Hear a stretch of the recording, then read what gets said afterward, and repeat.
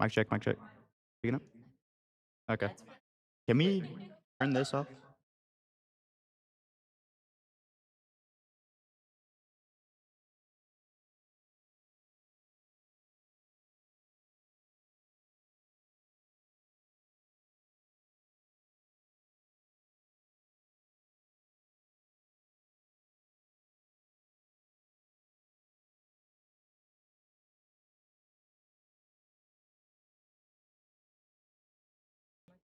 Mic check, mic check.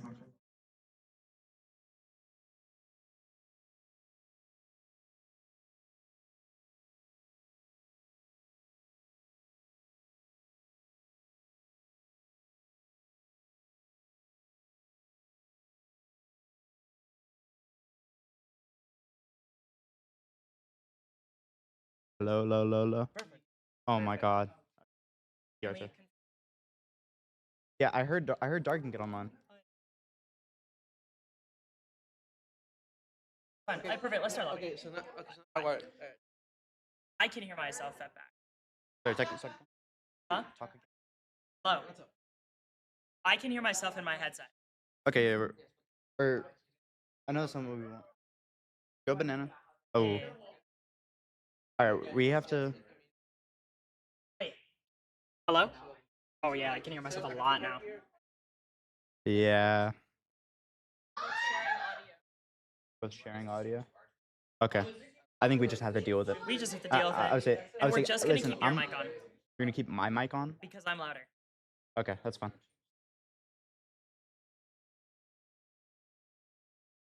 Hello, hello, mic check. There we go. Did not Alrighty. mute it. I will, but I'm louder, so this will be fun. Alrighty. We're just gonna have to deal with hearing ourselves back. Listen, I was fine with that the entire time.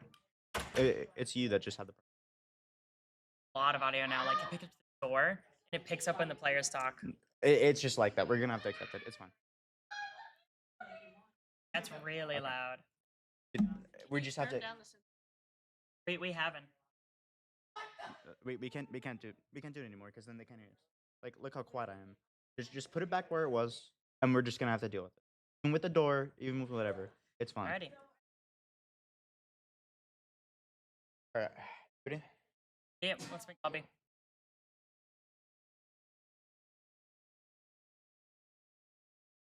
They have a code? It'll deal with it. I think they have a code. I can get the code from the Yeah, Discord. grab the code from the Discord and then we'll start Staff it up. announcements? No, no. The audio is so annoying. Have you told them the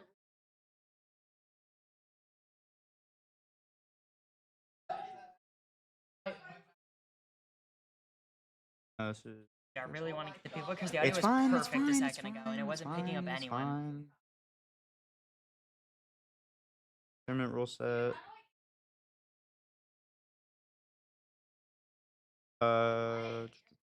Overwatch 2. All right, ready? Ready for the code in? Yeah. Stop, stop fidgeting around. Ready. Import. 3Y9 SK. Okay.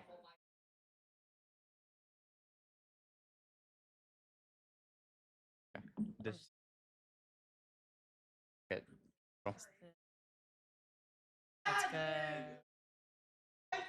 This is all fine. It's. I'm just making sure.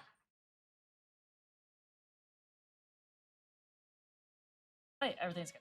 I'll say if we have to, we'll use NECC or. Alrighty. Good. Yeah, we just Add more made lobby. specs. Add more specs. Just in case. No. There's a local.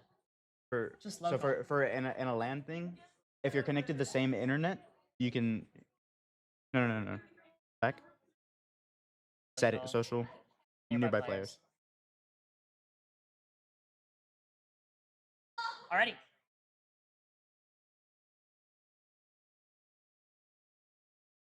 Alrighty.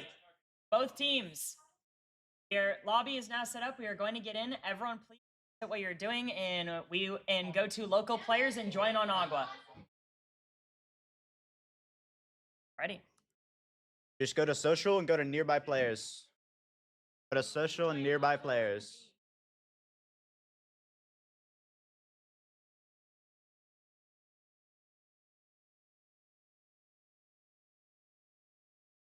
Okay, I can. First, now they should.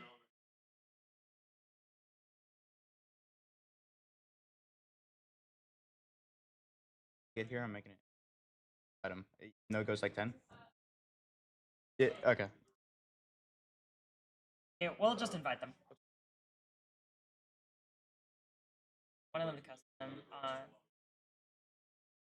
I'm just gonna invite as many people as possible, honestly.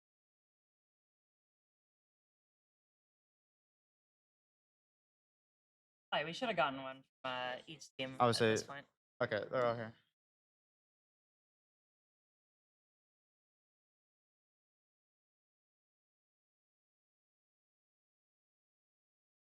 Seeing who's- Yeah. So this is. all the ducks are on.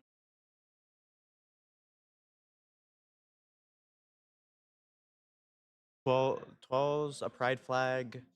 2 of them are in group, so I can't see. Yeah, if you can give me roll order, can you do it DPS tank support?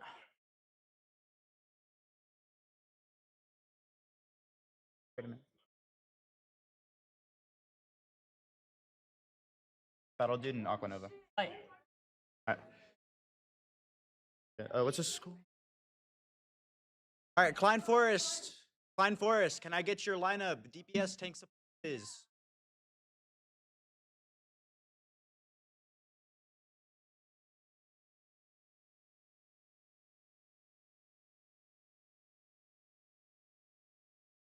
Got it, Alrighty. thank you. Hi. Can we get one player from each team to do a rock, paper, scissors, and then winning team gets to select first map? Alright, you don't have to move, you can just yeah, you stand can just up. do rock, paper, scissors. Oh my. Alright, well then meet in the middle of the room. Fine. Alright, best of one. The quick rock, paper, scissors. Winning team first map selection for control. rock, paper, Alright, on shoot. On shoot. Alright, what? Starting control map. Ready. Alright, let's get. Right. Right. This team on the right is. We have the code. ATAS, and then just do KFG, KFG, KF Gold. Alrighty. We're heading over to Lijiang for the first map. Of course, Night Sign. Good here. Alrighty, first map going in here for both the teams. Both sides ready, it looks like. We're going to start this. Rolls are in, so we're just going to swing us right in at the beginning of this game.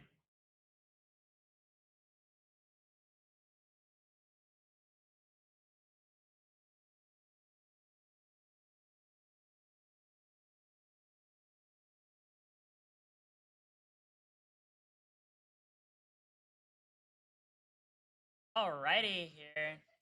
Loading into first map, we're interested as both teams are going to go. We're starting up here in Gardens. I am going to need to go OBS and turn down that game volume. Way too loud. Fine for me. Might just be my headset. I think it's your headset. Do we have a game? I turn on headset volume. Right side, We don't have game audio right now. huh? We don't have game audio. Because it's muted.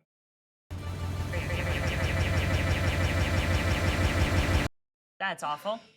Where's it grabbing game audio from? Wait, what if I turn game audio really down? I think they have 2 game audios. We will Video 1. grab a turn and fix in between and all the map. We can't worry about that right now. Alrighty, first map coming out here. We've got a Trusted is on the right with the Ram comp here, and got the. I needed one of these heads. Alrighty, red team here looking to go, taking over the point control already. They've got both a brawl poke comp playing into the heavy spam comp of blue. Nice resource trades off the bat here. Form already done, lamp already out. Blue here should be looking for some sort of walk. They've gotten a lot of resources at this point. Working forward, Zarya low, no bubbles in this, and that's first point. That's the first pick down. Red team now. Red team needs stable though. They really can't push you. Just to get. Let's see if they go aggressive. Blue already on the back, losing their tank and a junk immediately. This team needs to look for heavy poke into red to get the resource trade advantage. Yeah, it's gonna be really hard for them now that red team has control of the map because on control, brawl comps are so strong whenever you have control of them. They're really gonna have to rely on their Sojourn or Junkrat to get pick or just at least some good damage. Oh yeah, you definitely need to pick a blue team. Resource trade's not gonna go in the advantage, especially when you're playing characters like Weaver. Bubble down. And Oh, Zarya. and Zarya's off the map. Zarya off the bat, great move there from Nova. Already, blue team had such a major disadvantage here on this map. One. Oh, but that's the immediate trade. That's the even. What Red a team needs to look trade for a from stabilize Borans. here. Blue team, they have the respawn advantage. Trees, Doge. Ready. Coming back into the fight here. Looks like blue team is still playing a bit slow. Reaper's going to be back, but that's a speed ring in. That's the window out from red team into the main. Wraith Force from the Reaper. That's a pull from the White That's the Reaper. Reptar coming out from the side, and that's a huge pick on Infinite. But the beam response from Mako Nova. In response, Looking to just red team looking stable, and they lose Bread The man. fight's devolving pretty fast. Got the Zarya beating him down. That's everyone. It's just the Lucio left. How much can Aqua Nova stall this point out in the last? And that's it. Borans with 3 that fight. Yeah, it wasn't exactly. Both support ults gone. It's a little tough. Blue team will have the Juno ult here, but they also did use both DPS ults. Yeah. This is going to be pure red, looking pretty solid. They've got both DPS ults and the tank ult here. Need to look for a Grav on that far left wall, looking for off the map, but that's just a bit too off. Pull comes out, that's a lot of resources for us around, but they can just come at the Annihilation, and that's the meetup with the Juno ult. Enemy team is so low, but they're not using the Juno ult at all, and that Visor's just going to be ripping through them. The Juno was just a little too forward there. You weren't able to really walk with it. Lightbright's just way too much space up. They need to be a lot more aggressive, hold that corner. They cannot let red team take all this space for free. Red team gets a flip. This is going to be really tough. Although Borans is close to a Junkrat tire, we'll see if he can get similar value to his last one. Oh, this is going to be a match of resources. That's speedering out. That's already both bubbles. Someone needs to get touched from blue. And it looks like that boot back is going to do it. But no, they managed to get on. Reaper Blessing comes through, takes out two, and I think that might be first round. Yeah, first round over. Yeah, I mean, red team was just getting more value from their ultimates. Blue teams didn't seem to know like when they wanted to ult and just kind of use their ults. They didn't get value entirely out of their ults there. Like, it was good to go for an early grab and look to go for their Juno, but then they just didn't play off of it. The Zarya was already too far back. The team didn't take that space. If you're going to use that Juno that close, your Zarya has to stand inside of it, play close, look for the bombs, because they were so low. If any of those were damage boosted, it would have easily picked up 2 KOs, 3 KOs. Oh, yeah. If blue team wants to come back from this, they need to have a bit more coordination in their ult usage and have like a basic fight plan of the space they actually want to control. Yeah, but Sly Bryce moving over to the Orisa. We'll see what it can do here. Yeah, looks like no changes on the red side. There's all poke style, very heavy into it. If I was blue team here, I'd play really hard off of my poke, look to play into them, get resources out. This is good initial point control here from Slybread. But red team obviously need to go main instead of brawling white room. Oh, but 12 gets a pick on Breaded Man. That's a early pick.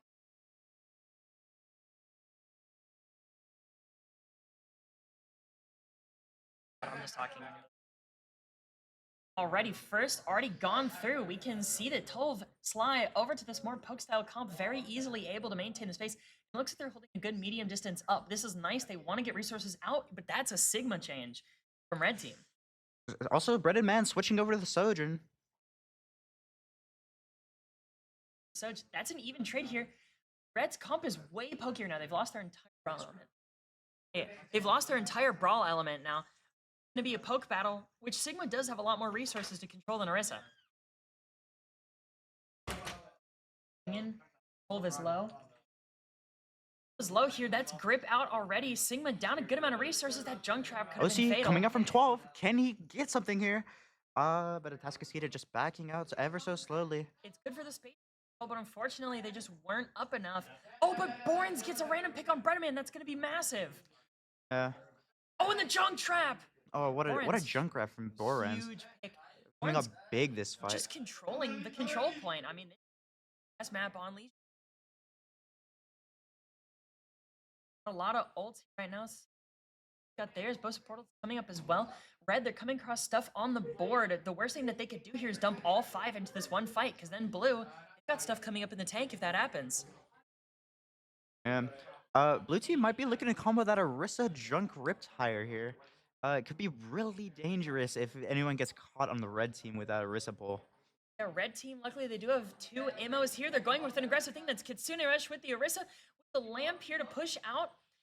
Managed to go in, that's fine. Oh, and the tank goes down though. That's so massive.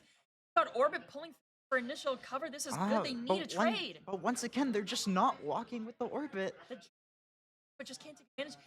Like the worst thing that could happen for blue is continue to use it. Boy, they might get a touch. Oh, that was close to the end of that junk trap. If it was a little closer, that would have been it. No audio on the because the audio is looping on this.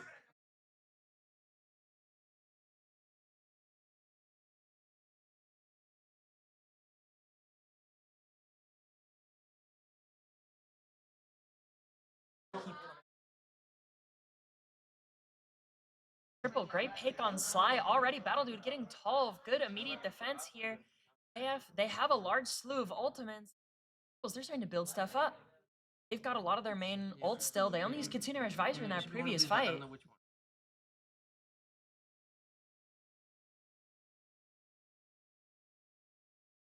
I'm muted for right now because it's echo. It's a loop. Flux out here, grab onto Toll, but good grip. That's Flux out with nothing, and that's OC and Window too. Are Eagles going to use all their ults for no value, or is the Orisa down here? Sly with the change, but they don't have anything to go through, and the rep targets no one. But he just can't sustain himself in these fights. He's taking a lot of damage. And with Fortify, an OC window is just going to burn through it.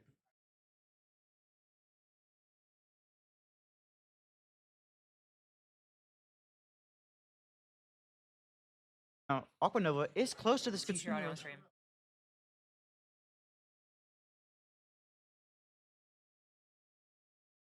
Oh, but 12 goes down. What a pick from the Sigma. Because I'm here. Going through, Boris getting the pick as well. They're close to orbit. And Orisa, oh, here this is going through. Eagles, they're down so many resources exactly for the control points. This is going to be rough.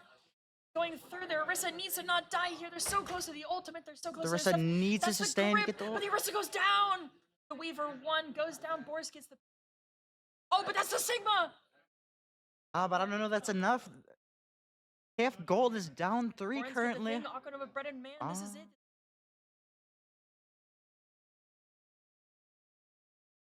Switch back to Overwatch. So you can see there.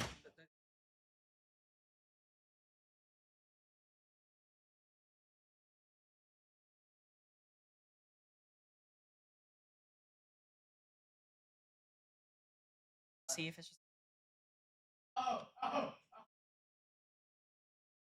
Warren's here. Great play, getting multiple. 2 already, going in for the 3rd onto that. And look at that, just a fan. Red team there, really good, being able to go through, reclaim that into stuff like the junk. That's a really tough thing to be able to do, to take that control point away. What would you want to see here from Blue to kind of wrap this back around? Because that second round was a lot closer. I don't know. Like even with how much healing and output they have, the support just can't seem to keep the Rissa alive, even with 4 to 5. Yeah, it looks like though they have pretty healing output, they just don't have the ult. 5. Honestly, if I was for anything, I'd see maybe like a rig swap or a Lucio swap. More like sustainable, they need that like intermediate, maybe even like a BAP or a Kiri, just something to have some sort of like point in time. I mean, but some pressure will also go great here. I mean, Oh yeah. I just having a support that can sustain and put a little pressure out in damage. I mean, I that's think not yeah. bad. The big thing that kept going on there is that one team had the battery. Yes, you have the Juno Weaver, so your healing output's going to be a little bit higher, but the additional damage that Kiri and that BAP give, that's going to matter in those fights. Those like little extra bits of damage, the random kunai, the one BAP shots. Yeah. I think blue team just needs to talk about what they're trying to do. I feel like when Juno ult is called, they're not calling to walk. That's fine. Already. Juno game. He said yes because we're not. Alrighty, map 1 done here. We're going to get from Kev. Right. Defense for a second. Right. Alrighty. KF, what map are y'all gonna choose for hybrid?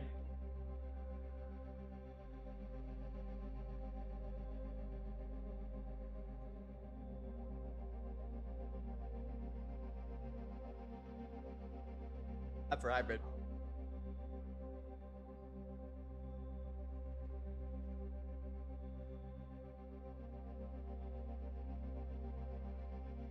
There is no map pool. You can any hybrid. Anything. There is no map pool.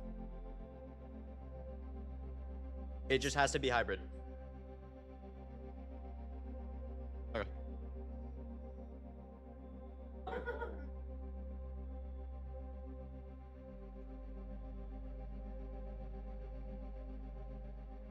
Oops, got it. Alrighty, heading over to. Pulling out the good old Skims Row, the most classic map in all of Overwatch. Oh yes, of course. This map constantly, it's a very even map. Used very heavy brawl favored. In recent times, there have been more alternate comps, more of rush poke being played. There's a lot of die being played based by certain teams. Overall, played in here, edited certain play, push some stuff up. As in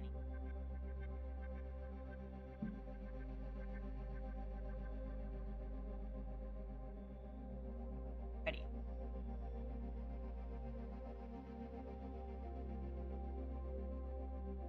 Alrighty. Alright, stuff should be good now. We should be able to get into this. We're heading back over to Overwatch. We're going to be heading over to the Kings.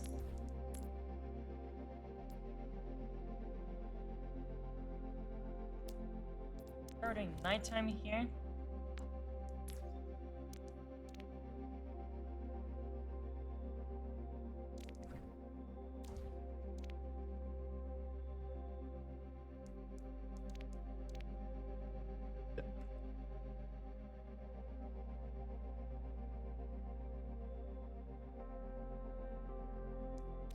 Alrighty.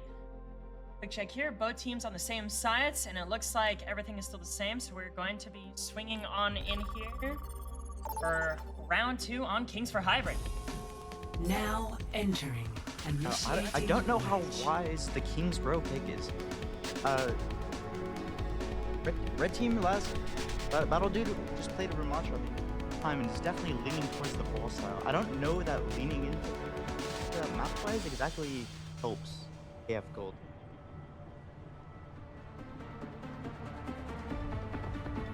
Yeah, I definitely overall. Ready for battle. Overall, red team really wanted to play that murder ball style. Just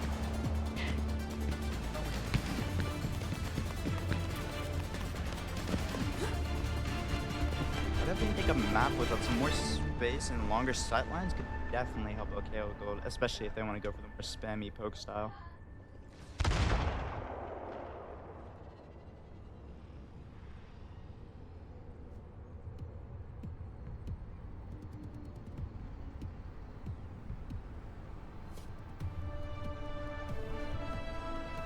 Five, 4, 3, 2, 1. Attackers incoming.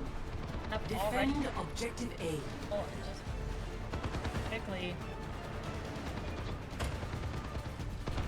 over. Already sticking on that one.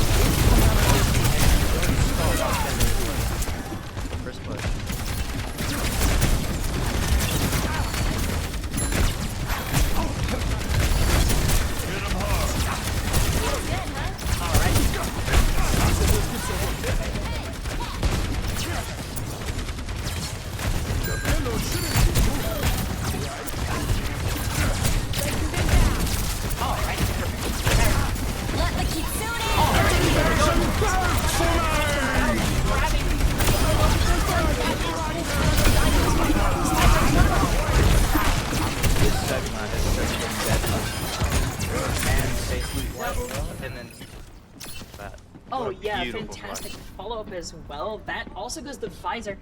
If you are red team, the one thing that is going to be really nice to look at here is the fact that you didn't use any ults. Blue team, they used both Fury and Sigma, which makes it so that they can go into the next fight. They have everything through. Yes,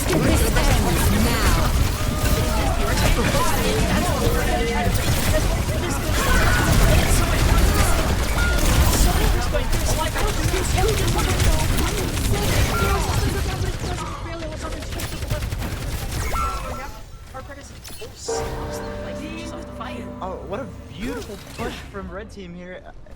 This is the power of walking with your Juno. A revelation was within my I will say reach. though, having to use 3 ults is not exactly cheap in a team fight. Oh no, having to use 3 ults in your team fight is always going to be a bit rough here for sure. Blue team here coming into both DPS ults, depending on how long the fight goes, they're also getting their flux. For red, having for a late fight, here, that's the bomb!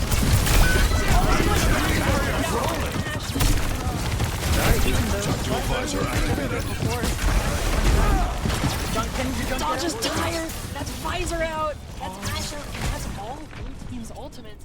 red here. They have the turn. Ursa's getting close to that. I imagine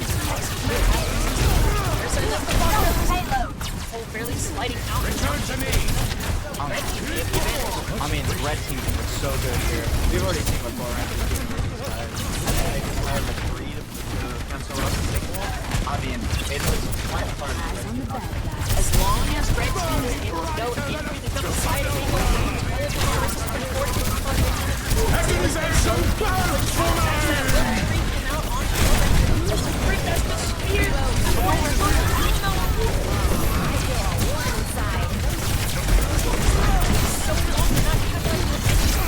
I don't know why treating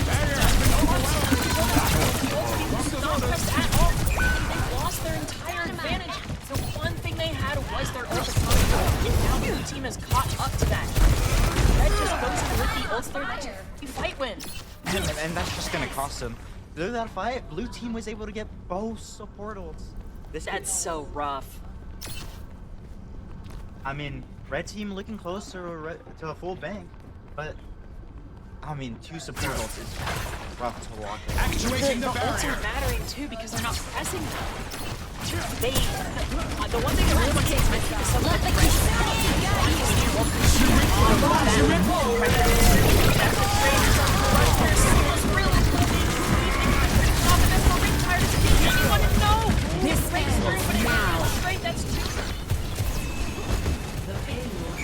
I mean, it was a massive ult on red team. But if I'm blue team, I'm not exactly mad about that. Oh, We got a lot of time shaved with the clock on second. We have go to ults coming in here. The one thing, in my opinion, that's kind of holding red team back here, they're good on being aggressive. They just need to press their Q buttons. Like, they're stacked so hard. That's one dead, though. Right at another consistent pick. I mean, this is just beautiful for blue team. Blue team gets an outplay for a fight, and that Oh yeah, red team here needs to be so careful. The Juno's one just around the corner, but it's a lead for them too. Red team is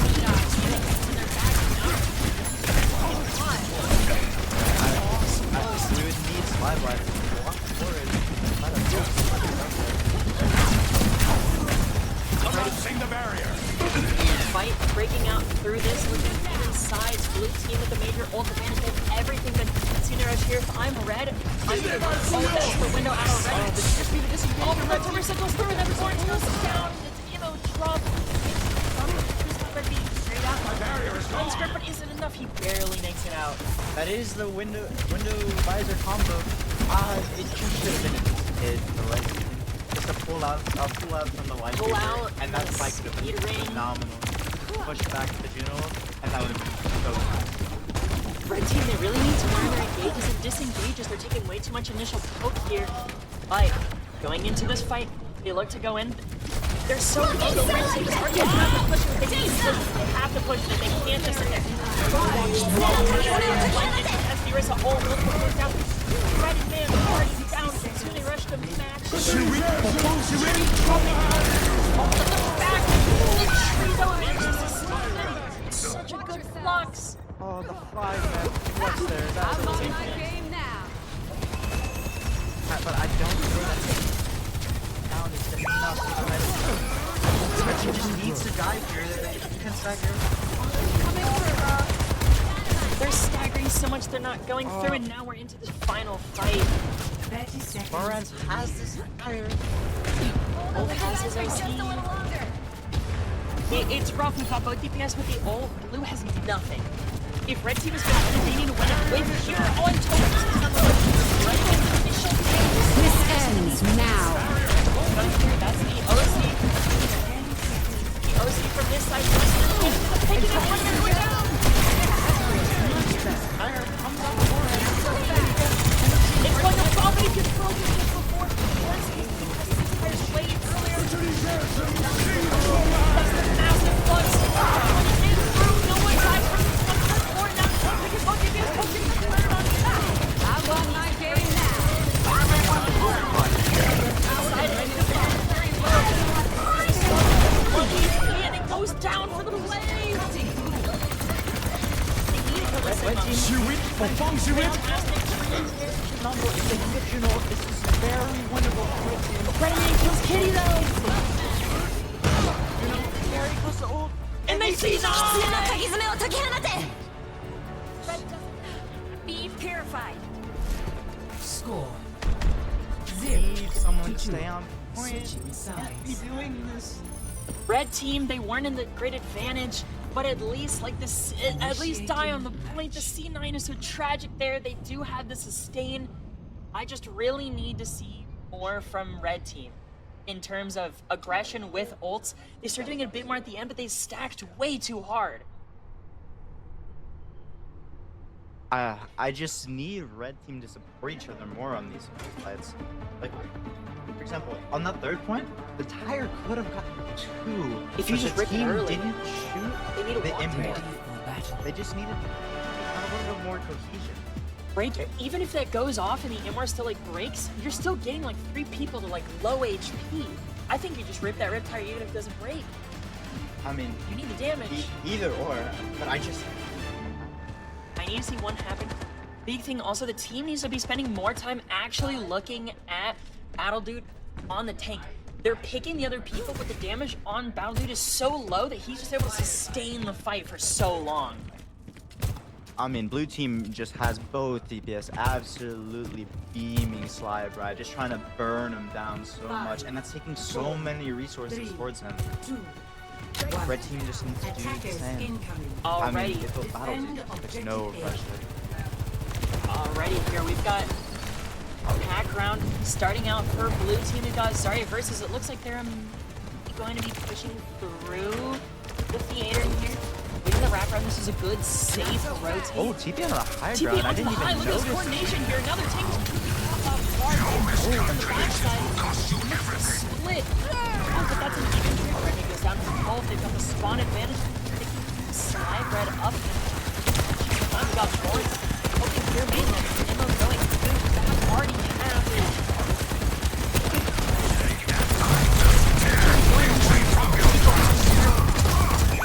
Sorry, it goes down onto this.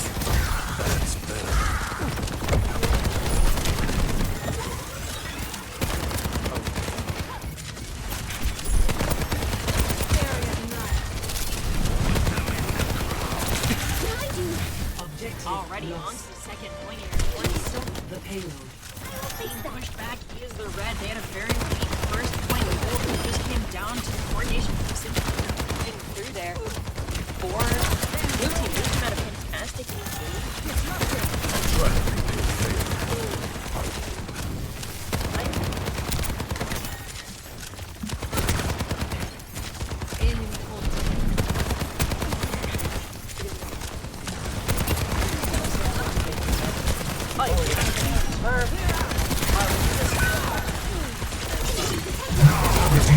Already going in here. Awkward. Pushing through this. They've already taken Slide Red and Ultrex out of the fight, and Foreign's just trying to run out. My question here is, why did they drop the Junkrat?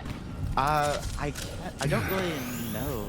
I mean, the Junkrat was just putting a lot of pressure, and they're just missing that. You know? I think they right now, KF, they're making swaps that don't make sense. The Zarya does nothing for them here. I would love to see the Orisa, I would love to see the Junkrat.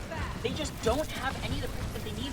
And like, Blue just even to walk. There's nothing stopping them. Yeah, I mean, and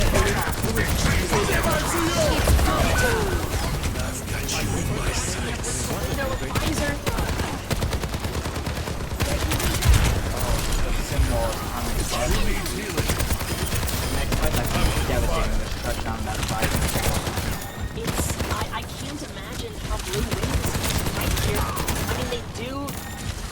Blue needs to get a big signal to take this person back to the red. They have to. they need a walker wall.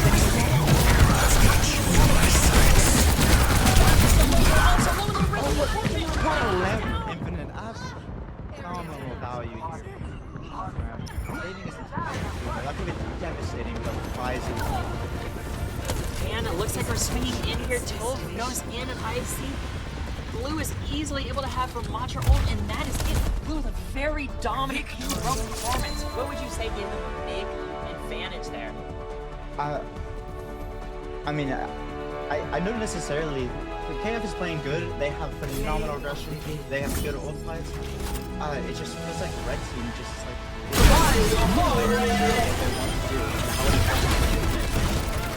It's really rough because if you were to adjust what you really need to do, huh? Like, honestly, if I was KF here trying to figure what to do, I would be trying to think, what do my character swaps actually do? Because losing the junk, you have no value. The Zarya into the Ramatra comp with poke, you're gonna get shredded the entire time. Oh, yeah. If anything, you match the Ram, maybe you do the Orisa, you get the junk really back for think the they saved the spam. Orisa. I think the Orisa gave them way more. Especially when you're not getting much value on the ally bubble from Zarya. Like, it's really not great to bubble a Sojourn or a Soldier. I would like to see the tank player for KF Gold be way more selfish in their util, because they're trying to help too many people and they're getting ripped for it. They need to play more selfish. I mean, Triple and Breadman are just trying to shred him so much. Like, it feels like he's always at like half HP.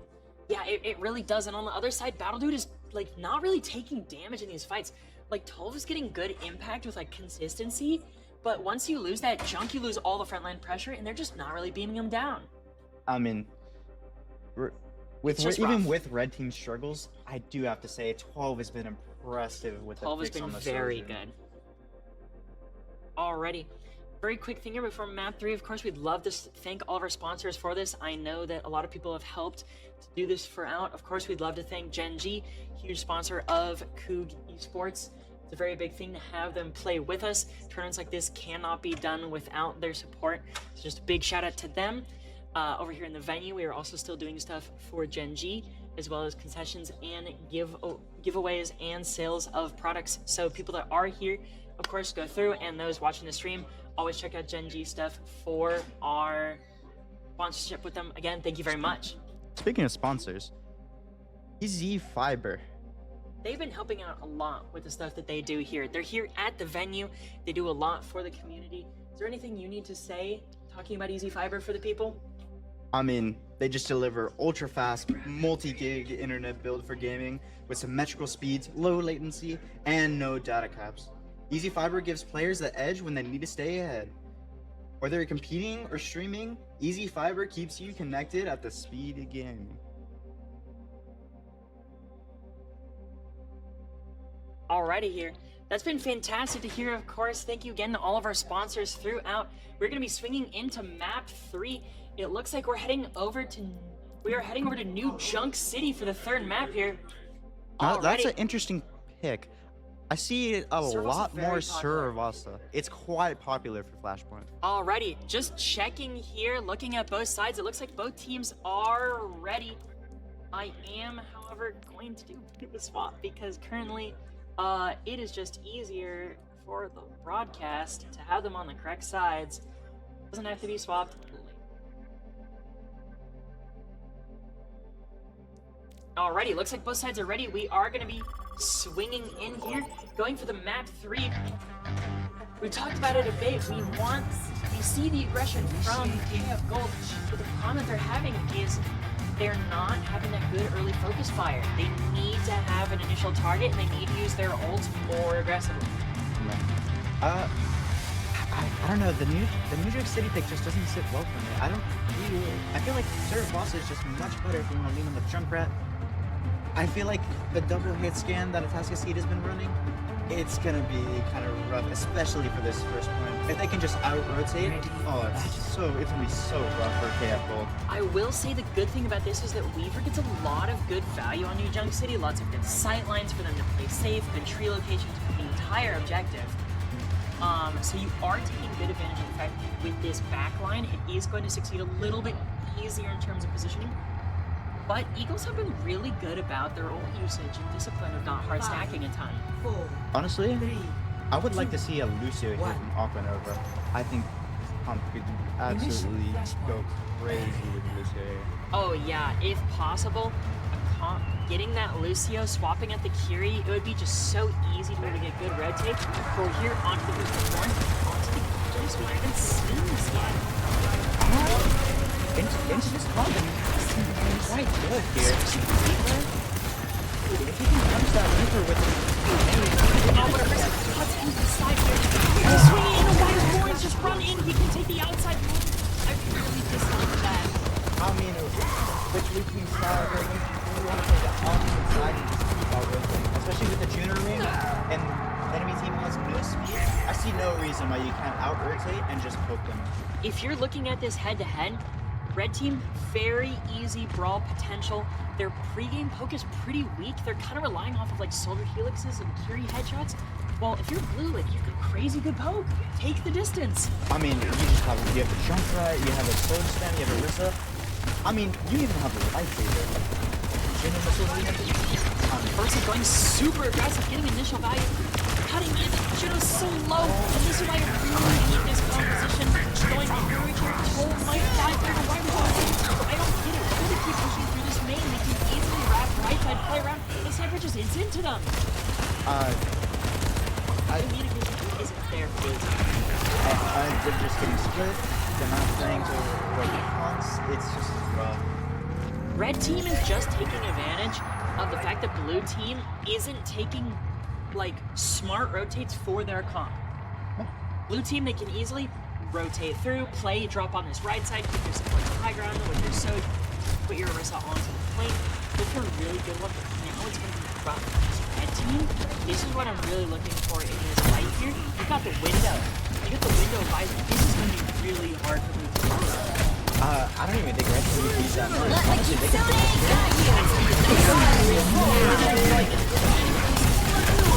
But no one's touching for blue! No one touched points! Another C9.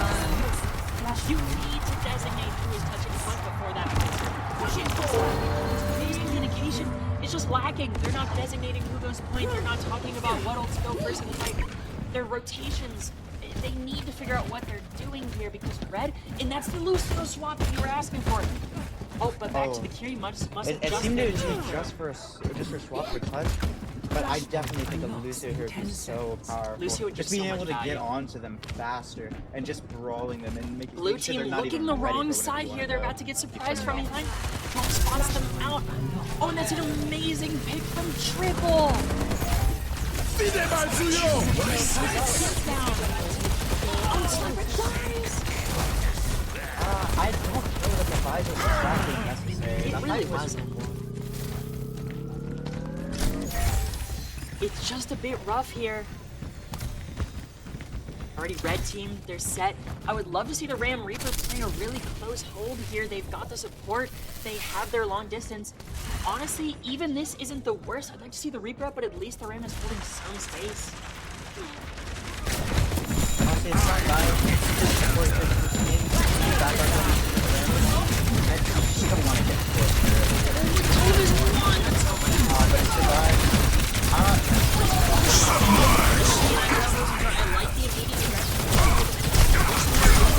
Another casualty.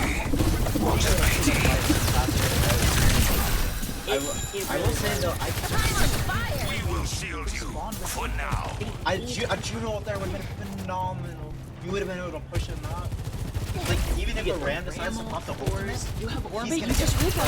so far. Like, a spear and the jump pack, dangerous. Running with the huge VP in And he gets 3 with Blossom. That team is in red. They're just being aggressive. They're using their ults effectively. In blue, they have the util, they have the range, they have the ults. The only difference is like when you're pressing Q. Yeah, I mean, it's kind of rough whenever you don't have the space. Because ideally, they want to take their distance, poke them out, and that way they don't walk. Because if they're low, you're not going to walk. Because you're going to die. Flashpoint But Already. they're just not set up. They're not poking them out pretty quiet, so they just let teams just walking. Got a bit of a hold here, a bit of an interesting that's a fantastic immediate Curie wrestle here. The response here. So Bounty dies. It's go time. It was a great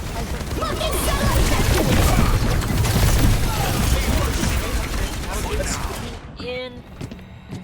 Right down. These keys do not connect correctly onto crossing fingers. Continue in here. Oh, let's see. Maybe he can get something done. Ready to fire. Life protects life. Goes down. Blue team's had the objective.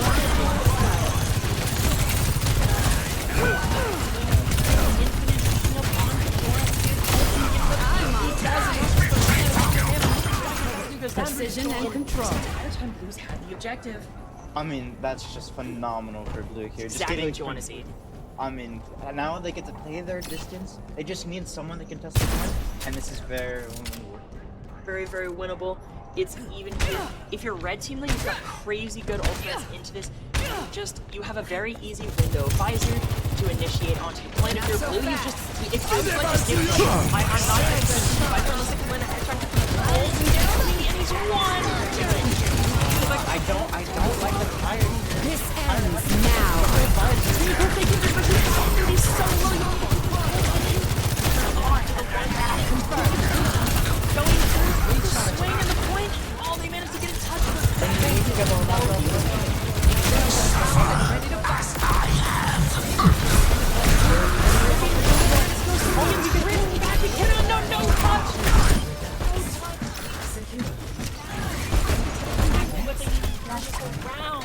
I was looking at a little dicey in Blue. I didn't exactly like the tire there. If we were gonna tire, I would have liked it early, or I would have wanted to wait on the visor with it so Tire can give a lot of space, so the initial popping the tire isn't that bad. It's just Lawrence needs to keep it like on a wall, on a ceiling, just threatening pressure that you have the tire eat the second the window goes down to force onto them. Yeah, I mean, unlocated tire is absolutely dangerous. And honestly, just that pressure of the tire might be Flashpoint that unlocked. scares a lot of people. Oh yeah, especially with the way that, I don't know if Blue's picked up on it, but every single time that Red pop window, they're just like kind of like forming and grouping. Getting out that ammo or having a sneaky tire to send for above could be easy kills. I mean, already single didn't get your kill. Fantastic. On him. Go down. That should be all.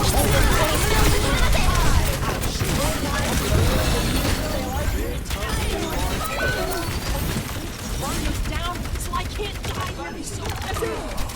Blue needs to kill, but kind of low. Oh, barely surviving.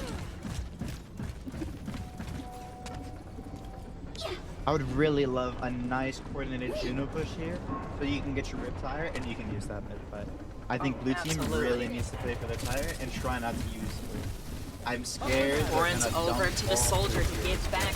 Honestly, with the last 2 points being pretty open, I don't hate this change. But the Junk's been giving them a lot of pressure. Good spear. Looking so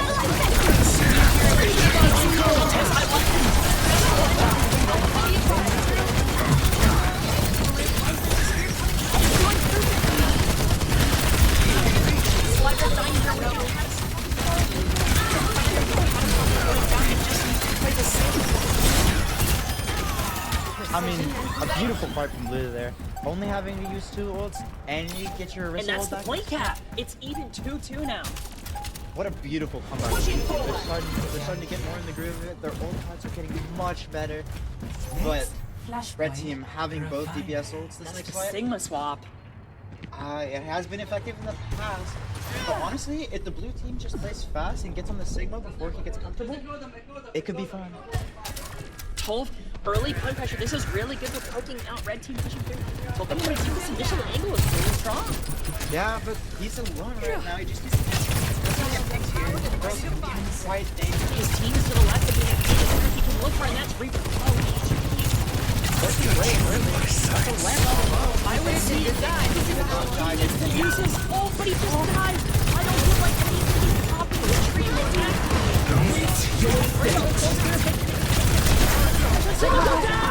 And so they're getting the Reaper, and they get the Soul.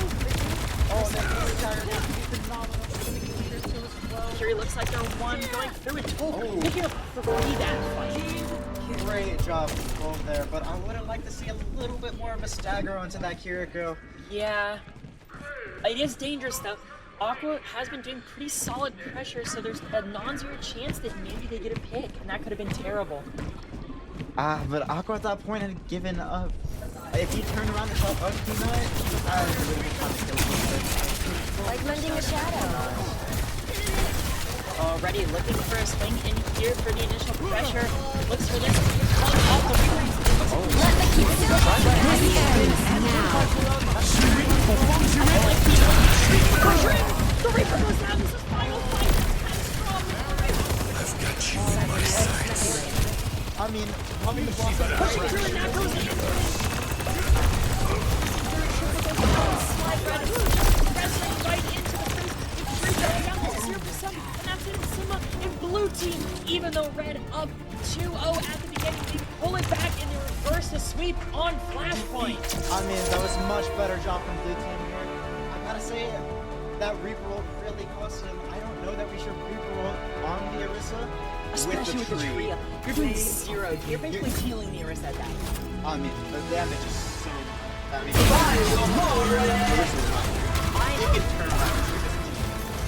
What I really would have loved to see from Red there was going for the rebound to get that 40% lifesteal bonus, because then the tree wouldn't have mattered as much for the Blossom. You would have been able to sustain through pressure into that, but now going into it.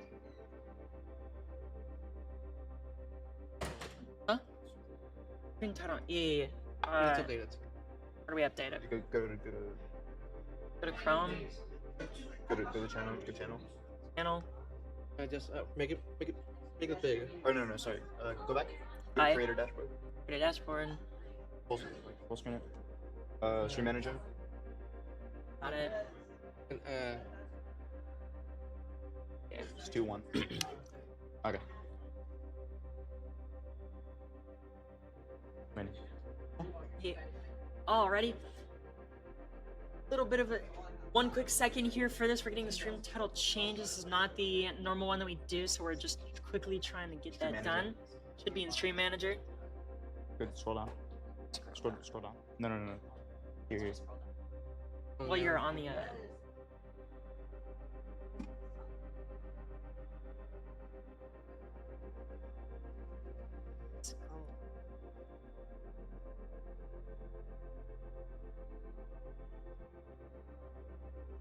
Oh, just click on. wait. Oh, there you go.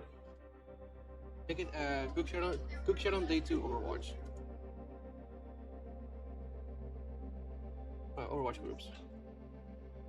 And change the category to Overwatch.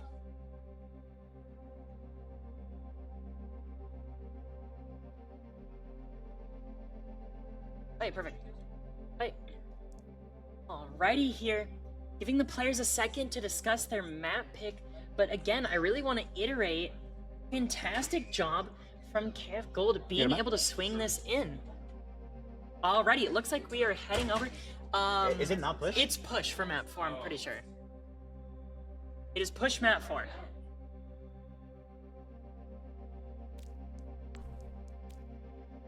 Paulo, alrighty. Map 4 here, heading over to Coliseo here. What are your thoughts on this map? I know there's a pretty even split in the community on their thoughts on it.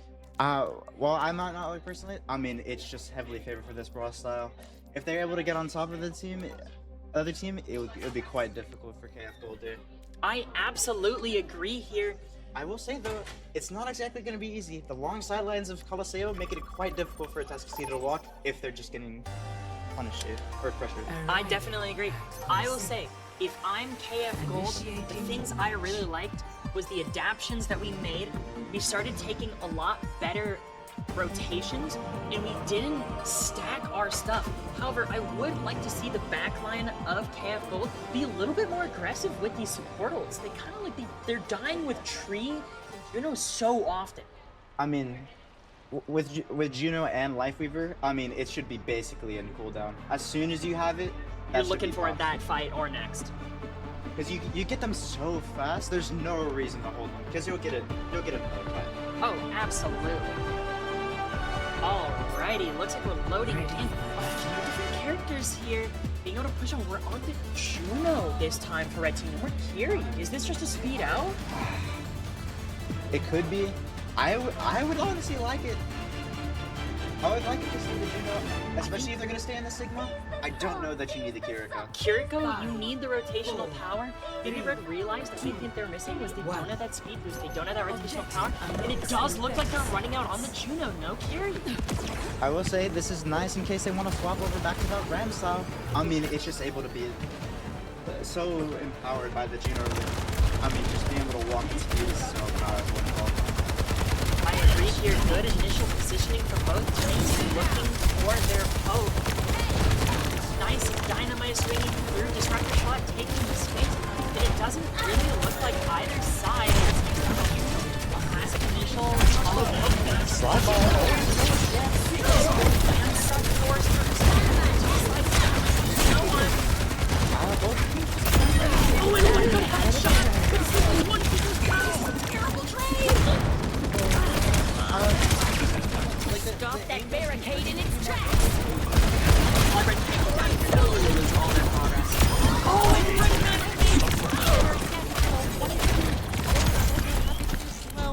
This robot's all mine. They get a stagger here, that'd be brutal. That would be super brutal. Slybrain needs to play corners when they're standing super out in the open. They're not taking advantage of that strength that Riz has, which is just maintaining the corner. Yeah, especially versus the Sigma, like, it's just so powerful to have a corner. Already early speed ring out from Blue. Initial space. Juno's just a little up here, but you need... Honestly, I need the aggressive tree to sustain and fight. Just not coming out here. I need an aggressive tree from Blue team. They need this space. And Boris goes down! This is what I mean. There's a lot more. But Tolkien's a way better pick. Take this space. You need a tree. Take this space. This ends now.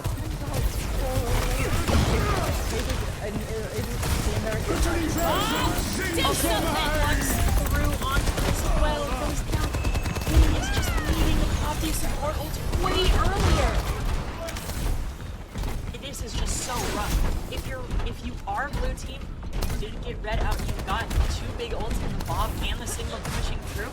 Well, Red, you're looking so pretty this next fight. You're not worried at all. I mean, the two ults used for red team is kind of rough, but they were also just replied to with two ults as well.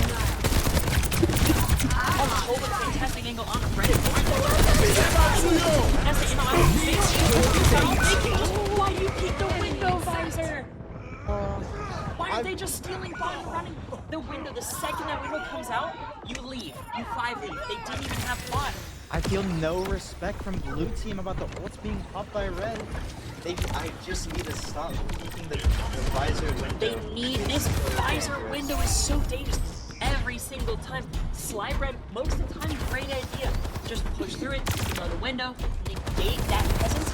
But they stole the bot. Like they can just leave. Like no one needed to keep that. Slybread through, rotated back, pulled to Steel's bot, and then they've just wasted window by no value. They just need to understand the push and pull was more like they disengage, wait for everything to be over, and then just go back in. Because then it's 10 times. And that's the whole part of push. The push. Big orbit coming through.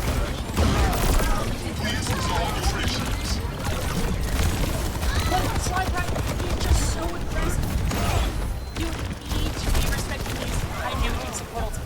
Fight after fight, they keep taking these high damage, and it keeps biting them in the butt. And here, but from red team, I mean, they're using their ults really, like, well, they're getting space out of it. Blue team just needs to respect them. I mean, red team support ults. If you peek them, you have a risk of dying. It doesn't matter who you are. Teams that boost damage like that, I mean, it's just not even worth it. I mean, just a chance of getting picked is absolutely Goes down an early poke here. That was a good shot from Triple Cover. Return to me. This ends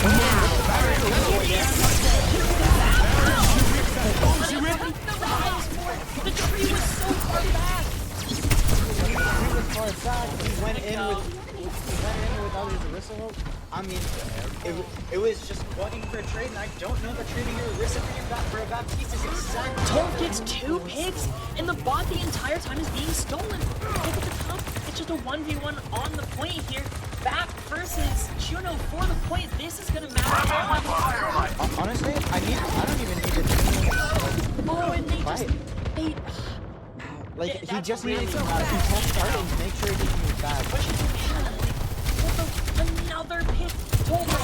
This is gonna be another Cybernetic pick for Tol. innovation at its Whole point finest. absolutely lights out. It's just like if he gets a pick, it's just pick after pick. Dodge this. If I'm blue, I change my game plan. I play really slow.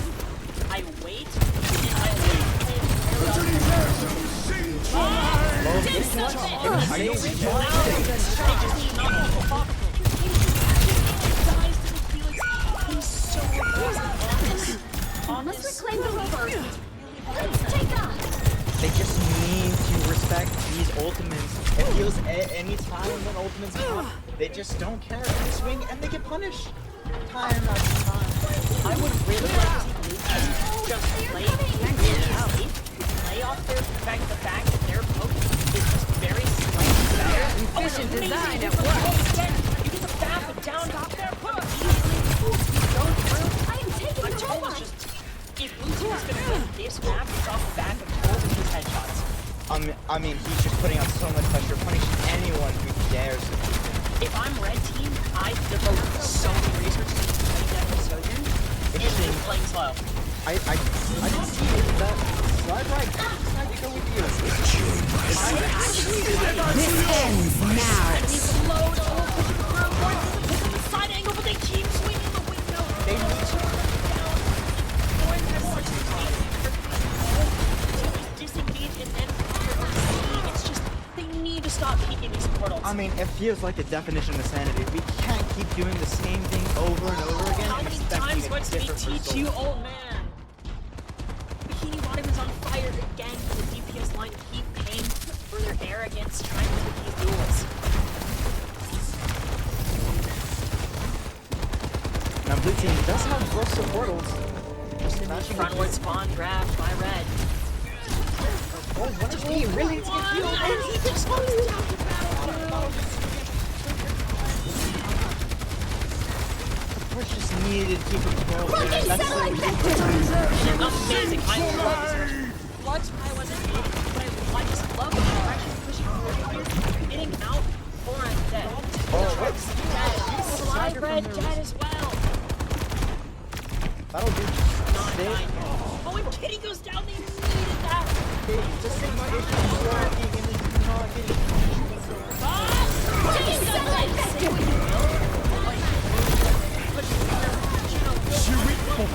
Going out, guys. Well, another triple. Well, I'm going a bit aggressive. Gets another pick. Rock goes through, pushing off. It's easy for the signal. Goes down. Alrighty. How do blue team take this back? They need to win fights, but I need them to not use all of their ultimates together. I would be really looking for maybe an Orisa ult. Alright, this is what I do from blue team. I play to get the window out. I hard sightline it, and then I look for an aggressive Orisa ult with disruptor shot, and try to get a kill. That's the game plan. You can't have anyone get hit early, and you need to not keep this window. This ends now. That's a phenomenal game. Nice one, triple. Toll goes down. It's double ult. That's the spot. We see this guy right now. Absolutely. If they want to get another good fight in, they need to make sure nobody gets staggered. Slice down. Hey, the Orchard's down. Oh, and Boyd has more too. But a big thing in this fight for blue team is going to be Boran and his ultimate. If I'm looking at anyone in this fight to be the hero of it, is this man right here with the visor. This is blue team's only way back into it. Especially because They need to go fast before they get both support ults up. If they get a Juno beam here, I would be looking now. Please don't keep the window.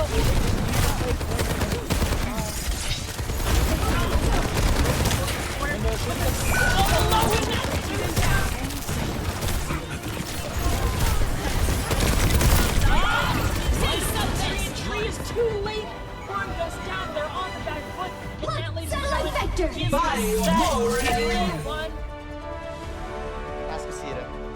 Casita, Just dominance from fantastic the play. City here. It feels like anything that KF wants to do, there's just like 5 seconds to play. It's a bit rough. Fantastic play here from both teams throughout this. I've got to say, from both sides, really good. Full an absolute star for his team, getting these picks consistently time after time, and it's just all about the aggression. I mean, Atascocita just playing so much more aggressive than their opponents. It's just night and day. It really is just night and day here for the side. We're taking a quick second here, going in for the first match. Got Sita playing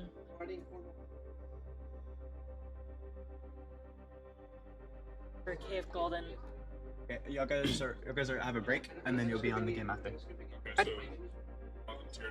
Yeah, so go ahead and log out. Log out of your stuff. You guys can go back to your room. You can also go back up. You can go upstairs to the PCs upstairs if you guys want to stay warm. Play a little bit quick play, comp, whatever. Yep. Yeah. Yep. So You guys are also free to just watch. Yeah. So y'all guys can watch. Y'all guys can go to your room. Just if you do go somewhere, just let us know so we can get you whenever. We'll have something else. Hello, Dio. Hello, Diane. Yeah. Thank you. Thank you. All right. No. You guys are you good to play stay next. there. We'll bring the other team in. Alrighty.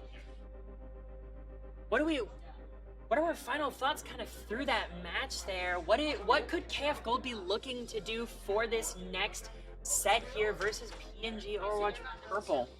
I mean, the supports need to react faster with their ultimates. It just feels like it's just kind of not a factor into their game plan.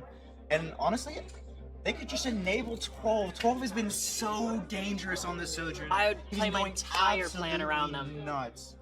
I mean, she's looking like prime lip out there, and he, like, at least not LeBron. no hope here. It has been very good. Alrighty. Alright, I'll be right back.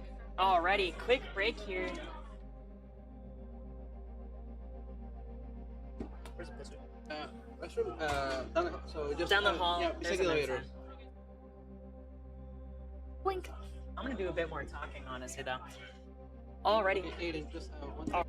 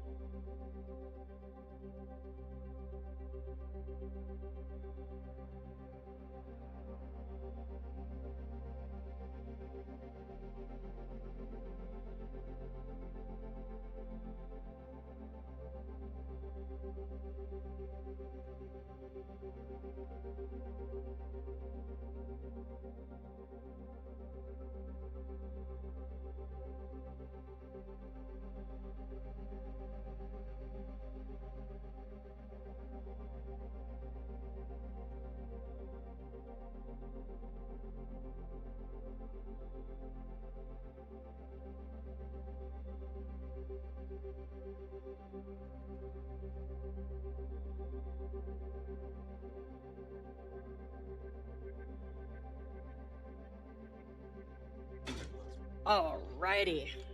Very good stuff there throughout. We've kind of given our thoughts on what KF Gold need to do to bring this back, because they had their bright moments. They need to... Sly needs to play safer. Ove has been the star of the show. And Kitty just needs to pop these ults faster. I think both supports do. I mean, their ults are so powerful, and I feel like I just don't see them enough. Someone's always dying before I see the tree come out. Someone is always way too far back to get value out of the orbit. They need to be cohesive. Especially whenever they're like low, having either one of those ults to sustain and then just push in further. I mean, it could be amazing for them. Oh yeah. Right now we've got PNG Purple loading up into the setups, getting in. They're fine to do the Discord. We're gonna give them about 5 minutes to make sure that everything is good and ready. So just hold on for a few minutes here. We're just gonna be taking a moment here. What do we feel? What do we feel like other styles? Let's say we go to a dive map. What do we feel like we're gonna see from a KF Gold here if they get taken? I haven't seen any notions of wanting to go to dive. I haven't even seen that many notions of wanting to go into rush. It seems they're most successful whenever they're on their Orisa stuff. Yeah, we did.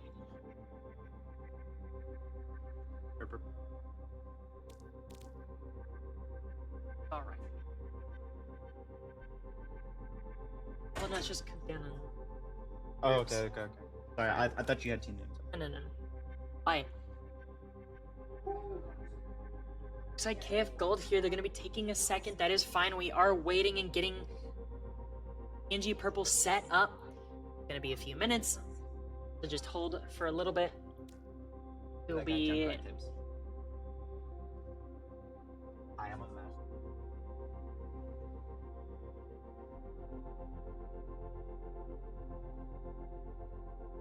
I'm not throwing in your fiber.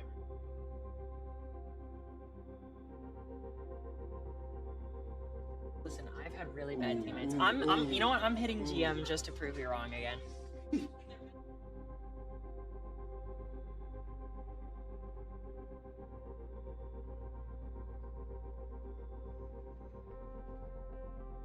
Rough out here, man.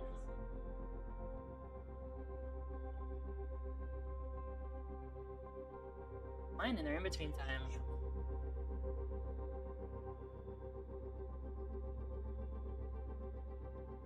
We're gonna do a quick mute here while we wait for the teams to get in.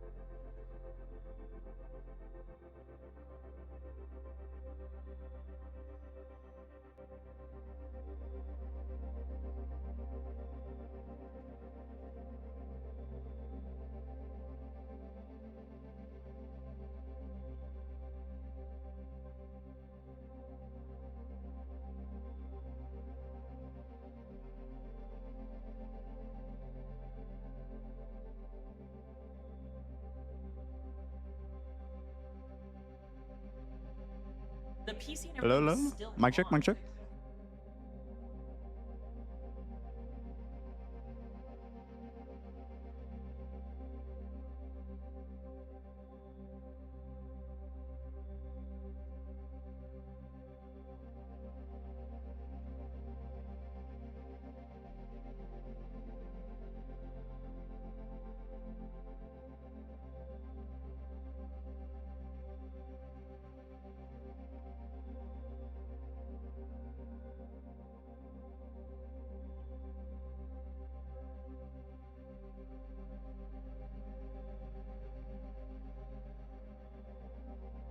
One sec, folks. We're having a little bit of technical issues. Please just a little bit.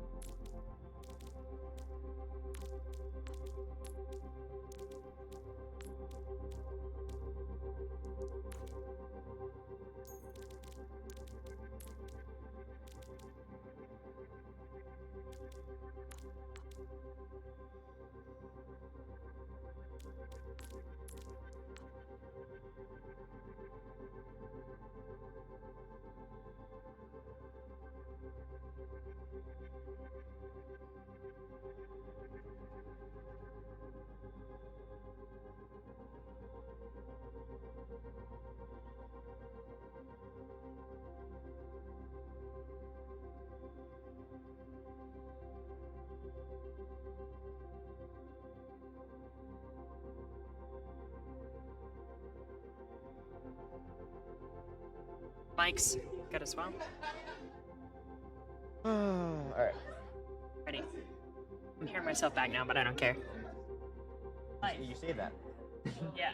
I mean, it's not an issue if I just take the headset off. Oh my god, you're such a baby. You're welcome.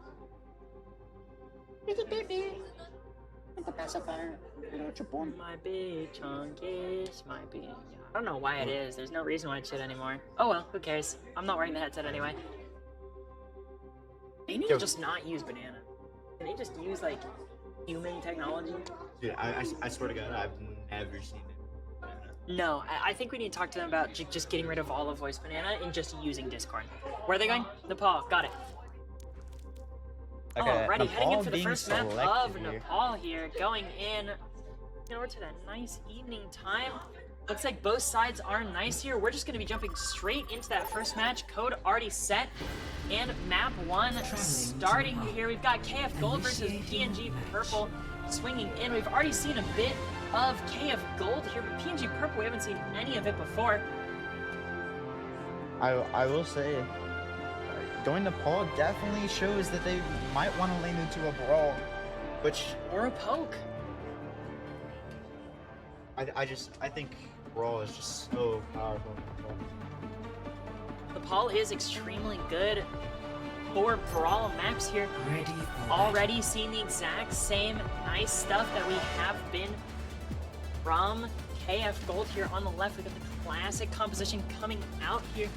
Very interesting from PNG Purple as well. Some characters that you might see in your ranked games. Yeah, going over to the Ramatra, like I thought, definitely leaning towards this brawl style, but having a Moira Mercy backline is Moira's definitely interesting. fine. I would just rather have a Lucio or a Juno here. If this is like even Lucio Moira, I'd be like, this is fine.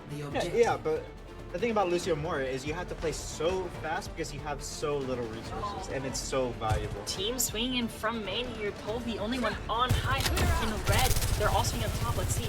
Cole has been pretty good about swinging out from this, but let's see the side here. Going took an immediate one tap onto the Reaper. One going in. Nice flank defense on the corner. Slide right into the red. Force back. But blue, really good picks just for Ramatra left. I mean, Stagger onto the Ramatra. They have point. They've had point this entire time. It's looking good for blue team here. I mean, KF Gold making such improvements. Oh Playing yeah. this quite well. Already you can tell they're thinking a lot more about where they're actually deciding to play and playing. They're putting a lot more thought into their defensive plays. They aren't staying out in the open as much, and they're prioritizing a bit more that poke phase. I think they realized in between map, in between games, really good. Oh, the Ram in trap. Not a punish, but they do get Ultrix takes it. It's a good post on the Reaper here. Told getting two, both Walker and Purple down. Told then goes as well. Reversal just not needing to be popped out, it seems. Warren decided that too and pushed him out of the ult. Cyber takes the dog, and that's the end of the fight as Post dies once again, twice in one fight. Good fight from KF Gold there, but the rest of the world just completely unnecessary. Swing back on a point. I'd like to see them set high ground here. Yeah, I mean, just a high ground poker. But Ghost going over to the Saria and Shredder Dog onto the Bastion. And as well as approval of that light. Oh, but Ghost goes down so early. Just making so much growth there. Looks like Slide last match. And it looks like Slide this match. I mean, both tanks just do so much damage. It feels like there's another lane Dumb like trap. This I would like to ends say Lauren, now. I think, has well, trapped. Post is a little early. Can he do something with it? It's because Post is onto him, Warren found Reaper down resources. Warren goes Doctor. Kugel onto the Weaver. Look at that ass. Then Post kills two with the block. What? Pulling him Post dies with the trap. Warren to kill Shatter.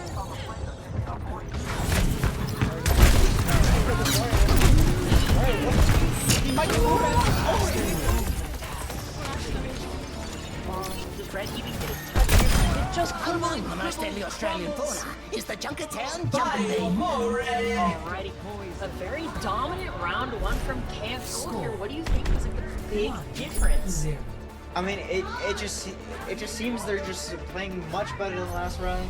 They're getting nice poke and they're getting nice pick. They're not trying to brawl with what they're playing against, and it's just working out in their favor. The ults have been great. I will say definitely, Kitty popping that tree a lot earlier. Sly, the aggression really only caught him out once. Tolv and Boran getting really good picks here as well. And honestly, you didn't really see Blue's backline ever die early in these fights. And it's just working out so well for them. It feels like Doctor Post is just kind of getting picked early in the play. Big swaps though from the red team. Kugel on to the Juno. Ghost on to the Winston. You've got the Genji Soldier as well here. It's all going to be that main game.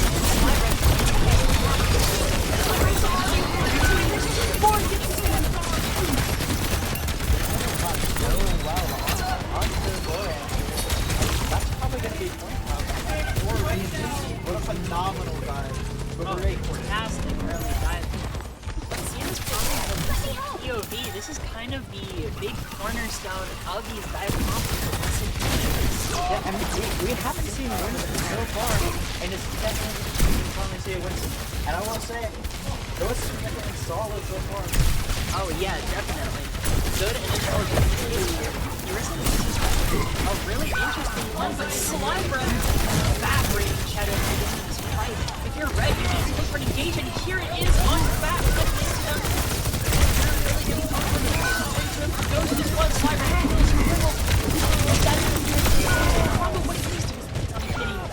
But it's just not enough.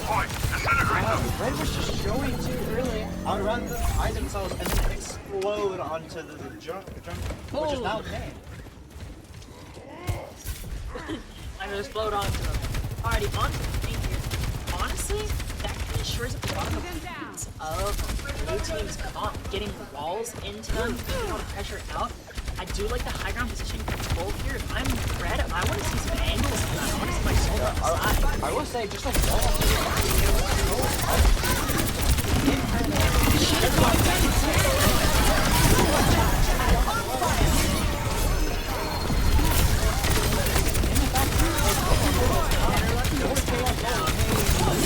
Moira low. Red team, they just need to run. Often gets out by the skin of their teeth from Genji. Post hiding in the back, but the team knows he's there. Slybread watching the bricks dry. I don't know what he's doing. Slybread This ends now. One taps Doctor, and there goes Kugel down two with Ghost kills all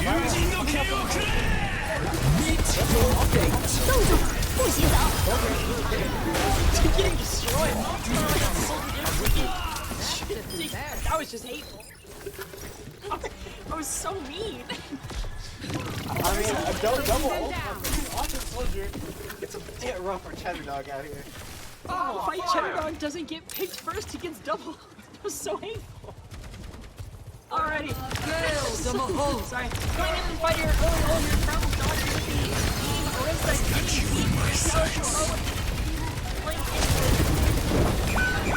Tolkien! Just completely shut it out. Slider going down to his Doctor left. So alone. Doesn't even have it yet. Oh, and he needed to go for the touch! Doctor didn't realize it, but Doctor was the And that's the map! Defeat. Oh, it's so rough to see when you have that touch and you just don't realize it. And that fade out sealed the map for the team. I mean, I think the dive is a bit rough here.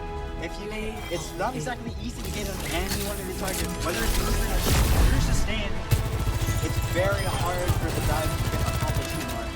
That is absolutely true. If the dive wants to be successful, we have to see a little bit more coordination that. about when they're gonna jump the opponent, as well as what cooldowns are. Alrighty though, we are going to be jumping into the second map really fast. Team already picking Hybrid. I will say really good short up here from the blue team. We're heading over to Kings. Alrighty. Kings Row already swinging in here. Gonna be going, we're gonna get a little bit of evening this time onto the Kings. Really good map one. PNG Purple here just need to be looking to actually break this initial hold. Alrighty, it looks like since they're already on the defense side, we're swinging straight into the map here for map 2. We're taking a quick second here once again to thank all of our sponsors that are currently helping us out through here. Once again, in between, after the second map, we'll be going a bit more, but of course, we'd like to say a fantastic thank you to everyone, both here in the venue and sponsoring us, whether it be the people that set up the tournament or have helped raise it and fund it. We thank you to all of them. Again, we're just trying to get into the match fast, but after map 2, we'll be going a bit more in depth into who's helping us and what they're doing. Just want to do a quick shout out in between this one. Ooh, interesting comps here. Over to the Reinhardt. I like the back swap. I mean, the DPS here for PNG Purple are just going to put out so much pressure on this live bar. He really needs to care when he uses Fortify as well as his jump. Follow my lead. Yeah, if it's mismanaged, smoothly. he's just going to get absolutely shredded by Sojourn Dash. I would say I would like Doctors to head over to more of a June though. I don't. Great. It feels I mean, like just there having is the a speed rock on your stuck in my head. turret pushes would be phenomenal. Do you think they saw him put trap on that front door when he walked up in front of him? One Or could not sneaky. one could have. You know what? Let's see. 4, 3, Give him a solid 50. 1. Attackers incoming. They did it. Defend objective A. Onto the Diva. I don't like this. Whoa, I don't like this more.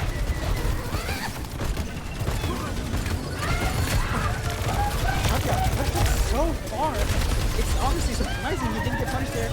Boran's finds a hit here. Boran's getting in the face of the Diva, not for Boran once, is and he's trying to- gonna get punished for it. I think he was a little bit too into Diva with that proximity. You are a Junkrat. Oh, and Diva and low. Lance goes down. If you're red team, you look for slow engage, have the advantage. Honestly, the blue team just needs to play their style of play. Place defensive until they get their Oh, and Slide Red is so low. Red pushing on, has all the space. You have it.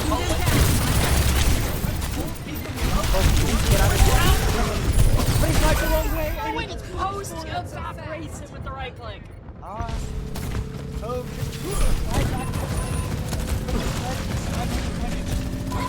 He is just destroyed in the Sojourn. He was low post, hits him with the right click. Really clean first point here. Honestly, it was just that mismanaged aggression from Boran. They had a really good first pick. They play for their junk distance and their spam. This comp has really good poke. You do not need to be this aggressive. I mean, I think that's just a great general philosophy for any people. If you have control, you don't need to go Sly aggressive. is giving too much space. I'd love to see them hold left side of choke point. But PNG Purple feels so far back. Definitely could have taken a little bit more time. It took them a second to take their beat. I like that. It is the new player. And it lands right on top of Kitty with Slide Red. He goes in. Come on, Boran comes on. Slide Red kills the second. And they're just like, oh, he posted just the deep in the corner. Honestly, great fight from KF Gold here. Only having to use 2 ults. great aggressive slide bro on this Melissa. It feels like it's most serious. Yeah, even in the first set, yours looked good, just a little bit. Oh my god, what comes out so early here? Oh, that can go This ends now.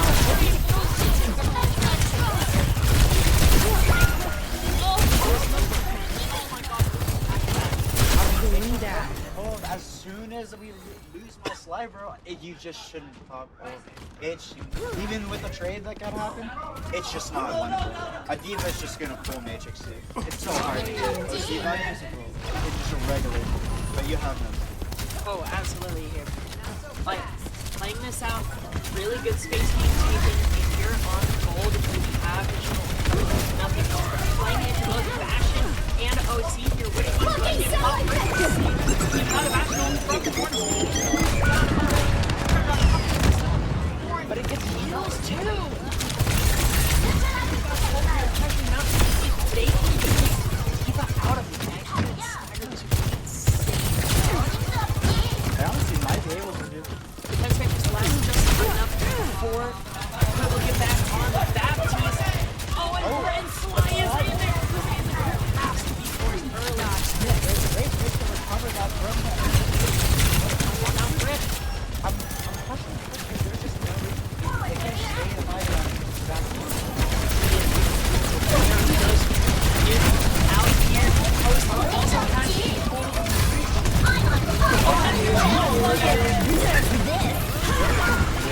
It's live!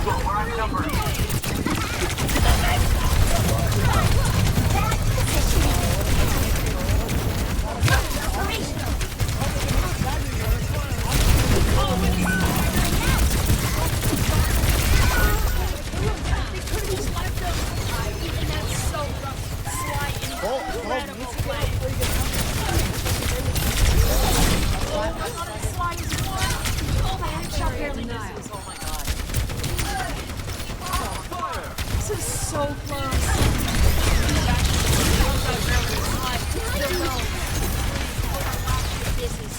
This is a rough one. This ends now. Is she coming out? This ends now.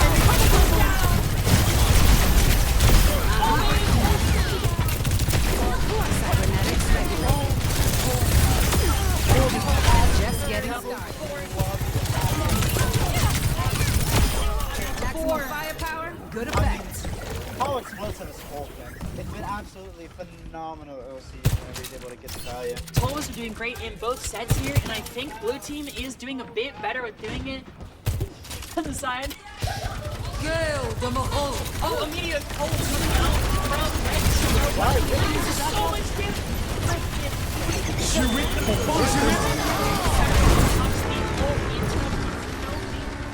Spinning over, and I see the rip tire from fourth, and it kills two. The tire gets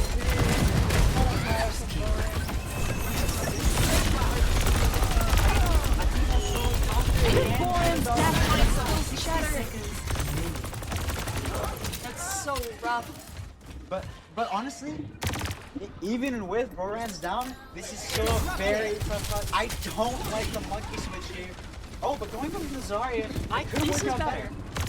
Having a lot of charge because that jump track could be very useful, but they need to make sure that they have good bubble management, otherwise you're just gonna get first. This is gonna be rough. Sly goes down. Slide alone. Cheddar Dog takes the Lindholm explosives in Sly right already. He just got ripped. Post kills Kenny. This is their last chance at the second point. Effects. Good angle power. If you're careful, have a lot of bullets. For Genji purple though, no. What I want to see here is a Juno ult, you walk a bit, and then you pull the This ends now. This is going to be big.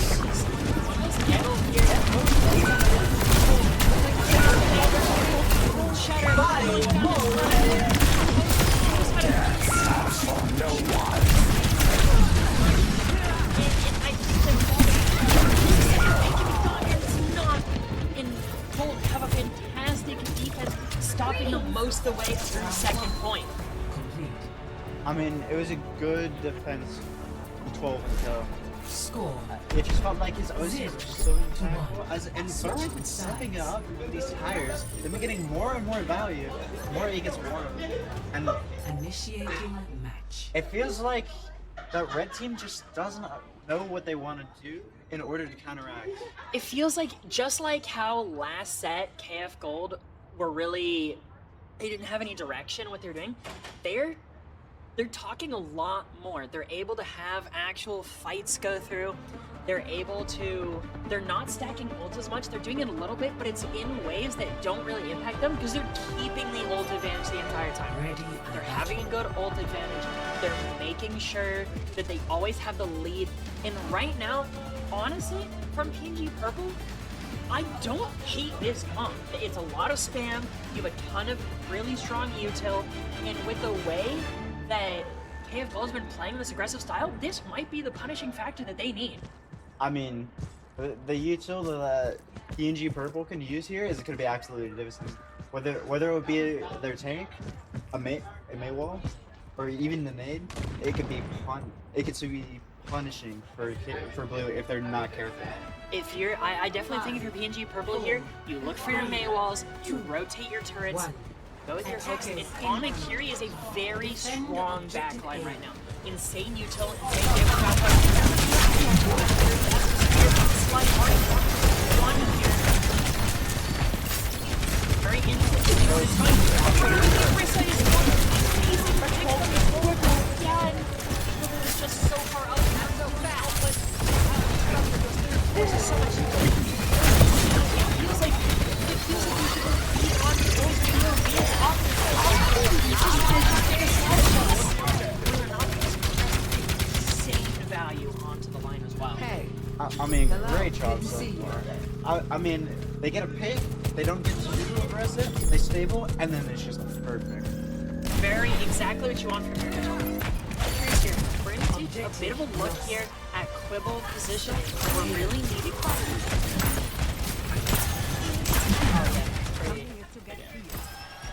Take this. I just got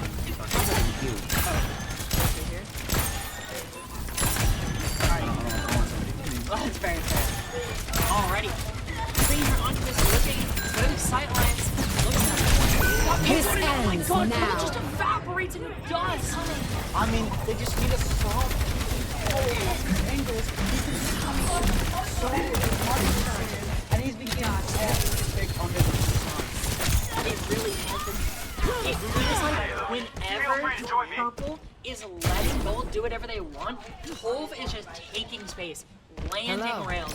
Sly is able to Good to see take these you. aggressive corners, and with the support of having grip and the spam of junk, they just can't remove them from these without like using a ton of resources.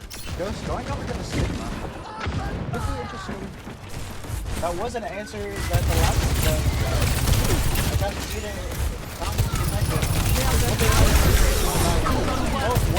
Also, one I like the catch off the post.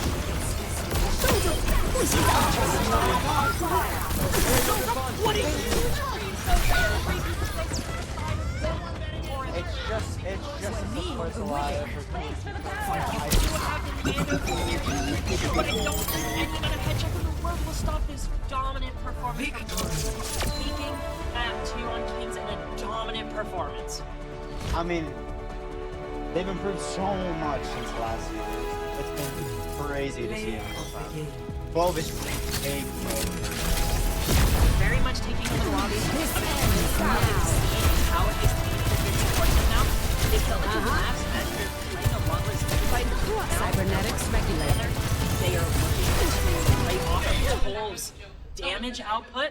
Sly playing a bit safer and really just looking to absorb cooldowns. Already. Map 3 already chosen by the team are going to be swinging straight into Suravasa here.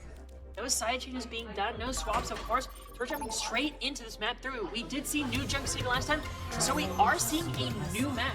Initiating match. Into the Suravasa. What's a very common thing you think when you think of Cervasa? What kind of comps? I honestly, I would like to see PNG Purple go for like a Junker free comp and just go super aggressive. I didn't hate the Reinhardt at the beginning. They swapped to Diva immediately, but honestly, the Reinhardt wouldn't be bad. They play with the Bastion, they play with the Baptiste. It could be good for that aggression because Sly, they don't have that barrier. They're just taking damage. Ready for battle. It does look like we're gonna get the Diva. We see the Venture, and is this a Junkrat off? Are we gonna see a Junkrat? It might be a Junk off. Purple covering Olaria. I haven't seen Olaria in quite a while. Tove on Tracer for this map. No Sojourn? This is the first I've seen of this whole Tracer. We'll see if he can get the same value as he did on Sojourn. But with the way he's been playing, it wouldn't.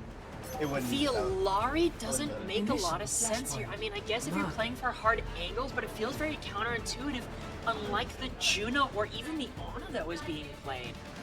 Well, the Diva and the Venture want to go in and die. The Junk is looking to spam out. I guess with the Alari on the team. Yeah, if your Alari is playing a far side,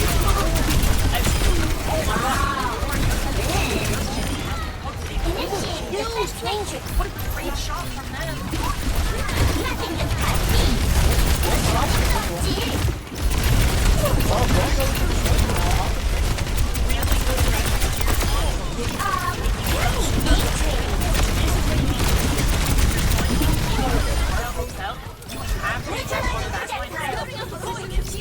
Apply pressure consistently. Yeah, because if you take out the back line, nobody else can survive. Which honestly, with the comp they're on, it's quite easy for them to get onto the back line. I retove immediately back onto Sojourn. I actually really still don't think the Tracer in this comp. There's just so much health in one on step that you can 3 HP. Oh, taking a hard angle. This is really good. And get a rail onto the Venture. Really fantastic. Quill goes down. Cheddar goes down. And the pigs keep going. Doctor's down. Too late. And that looks like the stagger. Really smart play here for those that aren't familiar with Overwatch. Looking for the team stagger down. And it goes through. It's so easily. But even not having the mech is so wide. Don't know any self-destruct charge while you're in the Back to the mech. And Sly is in there! Sly is so deep! But he didn't commit the whistle. It's not. He's in there now alone. And the pool's not there to save him.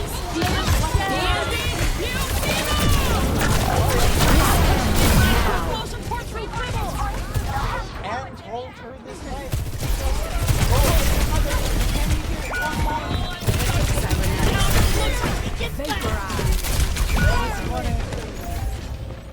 But Tove, he kills both supports at the end of that fight. Yes, while Purple has Might have to adjust my approach. Quibble and Doctor going down with no form of speed control, while Gold has speed control, both teams are going to be back at the exact same time, and Kiri just They left don't out. realize it. It's not there yet. I wanted to see to walk early, so it's like 4 Touch. No, coming in doesn't grab it. Anyone in that spot.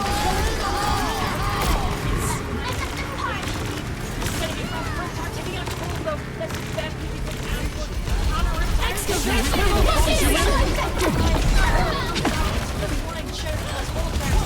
Quibble is already down. Host in the jump trap. And this is even Kitty in the jump trap. Everyone's in the jump trap. This is so slide. Them down and just goes. Doctor goes back in. It's 1-on-1. Slime manages to take it. And this is such an even fight here. I can't believe that they turned this. But both teams have got all of their resources. The only way back into this fight is for Purple to go fast, swing in with their Cure Rush, and take advantage of the fact that they have the ultimate. If they play too slow, they lose all of their advantage. And Slime, he's in there immediately. His cooldown, Adventure goes through. And so much more.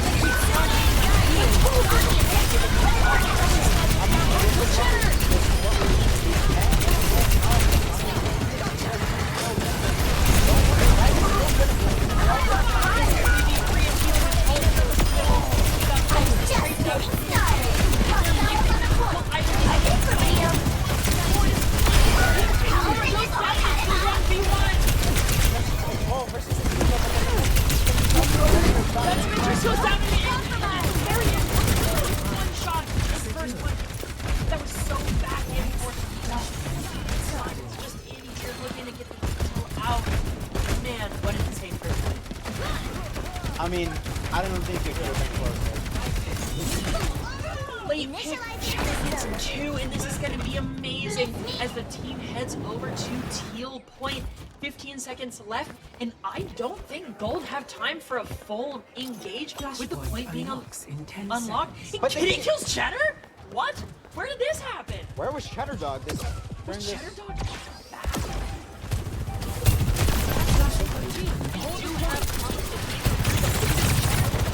They did the initial pick here. This ends now. Target down. Shot! Minutes on the shot!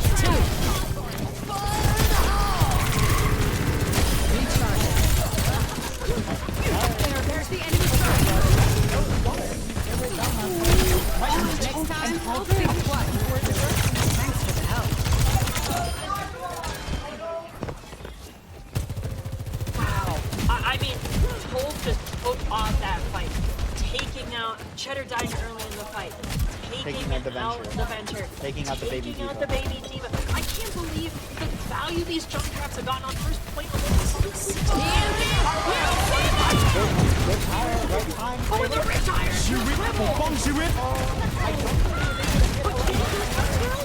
Excavation initiation.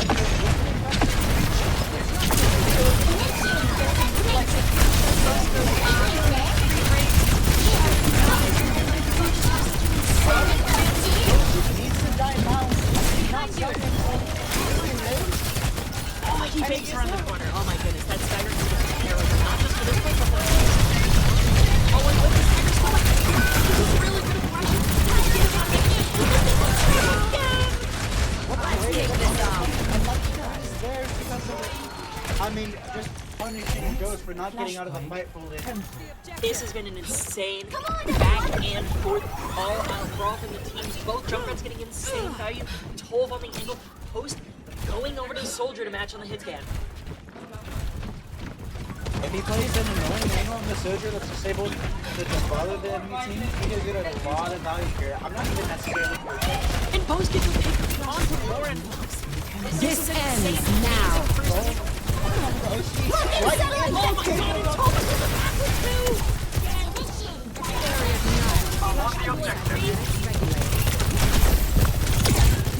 got a turret. It goes down. Pylon gets broken. I think broken? There's some power in the coming through. Yeah. Tolv gets Cheddar Dog. Hello. Tolv is just dominating. Cheddar Dog just needs to tone back the aggression and just push for this. He's getting caught up quite a bit. Yeah, this is really going third here. I would say realistically, what the team needs to do in this fight, find a way to get Tolv off of the high, play for their initial poke. Really going to be on to this Kitsune rush here to give this team the chance they need. Spin going through. Pretty aggressive rush here. Kills the whip! Taking the objective.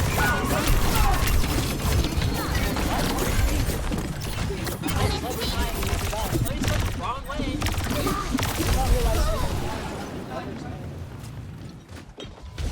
Wow, walking into the enemy spawn. This is in fact the enemy spawn, and that I wouldn't even call that like an enemy stagger. Slide did that to himself. But Simon might just got a little bit of a loss, you know, with the spinning of an Arissa. Well, maybe he got a little confused. He dizzied himself with the spinning of the Arisal, that's for sure. Alrighty, now we want to see what Post does with this angle. Very patient gameplay as we can see here, waiting for the angle to come out. Looking, it's good to set your hit scan on this angle. Try to bring it in, good disruption, not playing this insanely aggressive. Give up the angle, but the play.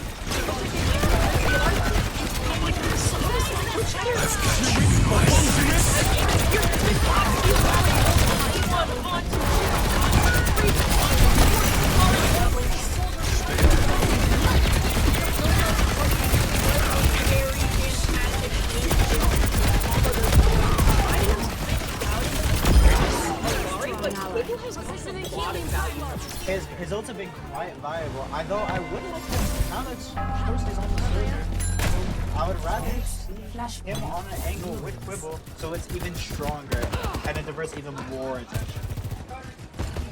I agree here 100%. Ghost is out of mech. Honestly, if you're gold, play this a bit. You can either play this really fast and try to kill a Diva before she gets mech, or play it really slow, cut off all sidelines, and wait for the point to unlock to force purple onto them while they don't have mech. It looks like they're going for the lander, which I agree with. Ghost. How is Bell gone though? Like, with the OC this entire time, we already know who we're spectating for this fight. This ends now.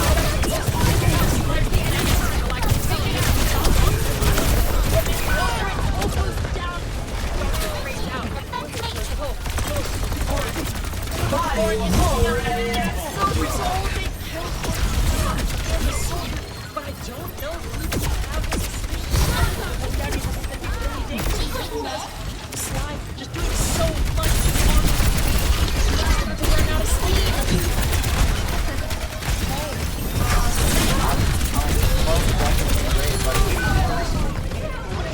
I need to save his side. But it feels like he wants to buy in and go super aggressive. And if he doesn't get that value, it's just.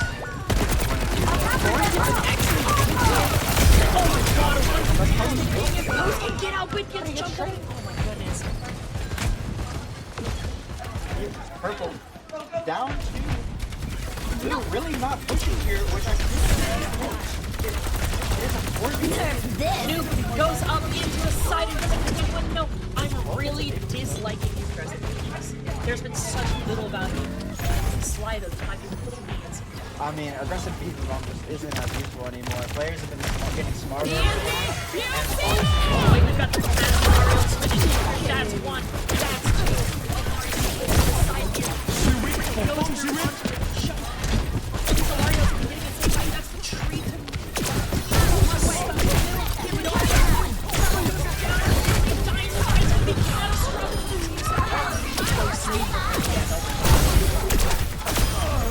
Honestly, the troops saw their win fast, but I don't know if I'm going to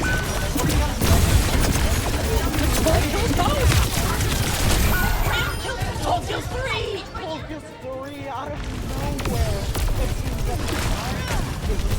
This ends now. Gold's gonna get four! Does he keep doing it? There's only one left. Out of the pack, and it goes and pops and you kill both.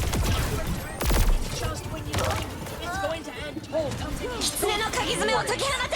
Great That's patience from insane. Boran, not just immediately ripping it onto the Diva. He waits and he gets rewarded with Post going down And here. Post had Visor, that could have turned the fight.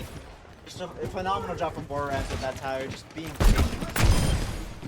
That has been fantastic gameplay from here. I mean, if you can count on anyone to win those late side stages, it's Paul with his OC. I mean, he's been absolutely incredible. As soon as he gets a Cheddar Dog with the red tire swinging out around the corner and he gets killed by Oh, so big. What are we doing? And then he didn't want to even trade block one.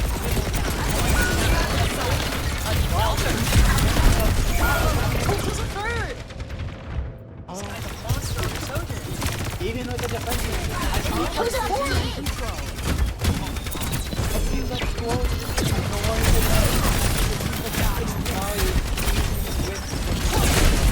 It feels like the defensive is just not in his face. It feels like the sojourn purpose ignored the defense. that'll be a next time. Ignores all defensive util. Spear comes in. Anyone's like,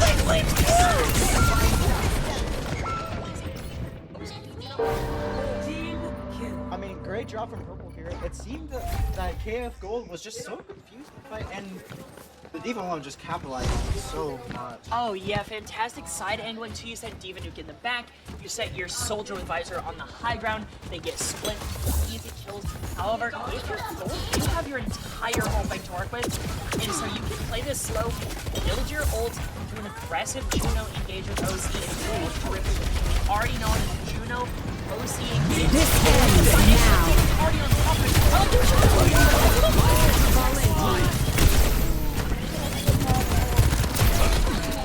Cybernetics regulating. All the OC, the rail. Fire. That could be the map and the set right there. Honestly, Area denial.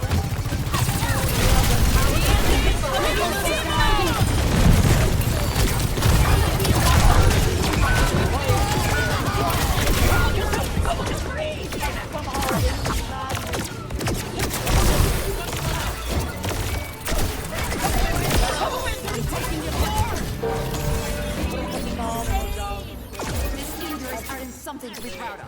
Positioning I don't healing know how pylon. they turned out with such an insane game, but back and forth, Tove and Quibble have been taking command of this Surabasa game. I mean, if KF Gold's X Factor is 12, the X Factor for Purple is definitely Quibble with these Hilarios. It's been phenomenal. Oh my god, if they can get a picture that's Spear goes out from the side, and now we're coming out to consider on the wall. Oh my god, and then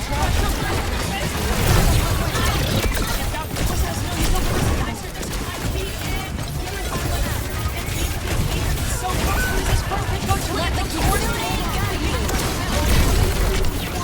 They're so close. We're back to Quibble kills two, and Quibble turns it for his team. KF Gold for like the fourth time today is able to C9. That's insane throughout this. And Quibble is just the X factor of this entire game. There is no way that they win this set without the amazing plays that Quibble has been doing. I mean, phenomenal plays from Quibble. Just fantastic. The entire way fantastic. I have to give such insane props as we swing into this push map. Alright, we're doing quick 5-minute bio break and then we're going to a push. So everyone, just relax and chill. This set has been insanely intense. Take your break. We'll be back in 5.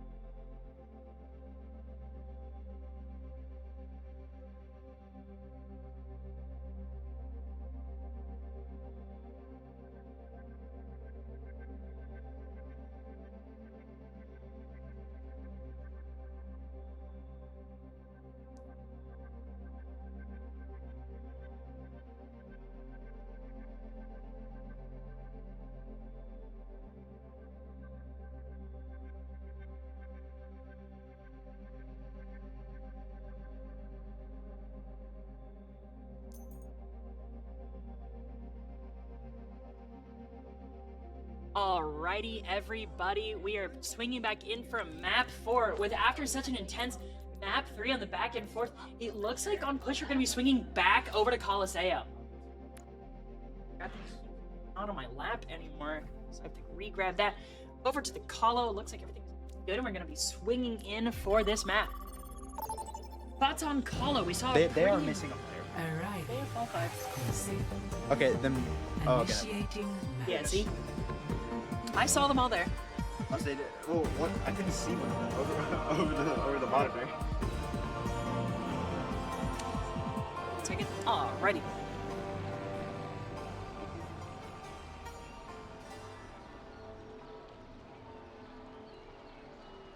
See what kind of variations come out here on Coliseum.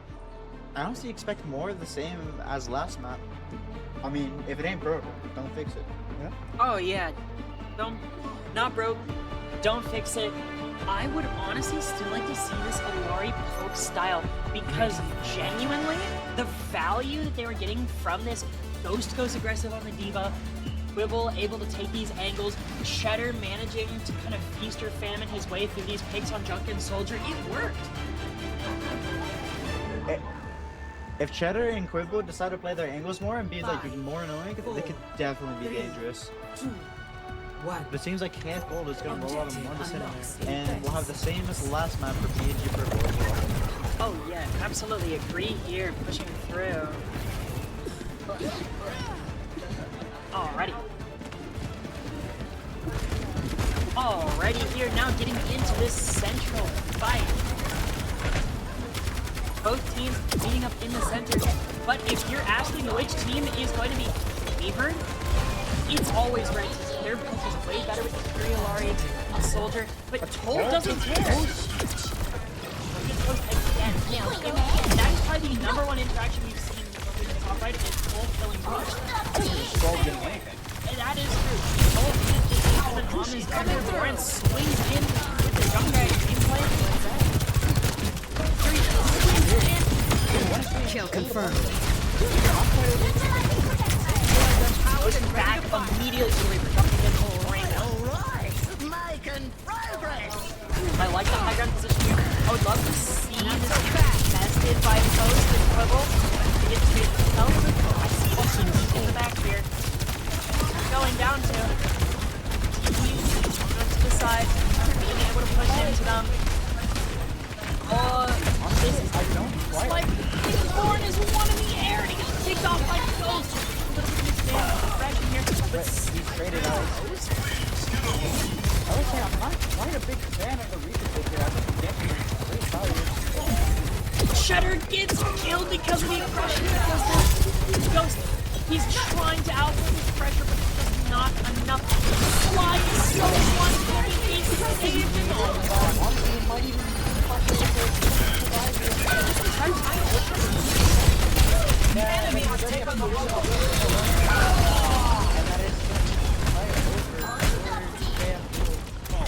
But Ghost, everyone gets some staggers here. Really good late Weaver stagger, yeah.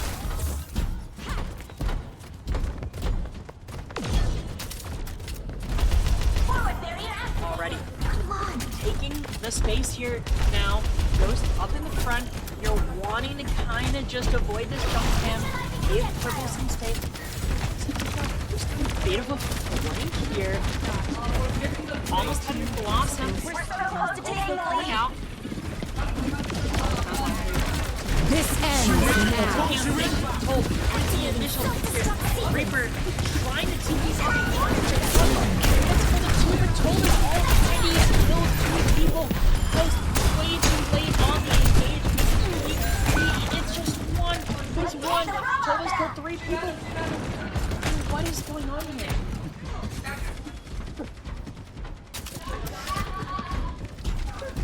Alrighty. The boy's pushing point here. So able to get Ghost. Alrighty. Really, really good push here.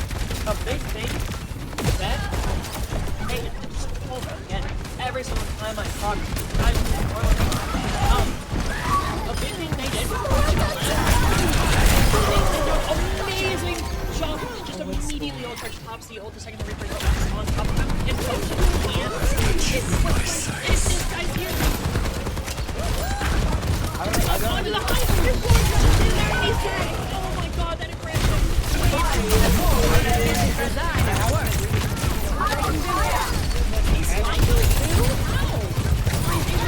Why is it so deep? This guy goes up third.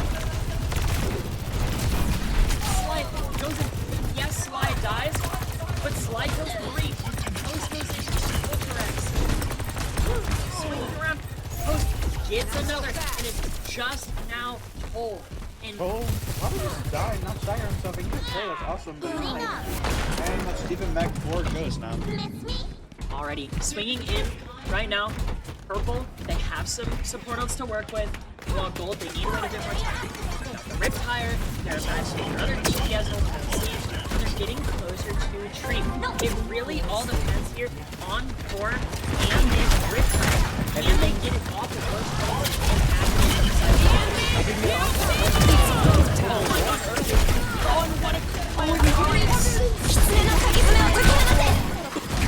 gold goes down to the tree. Slide in his cheddar. Horn still pumping out a ton of damage on his head like even Doctor before Slide must on. Slide comes out. That was such a good try. And that tree stabilized the entire fight.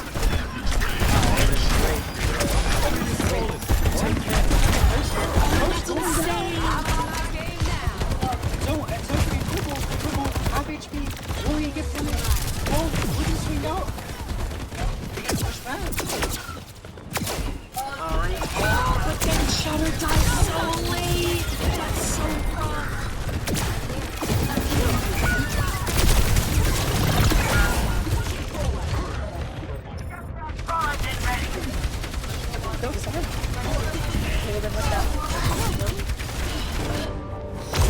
That one might be mine.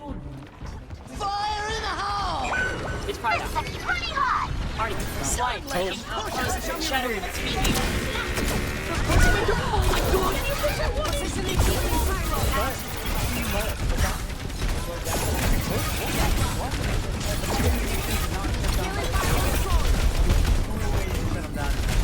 This is going to be tough. If we have eyes on everybody, it should have been Post. It's not his They have taken out Oh my god, what an amazing play there from Post. I was looking at Slide to try and go in and be aggressive with the Juno that just came out. I mean, it's just unfortunate that Juno ult's not being able to get value because Reaper ult. It was such a good Juno ult. The Orisa's about to come through. It's going to be really good. You're going to get a free value pick. But Post just manages to slip in there under the guise of the Juno ult volume. I mean, KS Gold, if they go aggressive with the fourth. And Cole gets another. This ends now. The OC is out, and it's so close. And it goes down. Drops. The enemy stole the robot. Post gets another. Post kills two. Cut the robot. Go, go, go. They're able to get such pressure. Post kills I'm on I fire. don't know about you, but I'm reminded of a situation in the past where Reaper TPs into this window with Blossom of Days of Old. Let's see if it plays out the exact same way. Will the ults come out, or will the team throw away their advantage on bridge? This scene looks pretty reminiscent of the past. It swings and comes out. Purple dies. Ults fly through. No value hits it. And their ults get nothing, but they only use nukes. That was free and Orisa ult from KF Gold here. And in response to next fight, But they EG got Purple have close. 4. They got As well as they close. got co-spawn. Purple had everything that. Wait.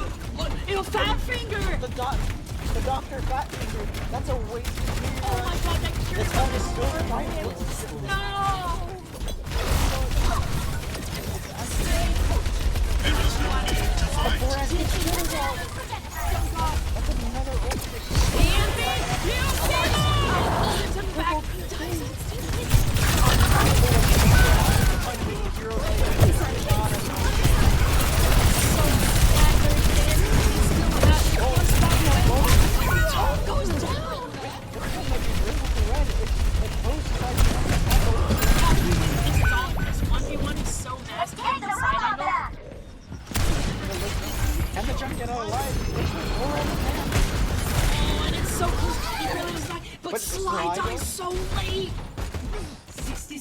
know Sly was back there. I thought he was still walking back in Sly. It's so close. It's so important that KF decides not to From Reaper up into the window, going through, and if they can get this insane. This ends now. But Cheddar goes down. Pool gets two with the OC. Pylon goes down. Both DPS fall. Quibble kills 4 out. If they can swing through, this is still an even 3-3. This is still even 3-3. But Doctor goes down. Quibble is half. Fucking satellite vector! Nerf this! It killed everyone and the kitchen sink, and it does kill everyone!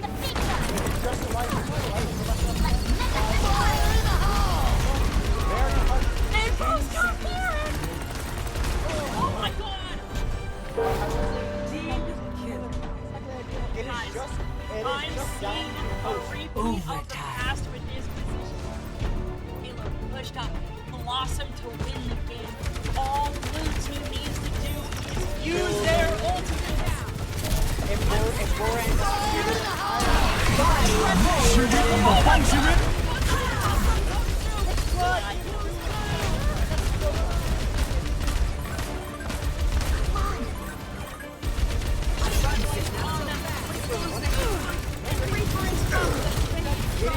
Does his life.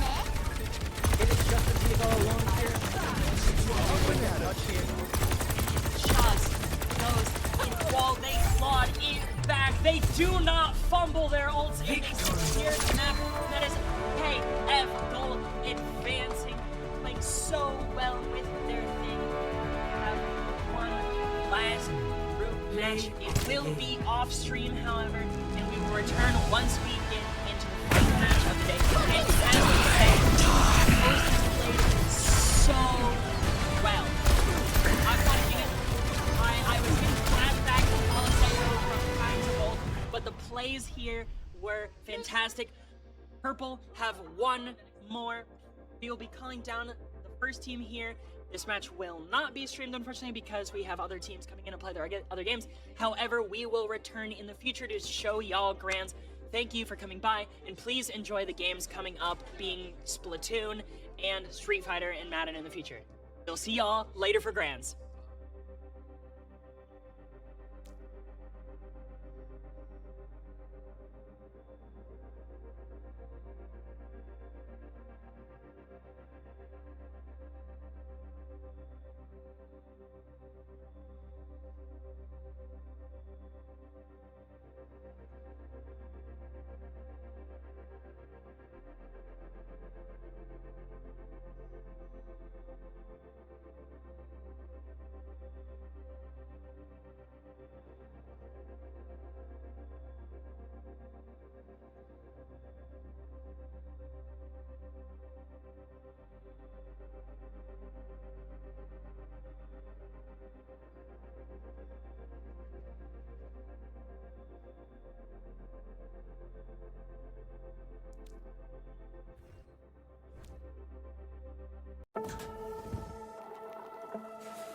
Who are you not to be uncommon?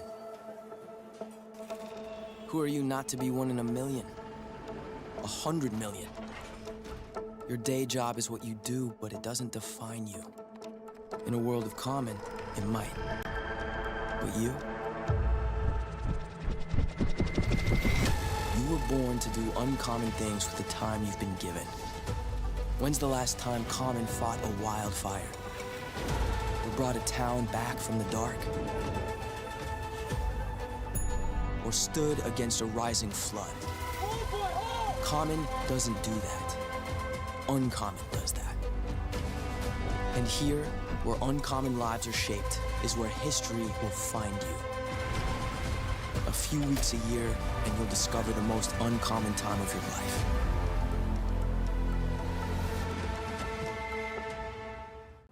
I think the most memorable moment, for me, was the first day when we got to meet everybody and tour all of the different facilities. It was the first taste that we got of what Gingy was going to have us do for the next couple of weeks, and just a preview of the learning. And I just remember being so excited on that day for all of the work and people that I was going to meet over that time.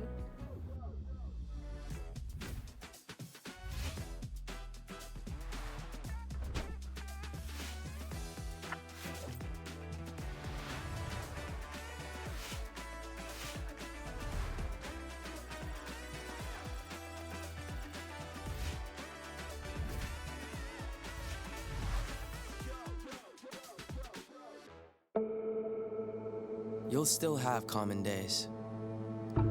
Get caught in traffic during your commute. Overthink a text message. Get a song stuck in your head. This is not one of those days. A few weeks a year and you'll discover the most uncommon time of your life.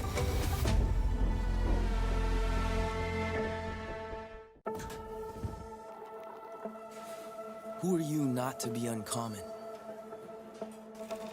Who are you not to be one in a million? 100 million? Your day job is what you do, but it doesn't define you. In a world of common, it might. But you? You were born to do uncommon things with the time you've been given. When's the last time common fought a wildfire? Or brought a town back from the dark? Or stood against a rising flood? Common doesn't do that. Uncommon does that. And here, where uncommon lives are shaped, is where history will find you. A few weeks a year, and you'll discover the most uncommon time of your life.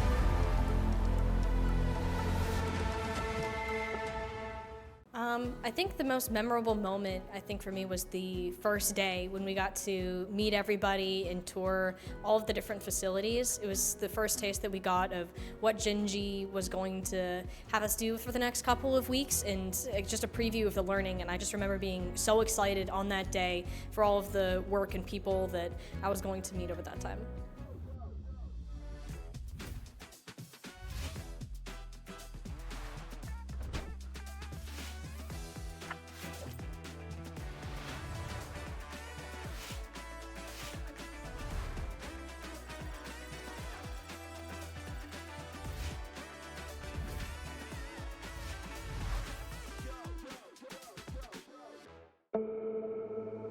You'll still have common days. Get caught in traffic during your commute. Overthink a text message. Get a song stuck in your head. This is not one of those days. A few weeks a year and you'll discover the most uncommon time of your life.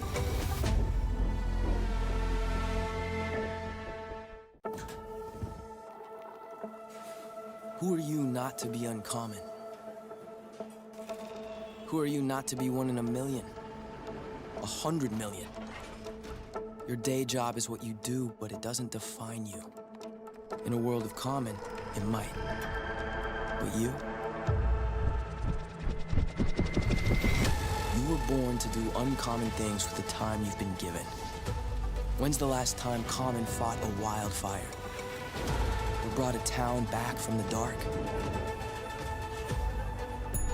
Or stood against a rising flood? Common doesn't do that. Uncommon does that.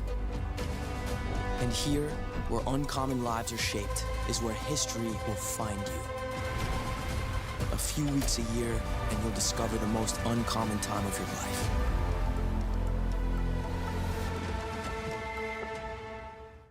I think the most memorable moment, I think for me, was the first day when we got to meet everybody and tour all of the different facilities. It was the first taste that we got of what Gingy was going to have us do for the next couple of weeks, and just a preview of the learning. And I just remember being so excited on that day for all of the work and people that I was going to meet over that time.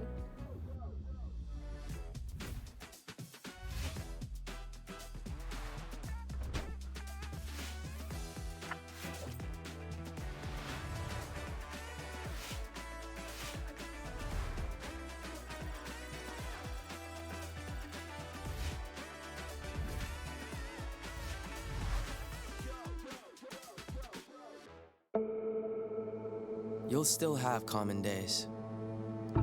Get caught in traffic during your commute. Overthink a text message. Get a song stuck in your head. This is not one of those days. A few weeks a year and you'll discover the most uncommon time of your life.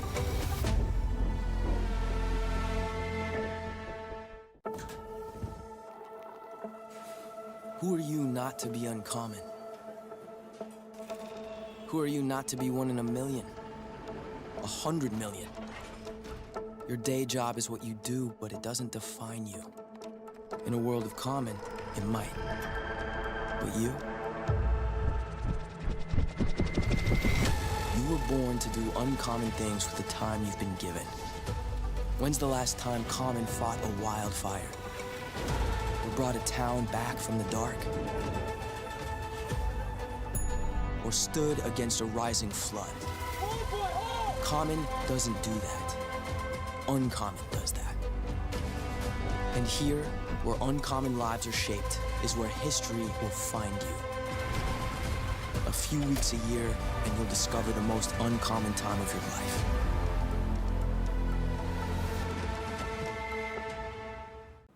I think the most memorable moment, I think for me, was the first day when we got to meet everybody and tour all of the different facilities. It was the first taste that we got of what Gingy was going to have us do for the next couple of weeks, and just a preview of the learning. And I just remember being so excited on that day for all of the work and people that I was going to meet over that time.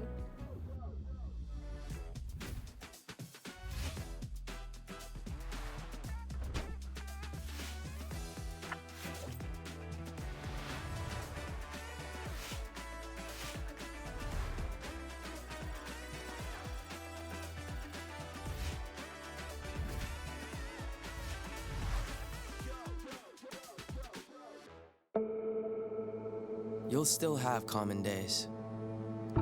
Get caught in traffic during your commute. Overthink a text message. Get a song stuck in your head. This is not one of those days. A few weeks a year, and you'll discover the most uncommon time of your life.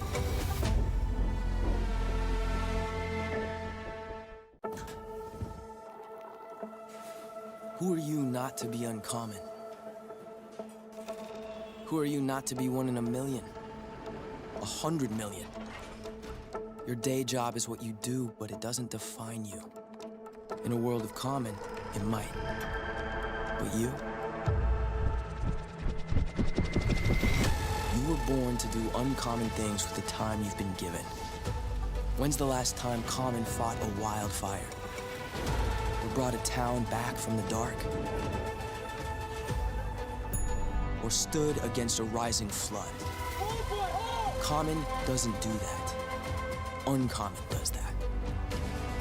And here, where uncommon lives are shaped, is where history will find you. A few weeks a year, and you'll discover the most uncommon time of your life.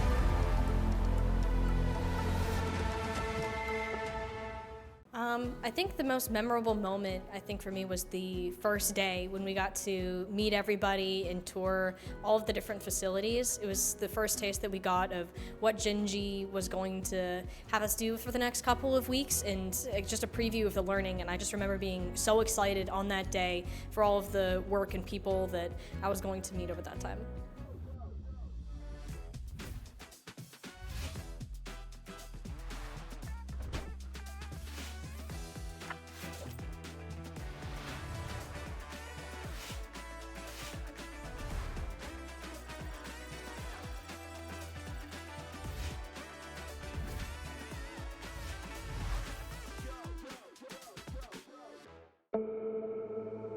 You'll still have common days. Get caught in traffic during your commute. Overthink a text message. Get a song stuck in your head. This is not one of those days. A few weeks a year, and you'll discover the most uncommon time of your life.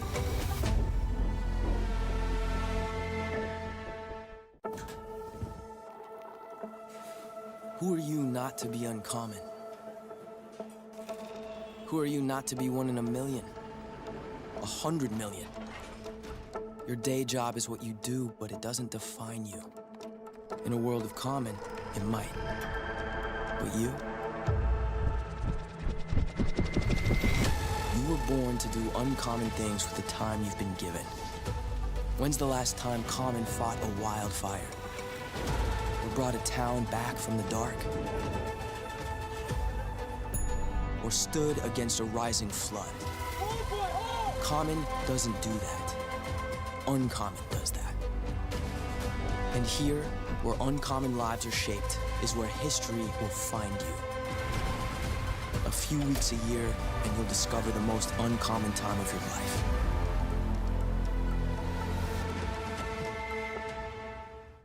I think the most memorable moment, I think for me, was the first day when we got to meet everybody and tour all of the different facilities. It was the first taste that we got of what Gingy was going to have us do for the next couple of weeks, and just a preview of the learning. And I just remember being so excited on that day for all of the work and people that I was going to meet over that time.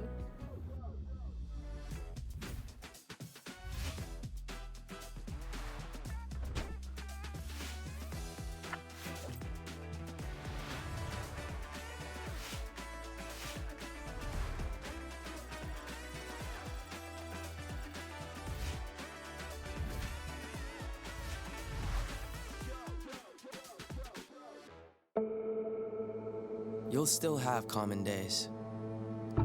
Get caught in traffic during your commute. Overthink a text message. Get a song stuck in your head. This is not one of those days. A few weeks a year, and you'll discover the most uncommon time of your life.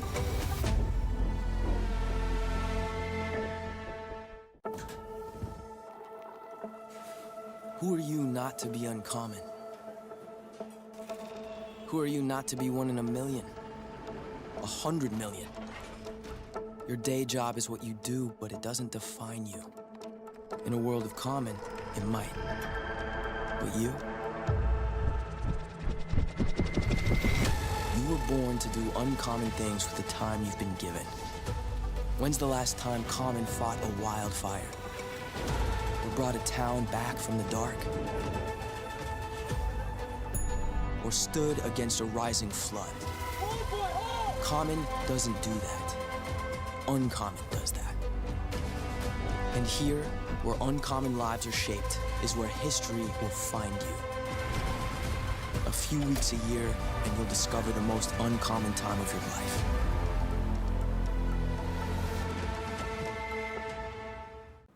I think the most memorable moment, I think for me, was the first day when we got to meet everybody and tour all of the different facilities. It was the first taste that we got of what Gingy was going to have us do for the next couple of weeks, and just a preview of the learning. And I just remember being so excited on that day for all of the work and people that I was going to meet over that time.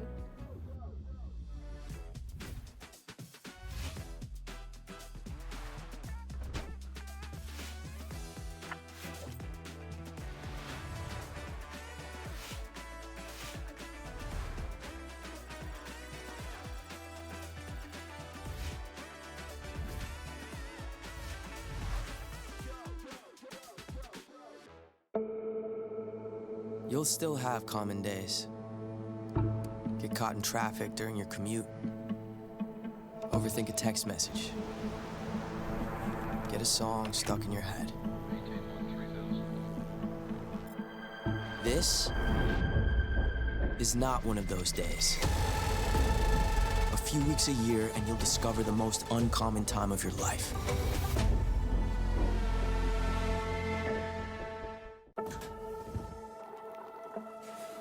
Who are you not to be uncommon? Who are you not to be one in a million? 100 million? Your day job is what you do, but it doesn't define you. In a world of common, it might. But you? You were born to do uncommon things with the time you've been given. When's the last time Common fought a wildfire?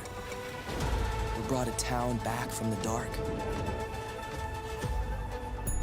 Or stood against a rising flood? Common doesn't do that. Uncommon does that. And here, where uncommon lives are shaped, is where history will find you. A few weeks a year, and you'll discover the most uncommon time of your life.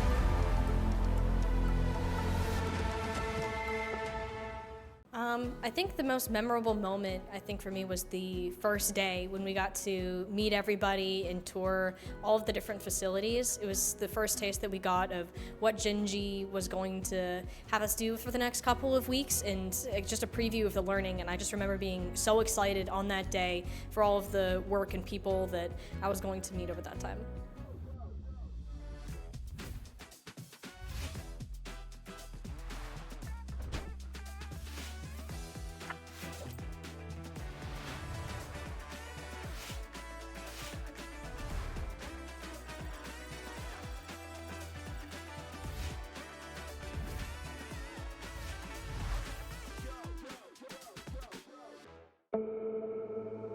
You'll still have common days.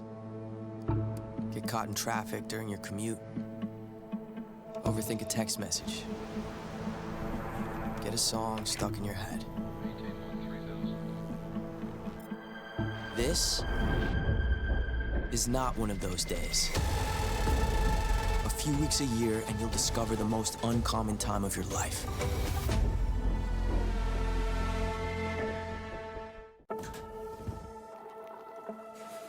Who are you not to be uncommon? Who are you not to be one in a million? 100 million? Your day job is what you do, but it doesn't define you. In a world of common, it might. But you? You were born to do uncommon things with the time you've been given. When's the last time Common fought a wildfire? Or brought a town back from the dark? Or stood against a rising flood? Common doesn't do that. Uncommon does that. And here, where uncommon lives are shaped, is where history will find you. A few weeks a year, and you'll discover the most uncommon time of your life.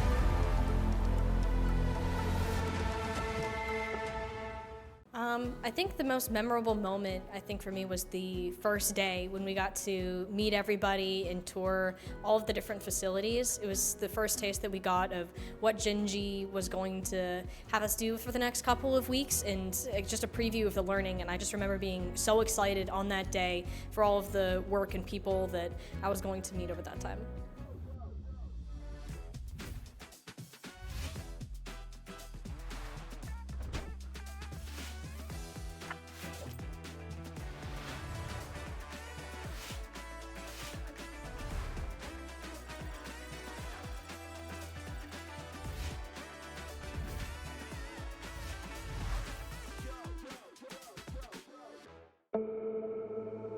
You'll still have common days.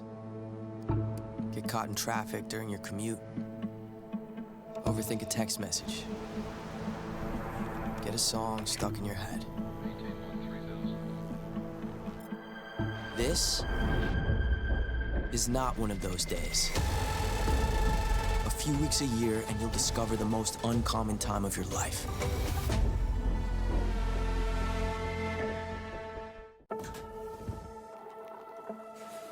Who are you not to be uncommon? Who are you not to be one in a million? 100 million? Your day job is what you do, but it doesn't define you. In a world of common, it might. But you? You were born to do uncommon things with the time you've been given.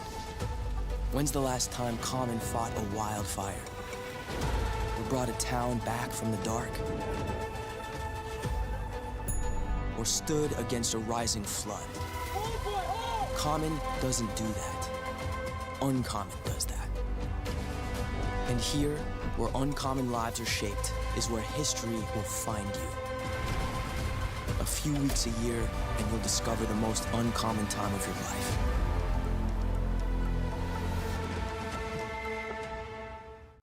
I think the most memorable moment, I think for me, was the first day when we got to meet everybody and tour all of the different facilities. It was the first taste that we got of what Gingy was going to have us do for the next couple of weeks, and just a preview of the learning. And I just remember being so excited on that day for all of the work and people that I was going to meet over that time.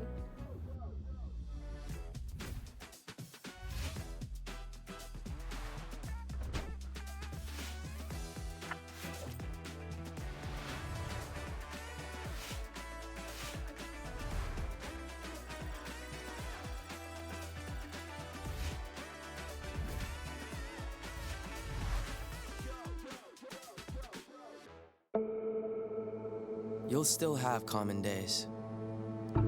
Get caught in traffic during your commute. Overthink a text message. Get a song stuck in your head. This is not one of those days. A few weeks a year and you'll discover the most uncommon time of your life.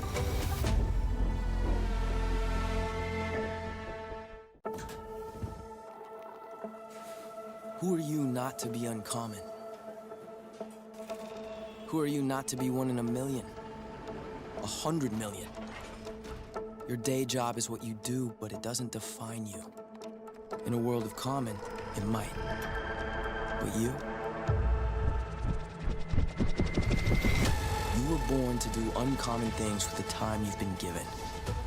When's the last time common fought a wildfire? Or brought a town back from the dark? Or stood against a rising flood? Common doesn't do that. Uncommon does that.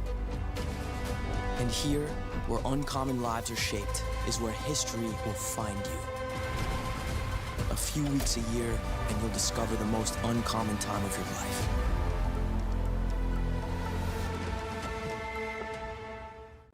I think the most memorable moment, I think for me, was the first day when we got to meet everybody and tour all of the different facilities. It was the first taste that we got of what Gingy was going to have us do for the next couple of weeks, and just a preview of the learning. And I just remember being so excited on that day for all of the work and people that I was going to meet over that time.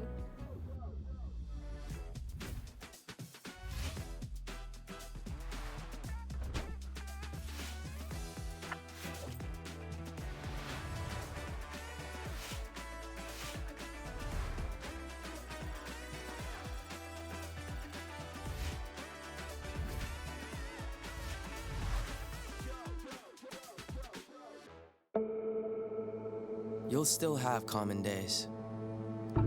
Get caught in traffic during your commute. Overthink a text message. Get a song stuck in your head. This is not one of those days. A few weeks a year and you'll discover the most uncommon time of your life.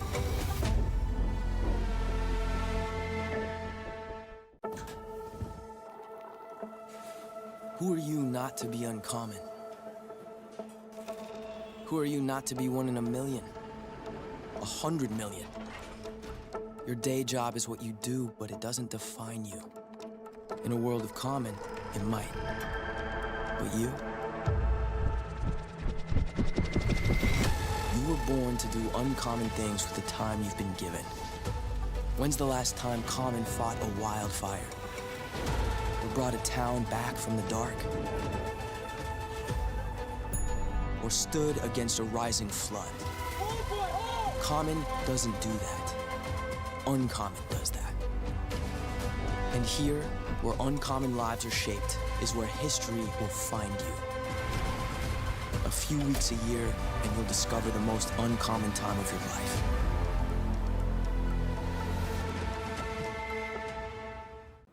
I think the most memorable moment, I think for me, was the first day when we got to meet everybody and tour all of the different facilities. It was the first taste that we got of what Gingy was going to have us do for the next couple of weeks, and just a preview of the learning. And I just remember being so excited on that day for all of the work and people that I was going to meet over that time.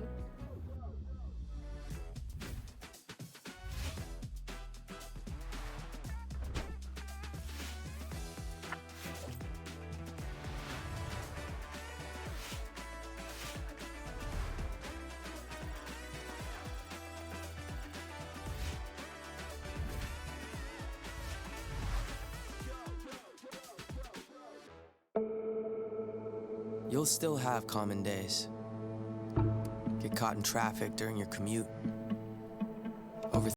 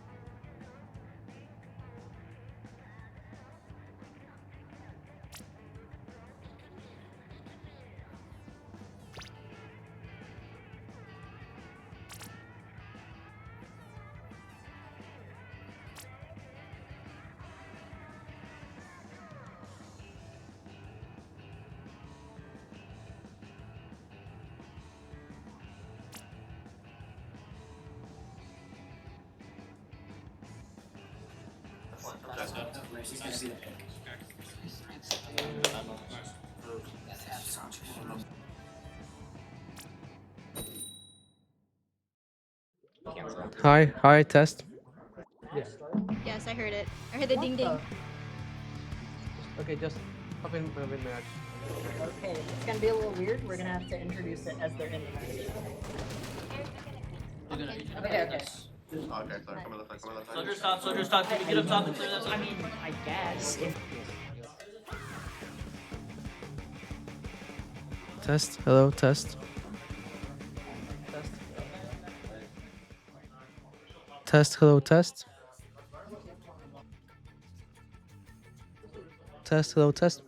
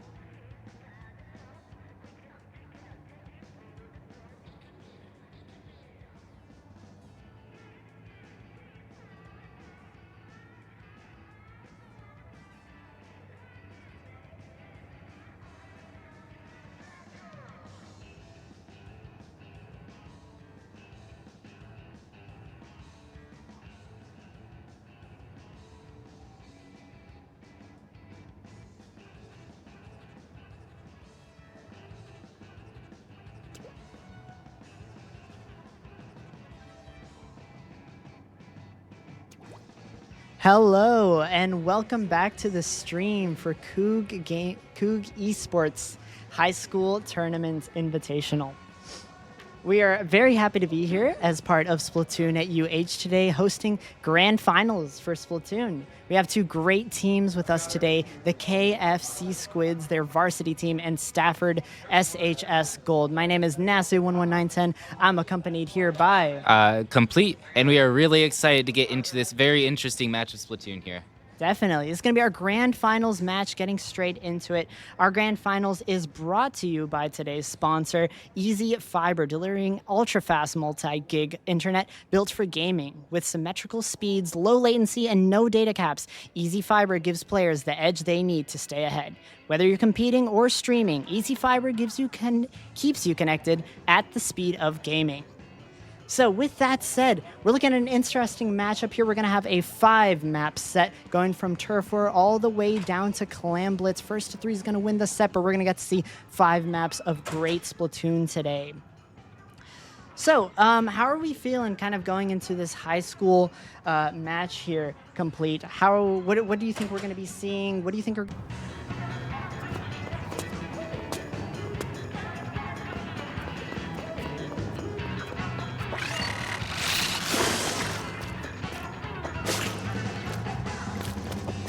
It definitely differs a lot from the other modes in that it's the whole of the map rather than just a tower in the middle or a zone in the middle. So it'll be really interesting to see how they approach it, both with their comps and their strategy.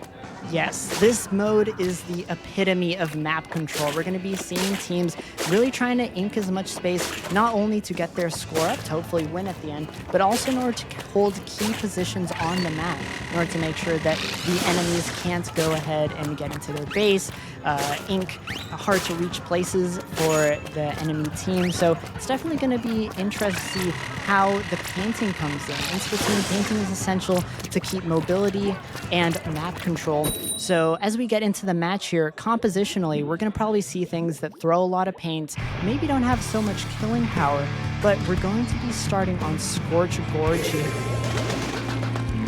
Oh wow, here we see a bunch of aerosprays coming out, 3 of them known for their painting power, and 2 more from on the side of Sea Squids.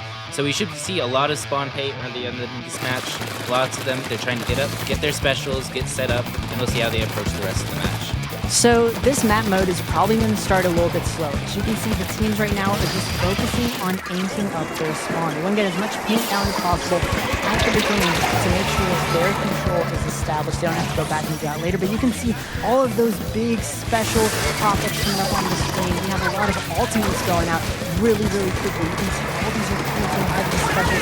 A nice kill there in the back. The pincer move going into mid-control. A nice big shark coming in with a roller coaster of a ride there. Try to find those hidden parts in the map. Really try and ink them out and make sure that nobody stays in control. You want to make sure that that stays in your color. That aerospray did a really good job of just living all that pressure. That really mattered, denying the Sea Squids the opportunity to push that space. Another Booyah Bomb coming in. You can see those jumps strategically placed. They want to push in now. Ooh, a nice triple strike. There you go. Splashdown comes and finds it. Back in bombs flying all over the place. This mid is becoming a slaughterhouse. rolls in and out, trying to get that kill. On that middle pillar, the 1v1 is taking place, and the sprinkler stopped the mobility, but no another special. It's going to retake the spacing, but eventually the kill's found by the T-Tech. Nice middle position for the blue team now. Yeah, it'll be interesting to see which team is able to get across those grates into the other team's base. That'll matter a lot in deciding who the end victor is. So we're going to see this NZAP here trying to throw those auto bombs, find a little bit of space. It seems like the team really isn't trying to get too hard right now. They just really want to hold this middle position, not be dissuaded. This jump is going into a punishing position there. Jumps in to much dismay. Instead, we can see the overhead now. Some strikes being placed into yellow base with 1 minute remaining on the timer. Now is probably the time to start looking for those entries into enemy bases to get that last minute paint coverage. And these last 30 seconds are what really counts in turf war. We gotta look to see how these teams get that last bit of value out of these seconds. Nice kill there in the corner. It's going to be another Aerospray Booyah Bomb. All of those special being thrown into this. These are harder to reach spots, so they need to access that using those throwable specials. You can see the Aerospray is just really sneaking in the middle, holding all those grounds. It's like hide and seek down in the middle of Scorch Forge right now. These bombs being thrown in and holding off Yellow. You can see Yellow has to find creative ways to get in, but every time they jump, there's always someone ready to assassinate them. The car's going to come in, bumps them up onto the top. A little bit of mischievous there, but 10 seconds left on the clock. Can they find the last kill? Yes, there it goes down, and it seems like it will be uncontested in mid as our first map goes wayward. Those booyahs at the end there, really just putting salt in the wound there. Yeah. Look at all that blue. There we go. So our bad guys are going to go ahead and win. There was 64%. And that's going to be a clean first map. Sea Squids taking game 1. Absolutely. So with that said, we're going to have a quick map swap. We're going to also have a caster swap really quick. So we'll be right back in 1 second with a little bit more of the action.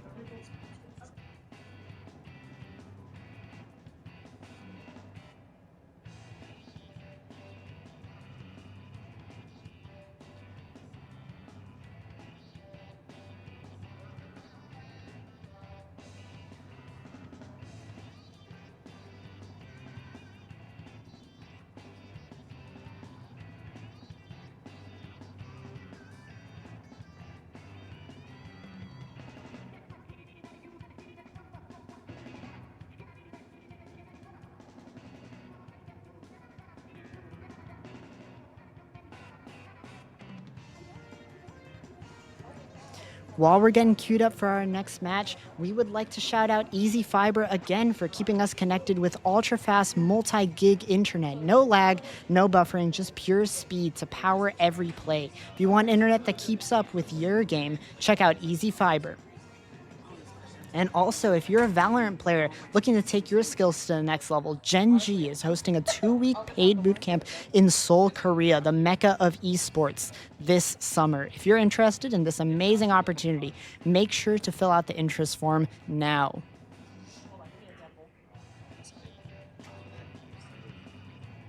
Alongside that, our event today is powered by MSI. Thank you, MSI, for giving us the laptops and other peripherals that are powering our content today. They also offer amazing student discounts if you're looking to up your game, whether you're in college or at a high school level. Make sure to check out MSI.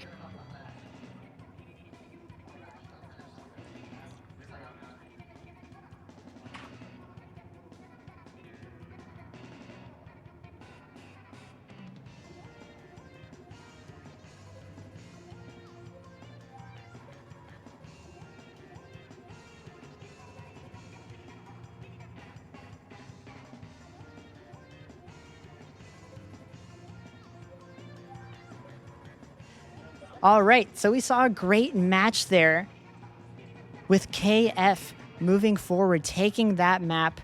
Really cool turf war going on there. And with that, we're going to be counter-picking into Rainmaker now. In order to watch our Rainmaker map, we have a new caster with us, Alley Cat, who's going to be joining us. Hey, y'all. It's Alley Cat. I am so happy to be a part of this event.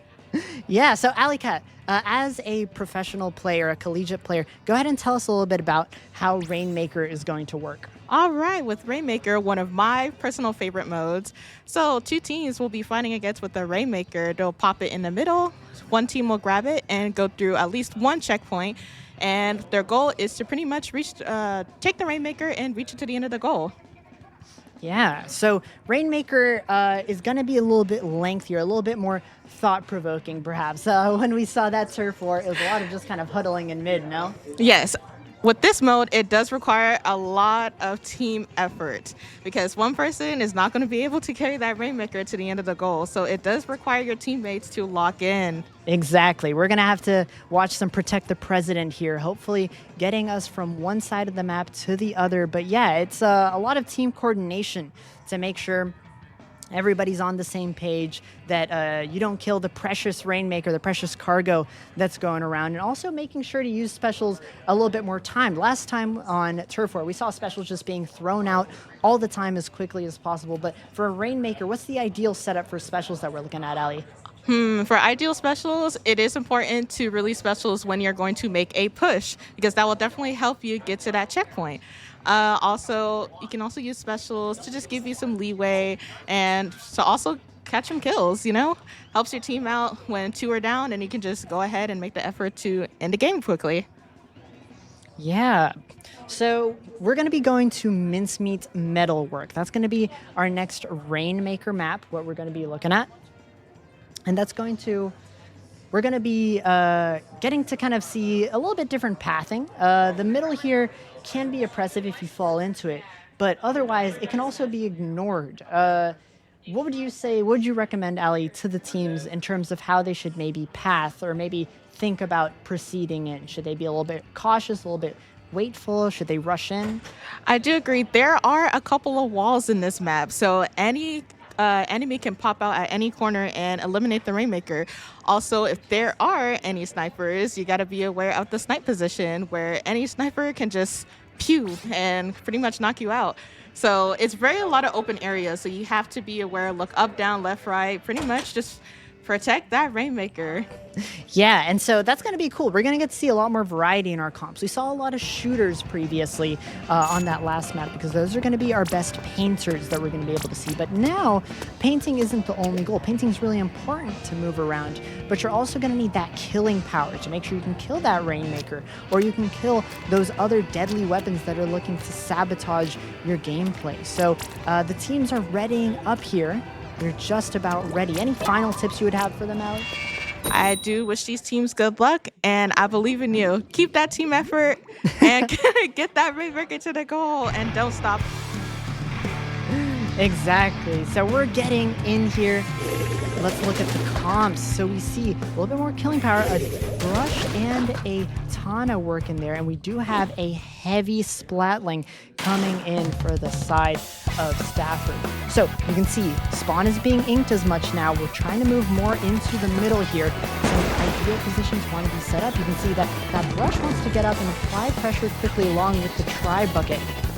A lot of fighting happening there on the break. One quick kill going on to the spot. A lot of killing power.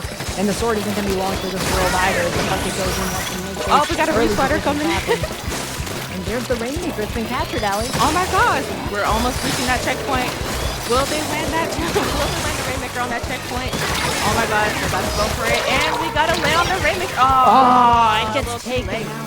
Last moment. The sword's able to get him. The sword survives for so long and gets the Rainmaker as well. You can see him stand there on the platform, quickly gets killed, but a bomb taking out a random brush on the side. Now it's an equalizer. Right here, 2 down. This push is not starting quite the way that the C-Squid might have wanted. No, it's not. Oh, and we already got one down from the Rainmaker. We got another one. Oh, and we got a team wipe off. Holy cow. Their chance to probably push that Rainmaker and actually get the checkpoint this time. A giant wipeout, and we can see we're going up the left side again. The right is mainly being ignored. The team is trying to set up there. Some missiles are going to come. That's going to disturb the position a lot. Takes out one and pushes the Rainmaker back further. Right there, you can see there are only 3 left for our blue team. Some support coming in from the back, from the spotlight. We're looking for that person. Oh, and their strike coming. Oh, wait, hold on. Oh, no. The strike. Go ahead and take out the Rainmaker, sadly. exactly. But I think the team Yeah, maybe not the best drop right there. We can see the brush is ledging, making sure that nobody can get up. And from behind gets the kill, looking for Holy cow! now. And Oh my God, once they're more, getting he another sees one. the jump. Holding him my God, back. they're gonna get And the he's jump. gonna jump on him. That's another. Can it be a 4K for the brush? Holy Yes, cow, it is. yes! Going all the way. The team wants more. Yes, The that Rainmaker's gonna wipeout. land on that checkpoint. Yeah. Final checkpoint, and Now that's gonna that's be a good that. game. Another point on the board for Stafford. What do you think of that wipeout, Allie?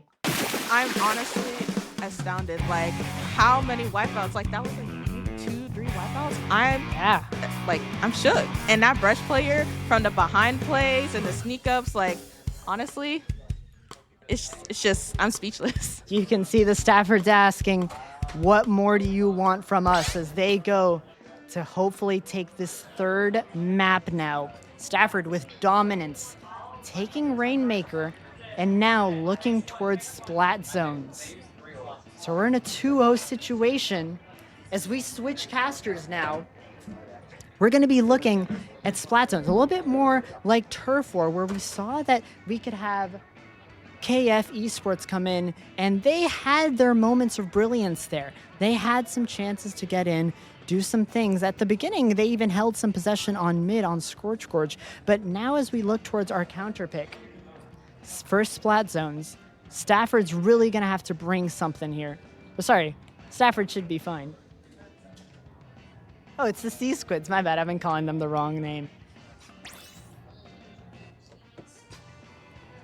So the Sea Squids are looking to close out now.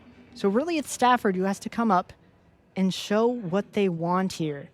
They're going to need a really good counter pick, Mac, to make sure that they can extend this series. They're going to have to reverse sweep now. And there's no better way to reverse sweep than with a good internet connection. That's why I want to shout out Easy Fiber again for keeping us connected with that ultra-fast multi-gig internet. No lag, no buffering, really essential when you got to bring the match back. It's just pure speed and power for every single play. If you want that internet that keeps up with your game, check out Easy Fiber now. All right. So we're going to be looking towards splat zones, and for that we have another collegiate player from the University of Houston. We have Aiko with us. So Aiko, welcome to the stream. Hi. Hello. Nice to be here.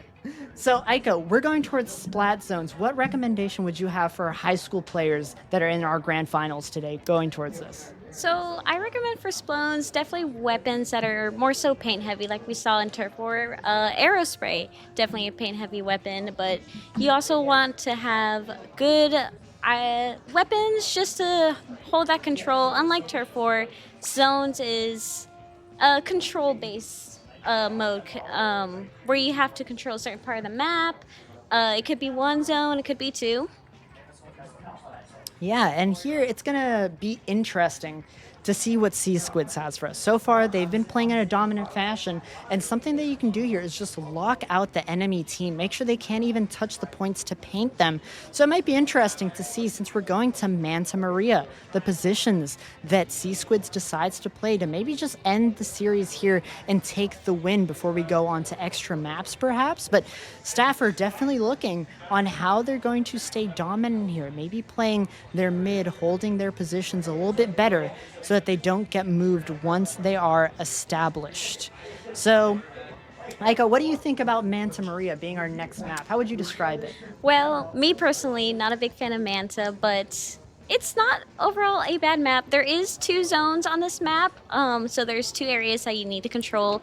I recommend for these teams to watch out for their bunkers and their just the upper portion of grades. Easily can get attacked from behind, can easily wipe out due to that. So, yeah.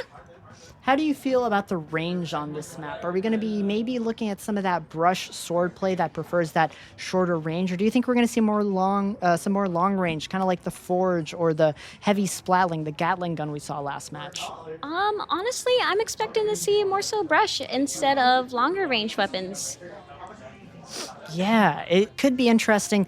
There's just certain sight lines on this map that really get cut off by certain things like middle pole or the two upper grates areas. So it just becomes a little harder to get really good looks in terms of those one shot or those high DPS long range weapons. But the teams are now getting readied up. We're going to see their compositions soon enough as we get into Manta for our splat zones here.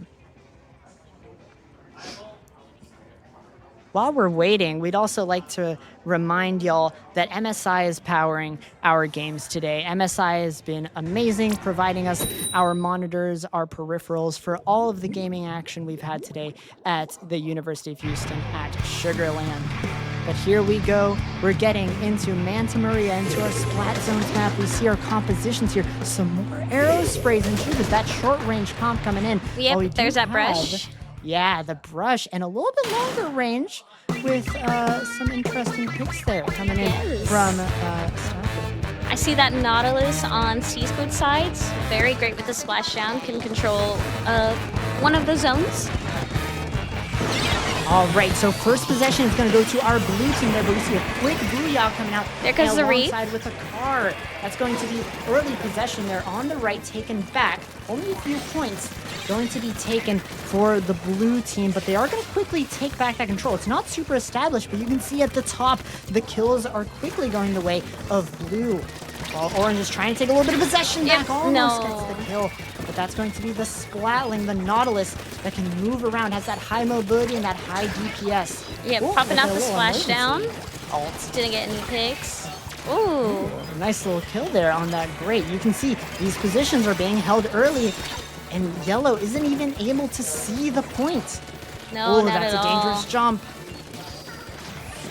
Here comes the Reef Slider, taking one of the zones. Oh, and there's two down on blue. There we go. The T-Tech is going to put those missiles in, falling from the sky. The tactical nukes are in, but still possession is barely stopped. Right now, a crucial flick needs to happen on the side of the yellow team. With a booyah coming out. Interesting. Good commentary on that. With only 10 points left, this might be another quick wipe. As only one strike comes out, and that's going to be there we game. go. Very quickly being thrown over to the side of KF. As that's going to be the third and final map that they need to win. A very quick wipeout. What do you think of that, Aiko? I think that was pretty great, just seeing the specials pop out, trying to take over that zone. We did see Yellow take their time to collect those zones. Did not push in quick enough that I was hoping to see, considering they got more picks off blue team, but great match overall. Yeah, it almost feels like they had the solutions with their specials going in. They had the strikes, they had the Reef Slider to take back that quick control, but what do you think really took that advantage away from them? I think just, as I said before, not being able to push in. Just overall, they need to push in as a team, collect both of the zones, and just overall take control. This is unlike Turf War, a control mode where you need to control those two zones. And if you don't have those zones or not controlling at least one of them, it's really hard to continue to push in. For sure, for sure. Well, thank you for casting. You'll be back in just a second. That puts the Sea Squids at 3-0, having won the set. But we're going to play all 5 maps to give you all some more Splatoon action. And while we have a quick caster swap, really quick, I want to shout out Gen G. They're doing an amazing program, a boot camp in Seoul, Korea, 2 weeks paid. If you'd be interested in increasing your Valorant skills, then make sure to fill out the interest form to see if you get a chance of that. And once again, also Easy Fiber keeping us connected with their fast multi-gig internet, keeping the lag away, making sure that you have speed and power on every single play you make. If you want that, check out Easy Fiber now. We'll be right back with tower control for our next map.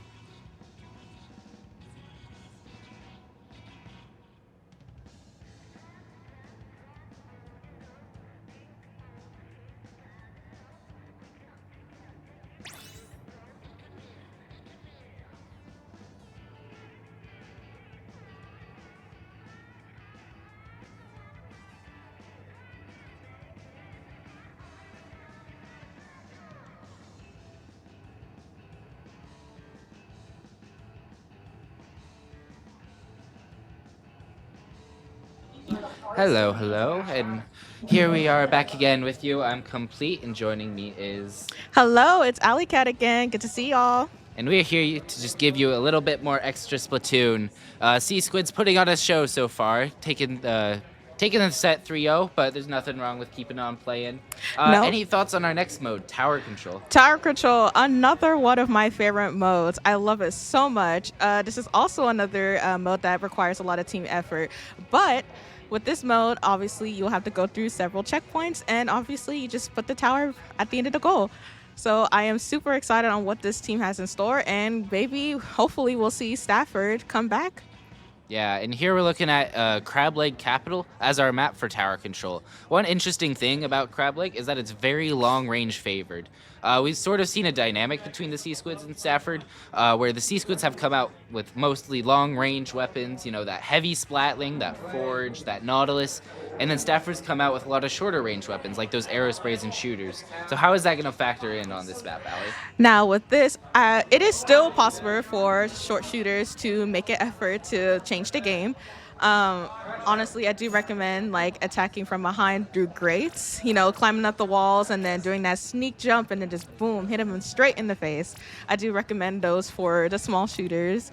And for I don't really recommend like paint heavy weapons. I just mainly like recommend like long range for this one. Yeah, and it'll definitely be interesting to see how our teams approach taking that top right area and getting far into those grates after that second checkpoint. We'll really see, really looking forward to seeing how these teams do as we get into this match. Alrighty, let's begin.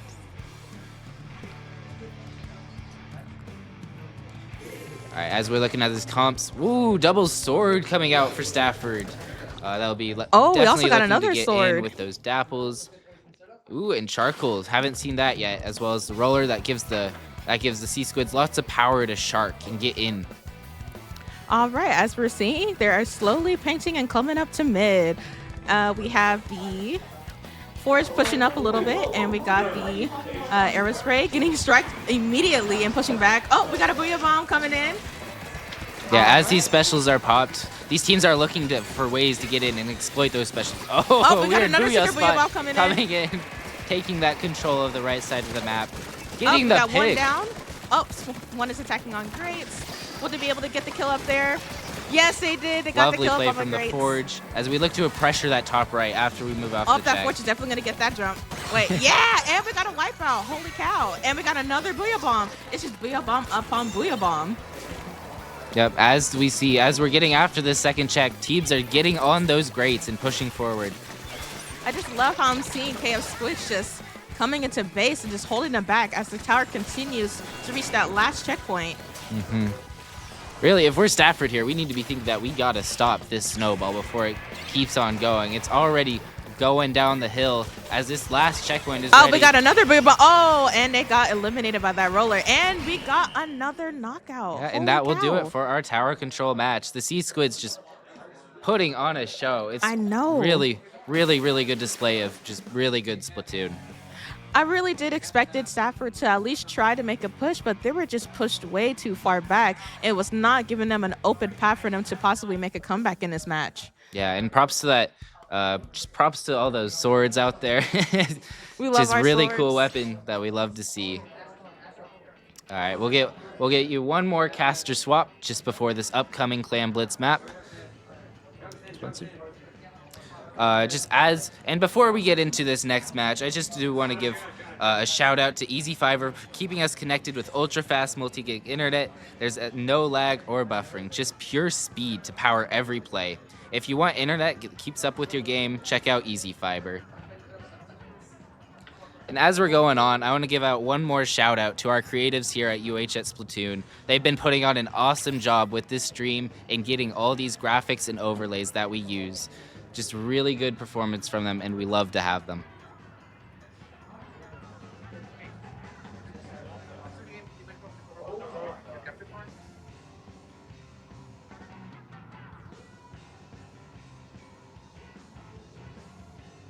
Okay, and here joining me again is Aiko. Welcome back, Aiko. Thank you, thank you. All right, this last map of Clan Blitz.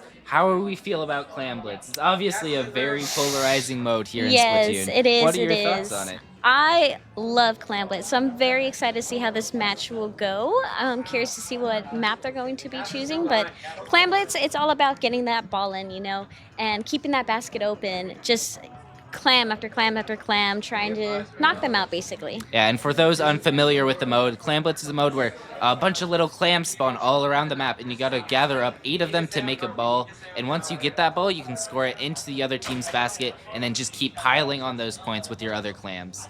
It'll definitely be interesting to see how teams approach in getting those clams and holding that basket open once they scored. For That's sure. really gonna matter in how they snowball and how they get control of the match. Yes, for sure. We're just waiting for the map pick to come in here. And we got Umami Ruins. A very flatter map, but also it's pretty good map. Lots of space to fight mid. Top mid is very important. What are your thoughts on this map? Yes, a very good map overall.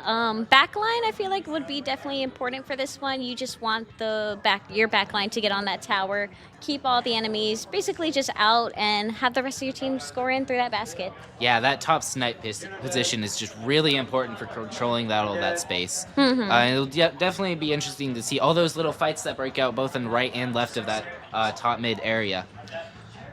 That choke, though, before getting into that basket, there is a big choke on that ramp. Yes. How are we going to look to see teams try and get past that and score? Definitely special coordination. You want to time your specials right, get in. Usually just get in with, I would say, tri-strikes is a good one to start with. Get those tri-strikes in, have your team follow, score. Yeah, and definitely some from other weapons we've seen throughout the set. The Wiper with that hammer, the Decav with that jet, and the Aerosprays with all that special power. So hopefully we'll be able to see how teams approach getting in there. It seems like we've had a little issues with DCs and joining the room, so it'll be another minute before we kick this one off. Anything else you want to add before the match? Just overall, congrats to these teams. Glad to see you here playing with us. Seen some good matches, seen some good plays, and we're proud of you. And just a big shout out to Gen G for hosting the summer camp. Are you a Valorant player looking to take your skills to the next level? Gen G is hosting a 2-week paid boot camp to Seoul, Korea in this summer. If you're interested in this amazing opportunity, make sure to fill out the interest form below. And thank you to MSI for giving us the laptops and powering this event. All the monitors you see are powered by MSI. And there are some student discounts for these MSI monitors, so be sure to check those out on their website. And of course, shout out to Splatoon at UH. We're so happy to be here, so happy to host this for Kook Esports. We work hard over here, and just having the opportunity to work with our high school teams is just overall great opportunity, and hope to see them in the future when they graduate and move on to our collegiate. Yeah, it'll be really teams. interesting to see these teams get into collegiate Splatoon. For sure. Hopefully lots of good players in these, and hopefully they get into that. All right, as we see our last match of the day coming in on Umami Clam Blitz. Let's see these comps and how they roll out. Curious to see. And we're going back with the Lots of Aerosprays. Aerosprays coming out for the Stafford SHS Golds. Ooh, and we're seeing 2 brushes coming out. If one works, might as well add another. Exactly. Paintbrush would be a good one to control that mid, stop people from climbing up. Yep, and as we see these teams trying to speed out into mid, getting all this paint, all this control. The brush is taking control of that top mid really well. That was an interesting reef slider. Didn't quite work out There's there, a but these splashdown. brushes are just able to hold forward and get these picks. Here comes the Booyah Bomb. A Booyah Bomb just holding that space, preventing their movement forward. We're seeing these missiles coming out soon. All those missiles get all forward. There's the You're gonna see missiles. all that displacement, all Yes. those paint control coming out for the Sea Squids. And we see a score for Sea Squids. Just starting to get that basket going. See if we can have more people on the team collect more clams. Get that score down. Yep, now as we see, those clam scores are coming in. Each of those clams is worth 3 points to get down to that 100 counter. Splashdown and the Booyah Man, Bomb that have... brush is just getting in behind. SHS Gold is just unable to move forward past it. We're seeing jump backs, and this brush is just tearing through all these arrow sprays. We're about to see the brush get a team knockout for Sea Squids. There goes the Booyah Bomb, trying to prevent that. Yep, this Booyah is going to keep them alive and hopefully stabilize a little bit. But now we've got to start looking at how we got to move them out. Yes, we're now we down need to to be moving 14. forward and taking control under that basket. We see Zipcast for the brush, just taking pick after pick after pick. Yep, and that will do it. A very solid opening for the Sea Squids and an excellent finish with all those clans. Yes, congrats to Sea Squids.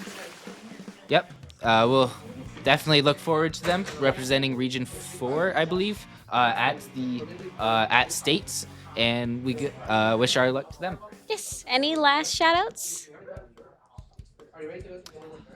Yeah, we just want to shout out Coug Esports for having us here.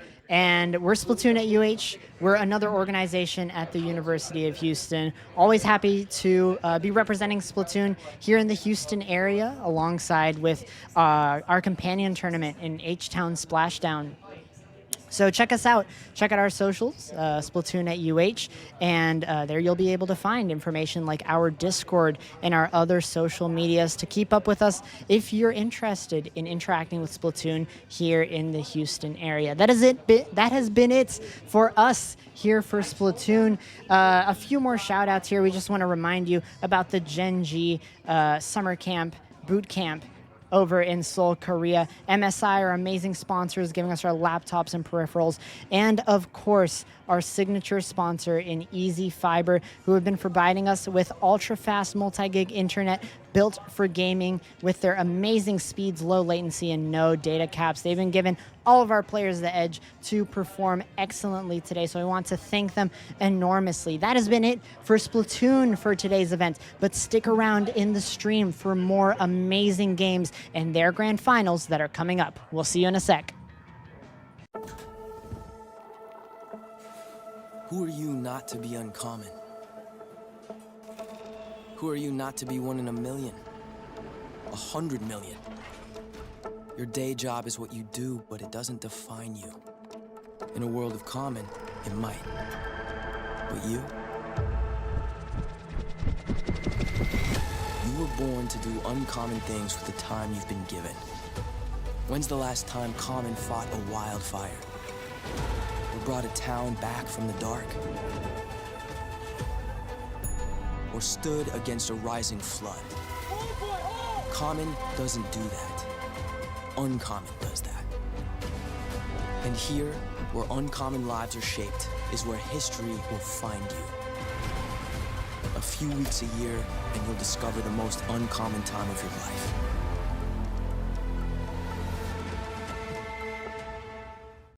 I think the most memorable moment, for me, was the first day when we got to meet everybody and tour all of the different facilities. It was the first taste that we got of what Gen G was going to have us do for the next couple of weeks, and just a preview of the learning. And I just remember being so excited on that day for all of the work and people that I was going to meet over that time.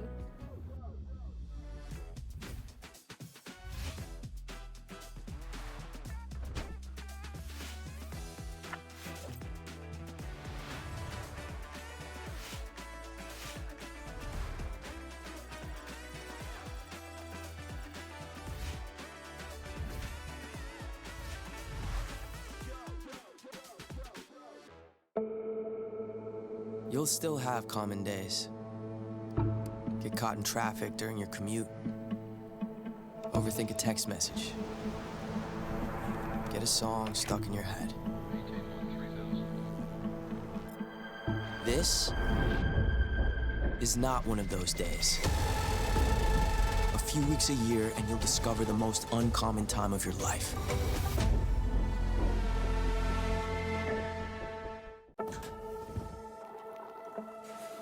Who are you not to be uncommon? Who are you not to be 1 in a million? 100 million? Your day job is what you do, but it doesn't define you. In a world of common, it might. But you? You were born to do uncommon things with the time you've been given. When's the last time common fought a wildfire? Or brought a town back from the dark? Or stood against a rising flood? Common doesn't do that. Uncommon does that. And here, where uncommon lives are shaped, is where history will find you. A few weeks a year, and you'll discover the most uncommon time of your life.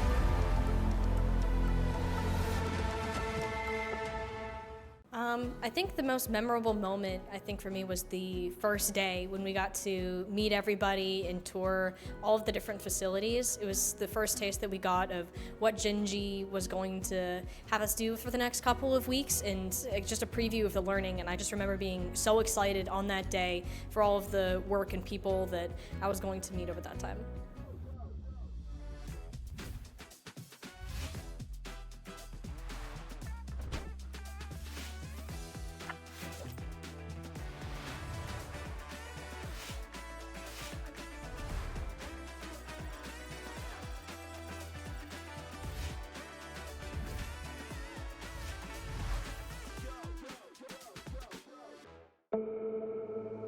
You'll still have common days.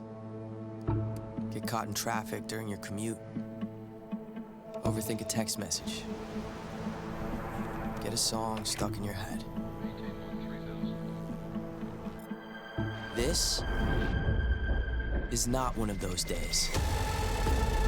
A few weeks a year, and you'll discover the most uncommon time of your life.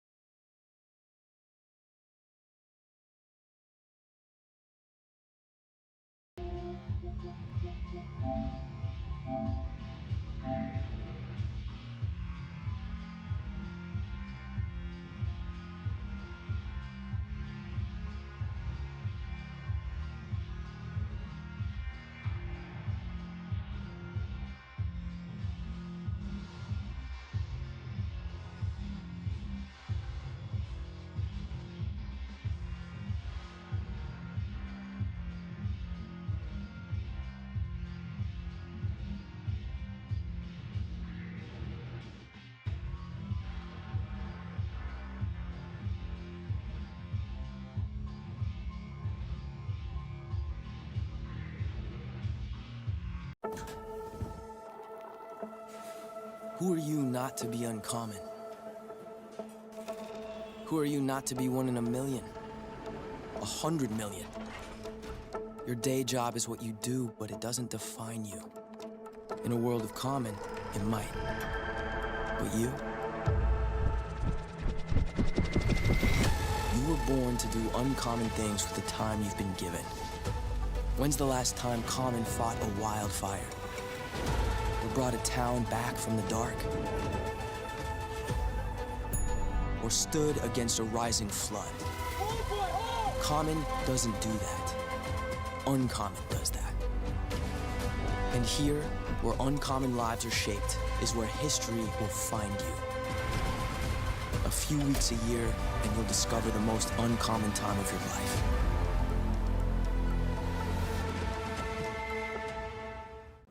I think the most memorable moment, I think for me, was the first day when we got to meet everybody and tour all of the different facilities. It was the first taste that we got of what Gingy was going to have us do for the next couple of weeks, and just a preview of the learning. And I just remember being so excited on that day for all of the work and people that I was going to meet over that time.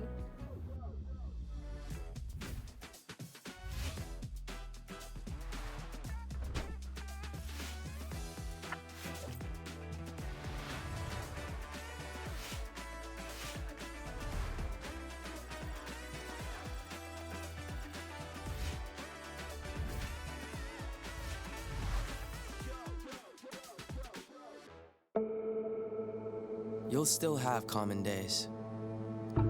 Get caught in traffic during your commute. Overthink a text message. Get a song stuck in your head. This is not one of those days. A few weeks a year and you'll discover the most uncommon time of your life.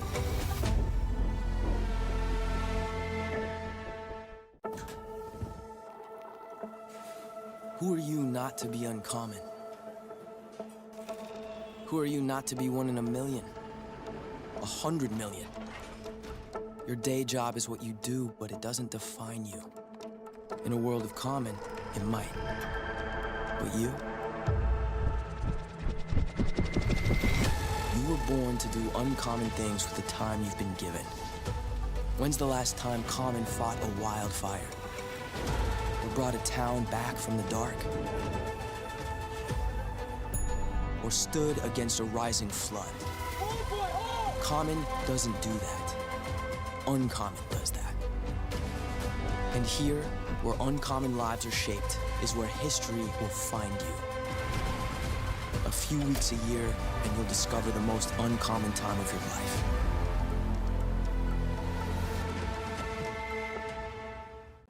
I think the most memorable moment, I think for me, was the first day when we got to meet everybody and tour all of the different facilities. It was the first taste that we got of what Gingy was going to have us do for the next couple of weeks, and just a preview of the learning. And I just remember being so excited on that day for all of the work and people that I was going to meet over that time.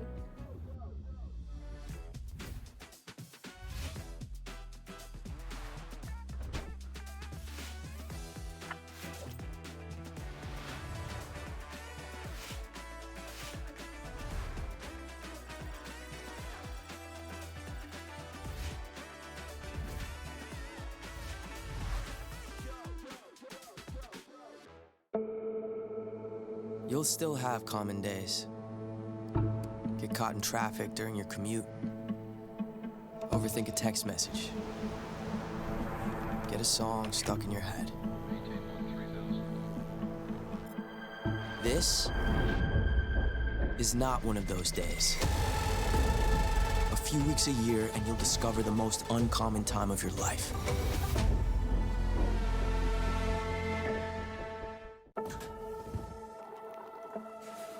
Who are you not to be uncommon?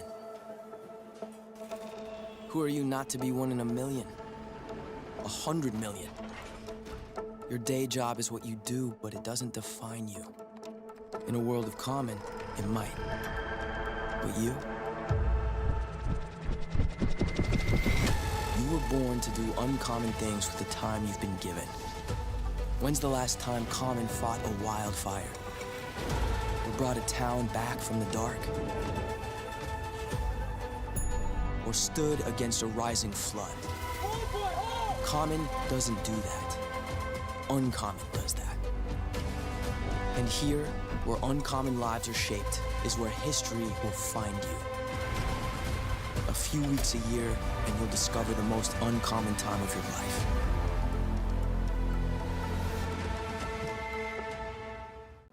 I think the most memorable moment, I think for me, was the first day when we got to meet everybody and tour all of the different facilities. It was the first taste that we got of what Gingy was going to have us do for the next couple of weeks, and just a preview of the learning. And I just remember being so excited on that day for all of the work and people that I was going to meet over that time.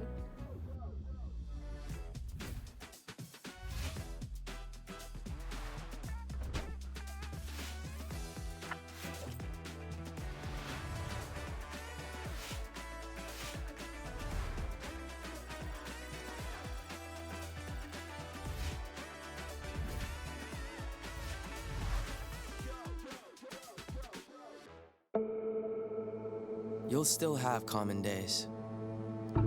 Get caught in traffic during your commute. Overthink a text message. Get a song stuck in your head. This is not one of those days. A few weeks a year and you'll discover the most uncommon time of your life.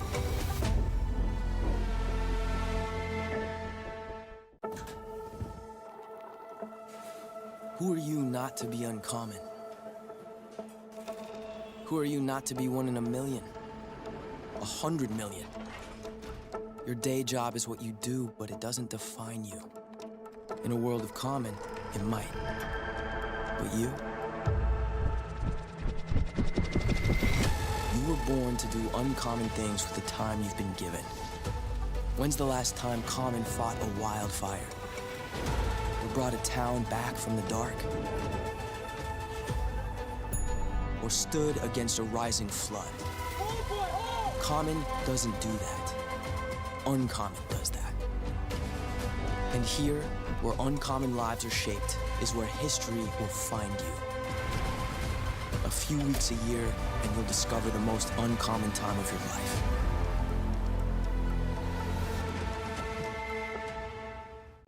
I think the most memorable moment, I think for me, was the first day when we got to meet everybody and tour all of the different facilities. It was the first taste that we got of what Gingy was going to have us do for the next couple of weeks, and just a preview of the learning. And I just remember being so excited on that day for all of the work and people that I was going to meet over that time.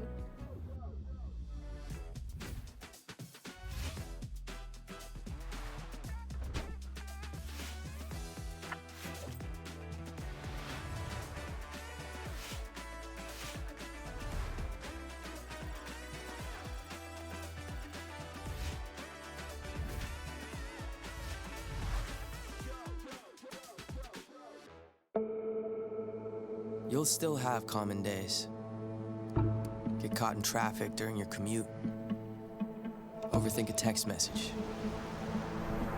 Get a song stuck in your head.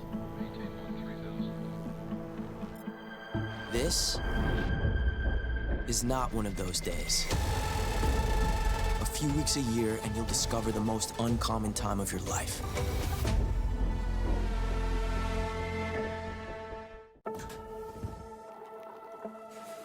Who are you not to be uncommon?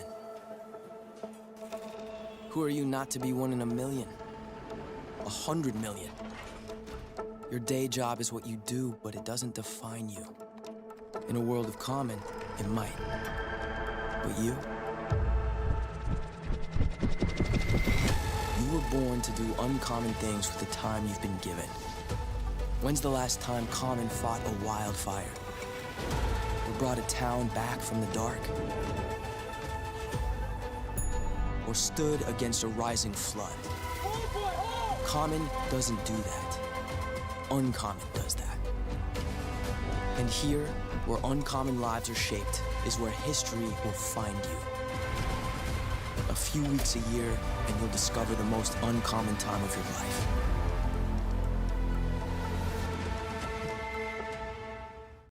I think the most memorable moment, I think for me, was the first day when we got to meet everybody and tour all of the different facilities. It was the first taste that we got of what Gingy was going to have us do for the next couple of weeks, and just a preview of the learning. And I just remember being so excited on that day for all of the work and people that I was going to meet over that time.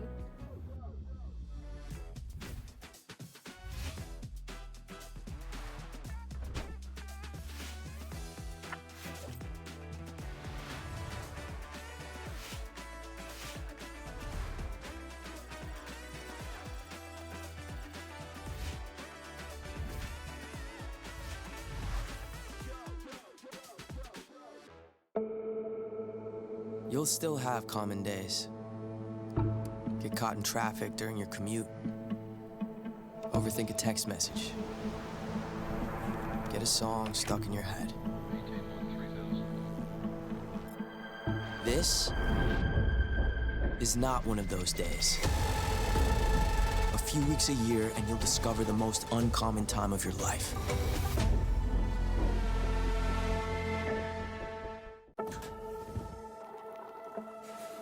Who are you not to be uncommon? Who are you not to be one in a million? 100 million. Your day job is what you do, but it doesn't define you. In a world of common, it might. But you? You were born to do uncommon things with the time you've been given. When's the last time Common fought a wildfire? Or brought a town back from the dark? Or stood against a rising flood? Common doesn't do that. Uncommon does that. And here, where uncommon lives are shaped, is where history will find you. A few weeks a year, and you'll discover the most uncommon time of your life.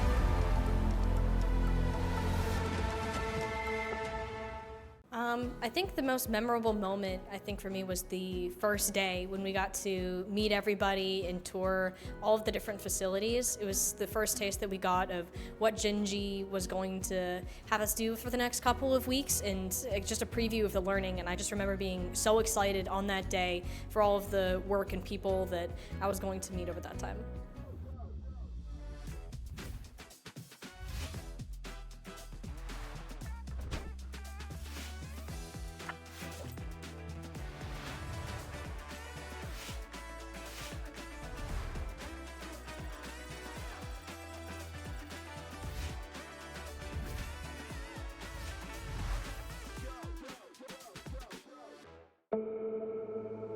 You'll still have common days. Get caught in traffic during your commute. Overthink a text message. Get a song stuck in your head. This is not one of those days. A few weeks a year, and you'll discover the most uncommon time of your life.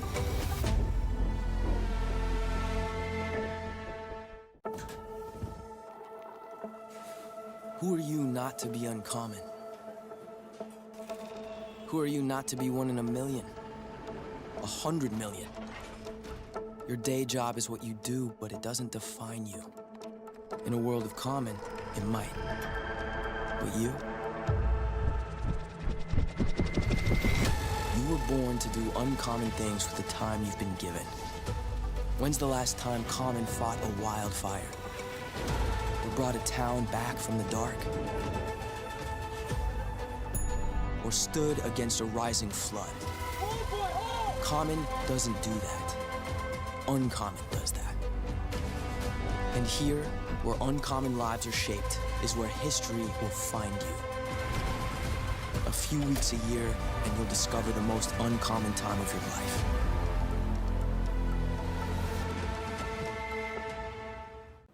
I think the most memorable moment, I think for me, was the first day when we got to meet everybody and tour all of the different facilities. It was the first taste that we got of what Gingy was going to have us do for the next couple of weeks, and just a preview of the learning. And I just remember being so excited on that day for all of the work and people that I was going to meet over that time.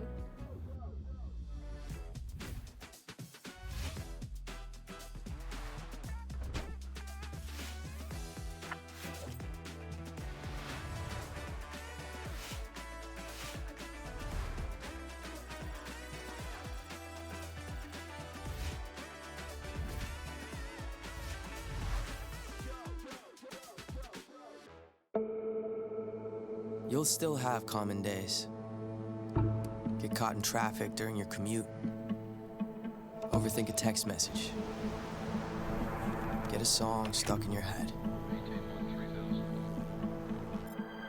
This is not one of those days. A few weeks a year, and you'll discover the most uncommon time of your life.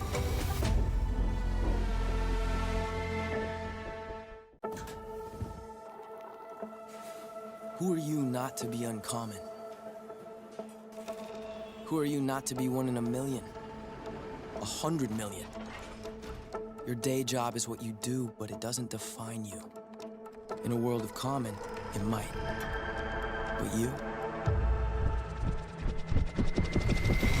You were born to do uncommon things with the time you've been given. When's the last time Common fought a wildfire? Or brought a town back from the dark? Or stood against a rising flood? Common doesn't do that. Uncommon does that. And here, where uncommon lives are shaped, is where history will find you. A few weeks a year, and you'll discover the most uncommon time of your life.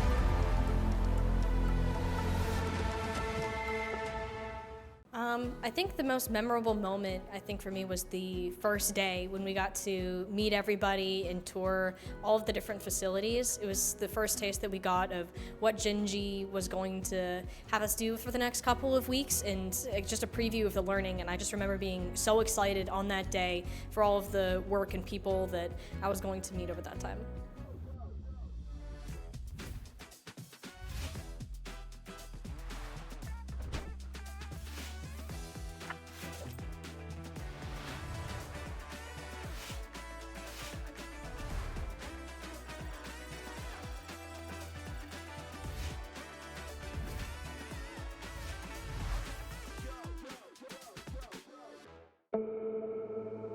You'll still have common days. Get caught in traffic during your commute. Overthink a text message. Get a song stuck in your head. This is not one of those days. A few weeks a year, and you'll discover the most uncommon time of your life.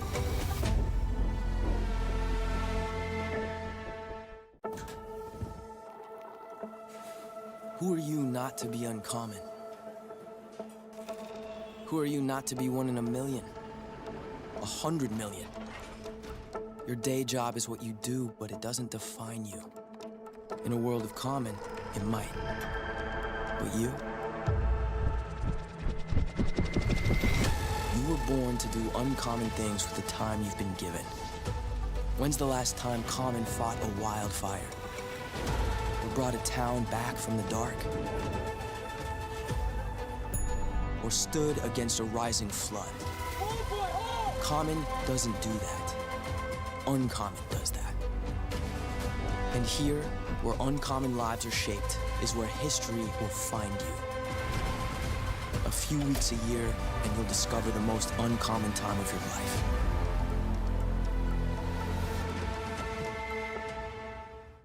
I think the most memorable moment, I think for me, was the first day when we got to meet everybody and tour all of the different facilities. It was the first taste that we got of what Jinji was going to have us do for the next couple of weeks, and just a preview of the learning. And I just remember being so excited on that day for all of the work and people that I was going to meet over that time.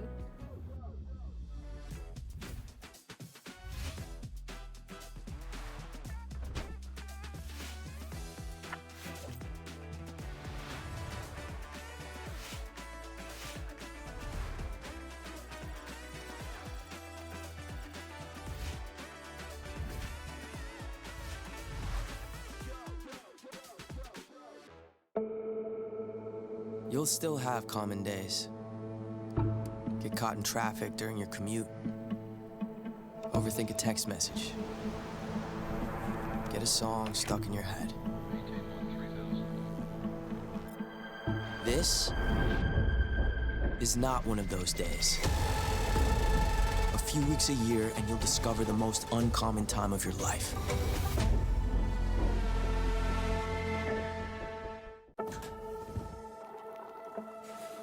Who are you not to be uncommon? Who are you not to be one in a million? 100 million? Your day job is what you do, but it doesn't define you. In a world of common, it might. But you?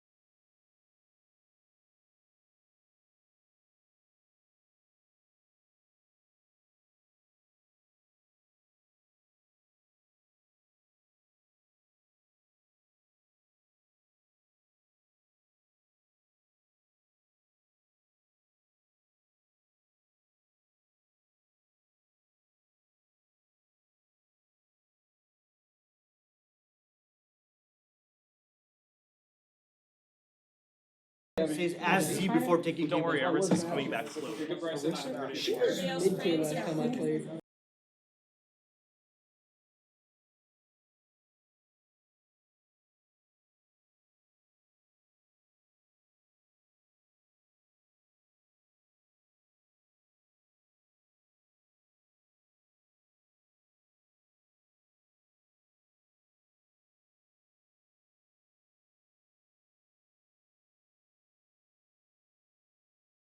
Her damage, or his damage still insane?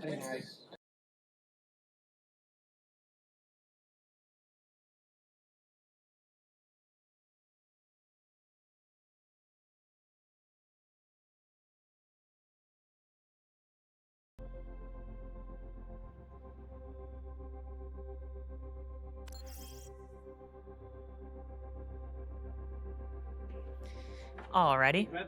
Okay. It's picking up my thing and I'm not hearing myself. That's good. Alright, can someone check the stream? Yeah, someone just pull up the stream and see if they can hear me. Okay, I got it. Alrighty. Just let me know if that's all good. Okay, Got then, Kim's coming in. join lobby. Alright, perfect. Can you tell KF to join lobby? You gonna plug it in? I got it. You wanna plug it in PlayStation? Yeah. Oh. So those not PlayStation. TVs need to be changed. I'll swap them. Okay. You'll swap them? What do you mean? He'll change. I'll change them. It should change. I can change. I should be able to change them to show the bracket. I'm good.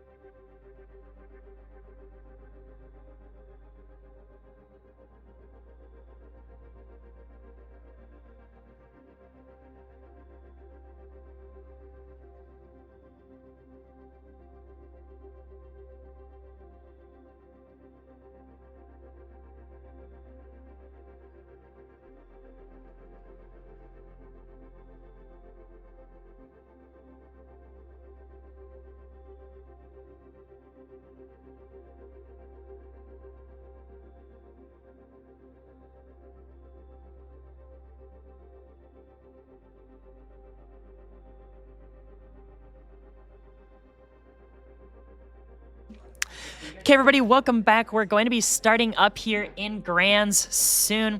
We will be playing the final match of Overwatch. We will have the Eagles versus KF Gold here. It's a pretty intense set.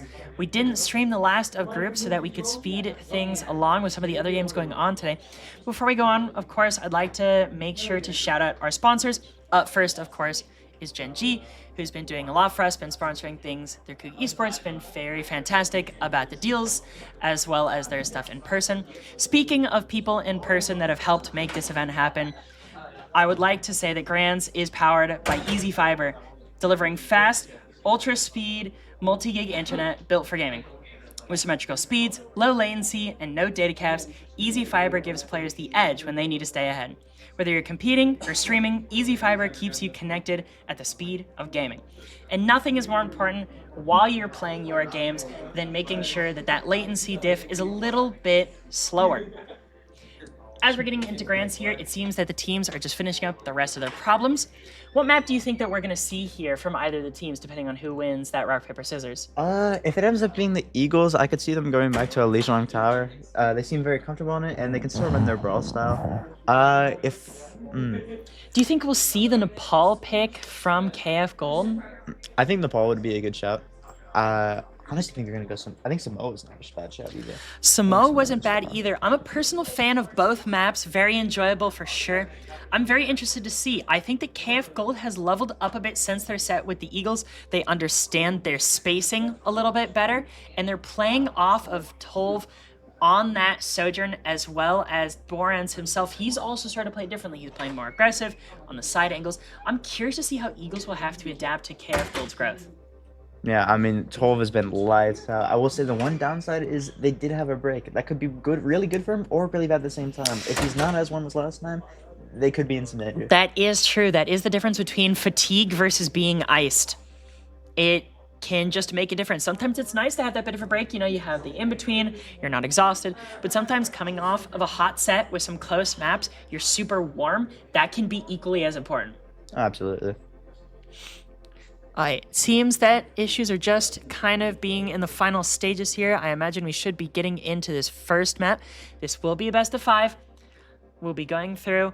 It'll still be the exact same format that we run for all the group stages. We'll be starting on Control, heading over to Hybrid, going over to Flashpoint, and then if we need a map 4, we'll be heading to Push. And if we get that legendary map 5 that we have not seen yet, we will be ending this off on Escort. If it does reach this map 5, what Escort map do you think these teams go to? None of them really want to play a dive. I think something like a Junkertown or like a Circuit Royale would be kind of interesting for KF Gold. But then again, it also depends on who ends up with the map pick.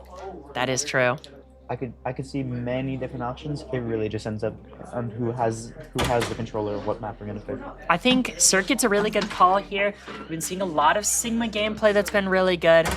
We've been seeing a lot of Orisa. We can transfer up to that barrier.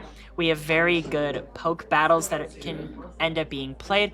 I would not be surprised to see a Circuit for a map 5 at all. Speaking of sponsors, I do want to shout out Exodio, who recently got signed by the Gen G. I'm so happy about this signing. I thought they should have signed him originally. That guy is going to be amazing. Oh, nice. If you want to watch really good explosive gameplay of Hitscan, I recommend watching the Exodio POV. Oh, absolutely. Also, they just unfortunately had to let go of Top Dragon. We'll see who ends up getting replaced. I know who the rumored it is, and it would be interesting if the person rumored ends up on Gen G.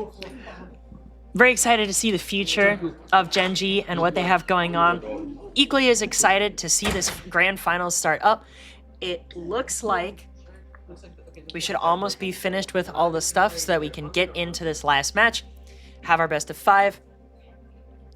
It should be a nice, good thing. I would love to see an overall best of 5. Alrighty. Looks like things are going fine here. I also hate chat. I don't know what dogs are going to do or something. Mooney. Dude, just press enter. You don't need to type it out. Boink.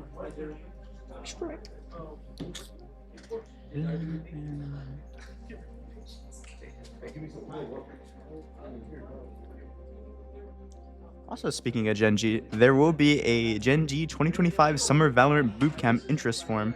If you are a Valorant player looking to take your skills to the next level, Gen G is hosting a 2-week paid bootcamp in Seoul, Korea this summer. If you're interested in this amazing opportunity, make sure to fill out the interest form. Also, I do want to talk about Gen G's 2025 Summer Practium Abroad for Texas high school students interest form. There is a QR code here, and you can talk to our officers more about what you need to know about how you can end up in beautiful Seoul, Korea. Also, shout out to the wonderful people at MSI. I want to thank them for giving us laptops and powering this event. And they're just so phenomenal. They give us amazing student discounts. Oh, absolutely. I very much enjoy using all of my student discounts when going there. Dude, I have a very nice monitor from them. Really? Did you get that recently because of the discount? Not recently. I did get it a while back though. Nice. Well, that's definitely good. Being able to get things to help out these college level programs is always a boon for sure.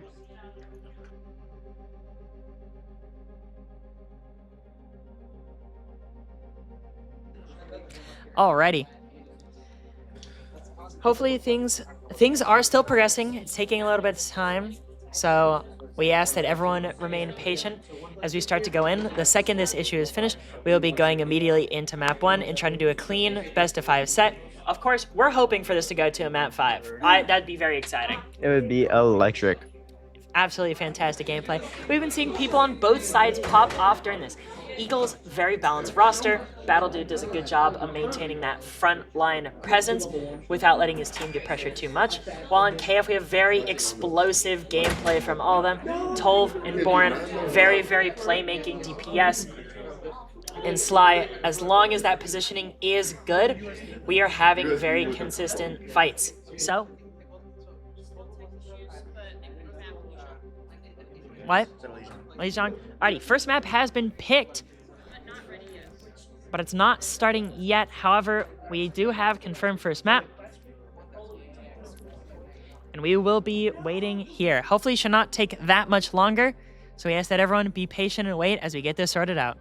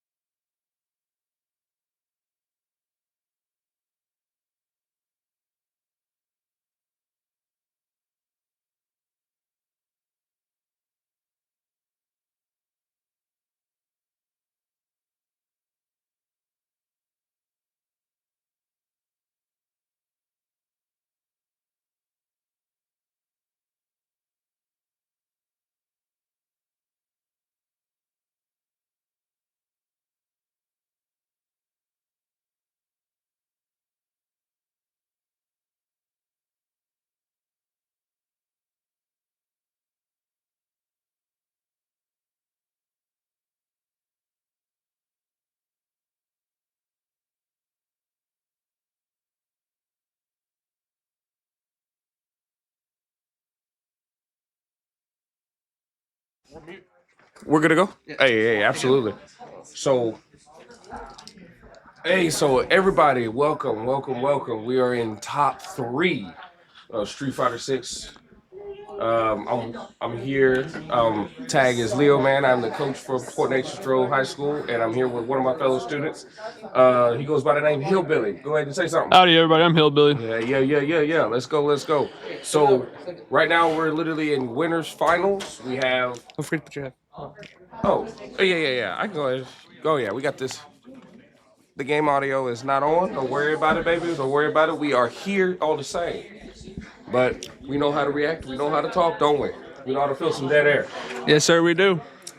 So I'll be literally giving you a little lesson about how Street Fighter works. So Zangief does indeed want to do a lot of close grabs, whatever. This does seem like a button check. Yes. Unless it is not a button check and we're just out here. Oh, no, it is real. So, with that being said, Drive rush. Drive rush is that green stuff and it's tied to the bar at the top. Okay. So, obviously he's plus. So, one of the things I do want to go ahead and tell you is Zangief does do a lot of burst damage if you were to get it as I've seen that from SPD. Yeah, I've seen that from practice whenever we were doing it. At the time. He was out there just whooping. Yeah, absolutely. I thought that whatever I watched, I thought it was pretty insane because So right here doesn't really play video games. So like something this. that's hard. He jumps in, get an SPD. There he goes with immediately drive rush in. Nobody home for the crouch medium kick. Comes in, everything's on block. Tries to come in. Jumps back, gets a punish counter. Drive rush. Easy flicker. We got a nice little. There's a spin attack from. I forgot how to pronounce his name just now. Zangief, there it is. And because of all that pressure, he just got burnt out. And SPD doesn't matter if he's burnt out or not. He cannot drive rush right now. And if he were to get wall splat right now he will indeed be, Yeah. He's in. There's a KO right there. It's one Cyclone. win for Zangief. We got Cyclone. Right. Let's go, baby. Let's go. Final round. So one. Final it's round in the 1-1. first game. Absolutely. It's tied 1-1. SPD again. Light SPD. Drive rush medium kick finds his home. Hard knockdown. Headbutt. Got the wall splat. Let's go. Overdrive. He gets a crouch jab into grab and back throw, which is fine. Okay, got a wall splat. Let's go. It's a lot of wall splats so far from what I've seen just now. It's 2 back-to-back right there. Wall splat, and he's 3. stunned. He can charge it. He's dead. He's gone. There he goes. He's absolutely dead. 12 hits back-to-back non-stop without a block. I feel bad for Zangief here. And this level 3 will end it. And we're on to game 2. That is game 2. We're going into game 2 now. Edge for the win.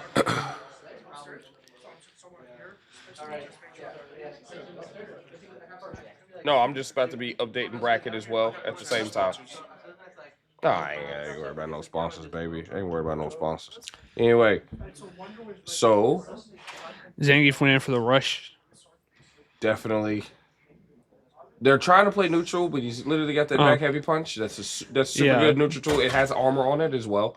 So Zangief, I'm pretty sure he's a tank back here whenever it comes to these smaller players. He has the biggest, largest life pool in the game. From what I've seen from our practices, the player who's currently playing Zangief is one of the greatest people I've seen play him. No. There's definitely some stronger players. There's stronger players from what I've seen. So we definitely stops it. He grabs him out of that. The drive impact. He stops the string of the lights. Don't really know what was going on. It could have led to a knockdown, but gets an SPD off of it. Off of that crazy exchange. Tries to catch him, wanting to push a button. That was evidently, I hear it was a misinput. He wanted to keep his pressure up. I feel bad for him. That was a misinput. I really do feel bad for him right there. Oh, yeah. First place, top 2. Okay. Oh, he got him right there with. Oh, here comes Zangief. Zangief's not doing too good right now, Yep, but he might come absolutely. back from this. Judging by the way he's playing back as he goes. Yeah. And again, Zangief's real low right now.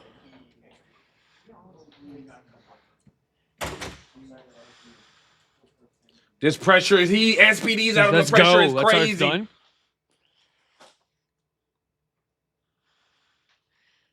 Oh, he's gonna pay He's for done. that. He's done right there.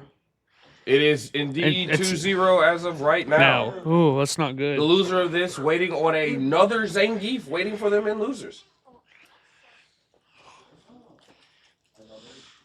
That's gonna be free. That's gonna be interesting to watch two games. Yeah, absolutely. Because it's but too you know, heavy.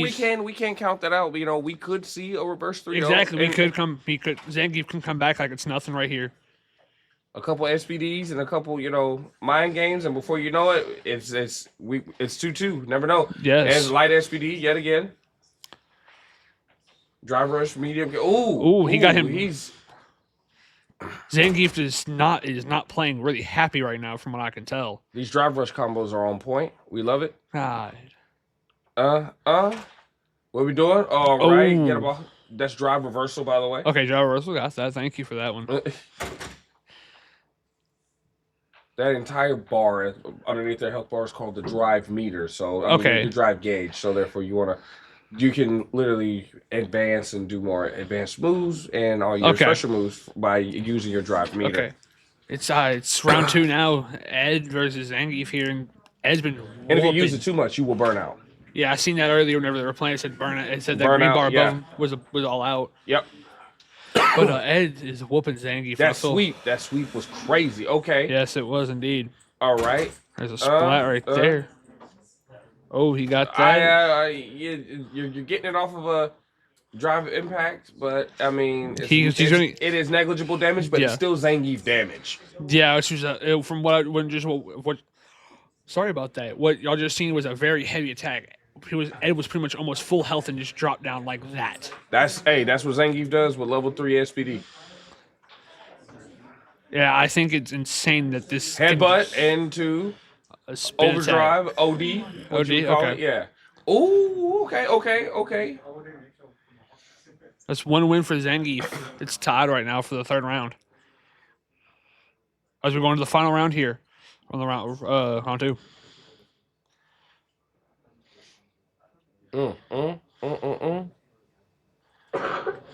Oh, the push counter right there, the hard knockdown as well. Good.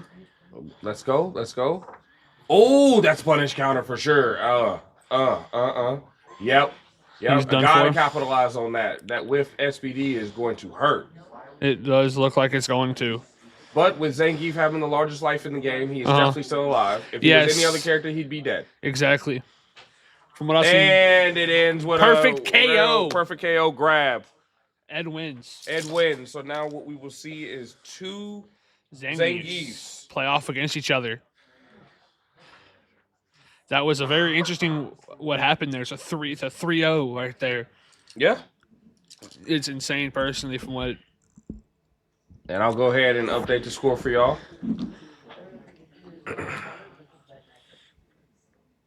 Wait, why is this? Am I not logged in? I should be logged in. I will get that score updated if you do check the start GG. We will get that updated to you. Oh, I mean, you can, but I mean, it's fine. It's fine. I don't understand. I'm signed in. Oh, wait, no, I'm not logged in. So right here we have two Zangiefs playing off. Pink Zangief versus Color Black 9. Zangief. It's going to be a very interesting. Winner takes on Ed. And then they have the challenge because it's losers bracket. You actually have to win 2 sets in a row. Yeah, which I think that's very crazy having to see that. The map we're playing on is Ranger's Hunt. Yep, which is Blanca's stage, actually. Blanca is the yeah, what he is. Come He's on. like a green thing? Yes, the green man from Brazil. This is in Brazil. Okay. Yeah, like I said, I'm new to the commentary. This type of gaming stuff. You don't have to announce you're new. Just do it. Yes, sir. He got light SPD.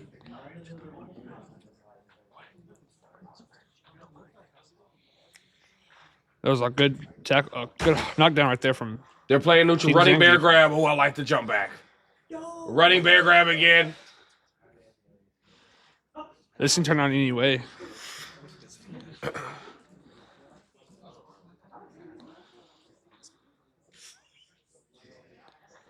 KO right there on the pink Zangief just KO'd the black Zangief just now. And the pink Zangief is always going to be Bruce Lee Wayne. Always, always. There'll always be Bruce Lee Wayne. Color 9 will always be any color of any costume of Zangief. Color 9, Bryce will always pick pink. Okay, and yeah, and we've already seen Weird Zonian with the iconic black suit Zangief. Yes. Oh no, whiffed SPD. Oh god. Oh, wall splat right Let's there. go. Yes. Gets you a little bit of damage. It does kind of nerf it a little bit because it is a wall splat off of a drive impact. Yeah. Or what you would call DI. Oh, he ripped it.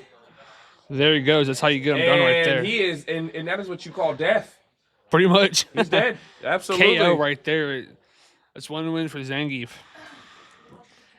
It feels weird saying Zangief when there's two of them. Yeah. Final round. Person, who are you rooting for, Mr. Wright? Doesn't matter. I literally coach both of them. Fair point. Doesn't matter. I'm the way that Bruce Lee Wayne has been playing this entire Saturday has really impressed me.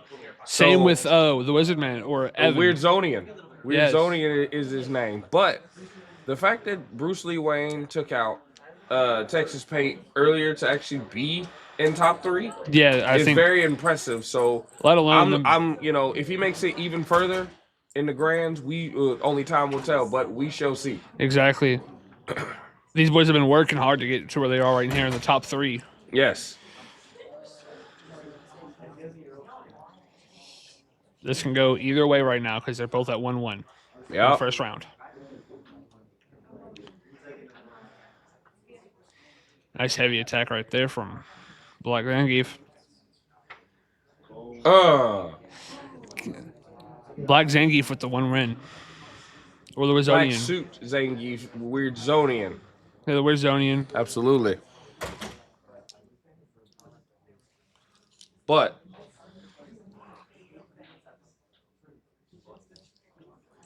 he just does a medium kick, and that's it. That's all she wrote. Yeah. Seems like they're just swinging for the fences, and they're definitely swinging for the fences. Yeah. Running bear grab. Headbutt. All right. Running bear grab punish with just the jab string. Chops. Chops again. Lower kick right there from crouch medium kick. Chops. Got to keep him away with chops. It seems like that's what's been working. Yeah. Oh, the reaction. Oh, KO for the pink suit. Drive impact clash. Absolutely. Yes.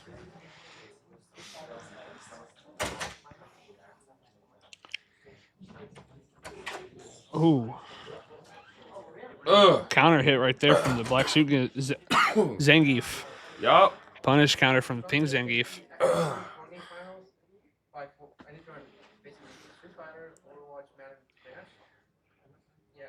Coach wants them on stream. I think it's impossible by 5. Ooh, Headbutt attack there from the pink Sue Zangief. Ooh, good parry. Oh no.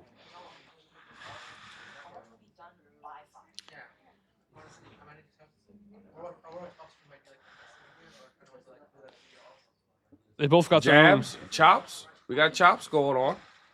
What's the score now? Yeah, 2. It is 1-1. 1-1. 1-1 right there, boys. That's how it's getting done.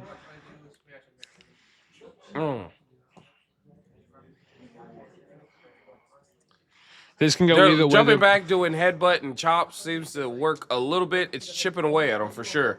Yeah, they're with them both being heavy, it's a harder time getting them because they're both a little slower, but it can really affect them in the long run here. Absolutely.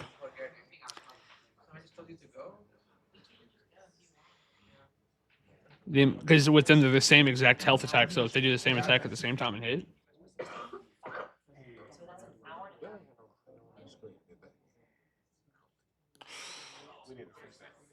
There's a KO once again. Right now, Pink Zangief. Sorry about Pink Zangief, Bruce Lee Wayne himself.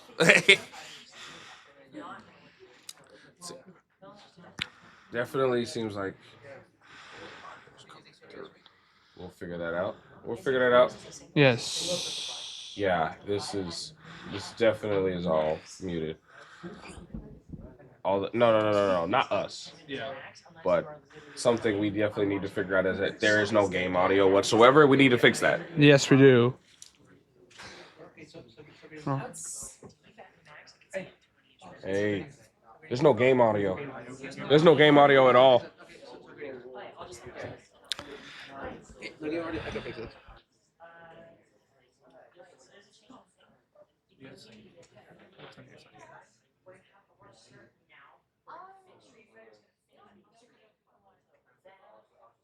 We got a 2-1 here.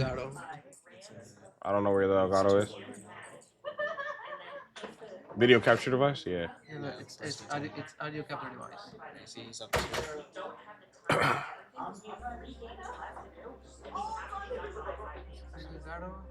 I do not.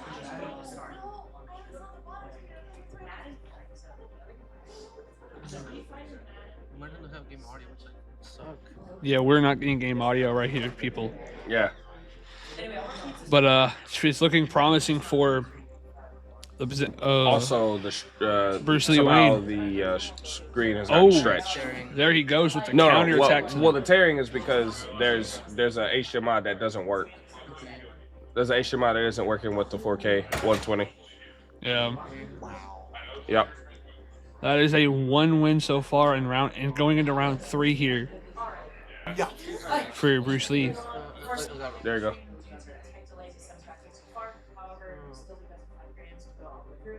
All right, is there? I'm hearing Overwatch. Okay, Overwatch. I'm hearing Overwatch. Archer, you need to go onto the right monitor and start the lobby. Okay.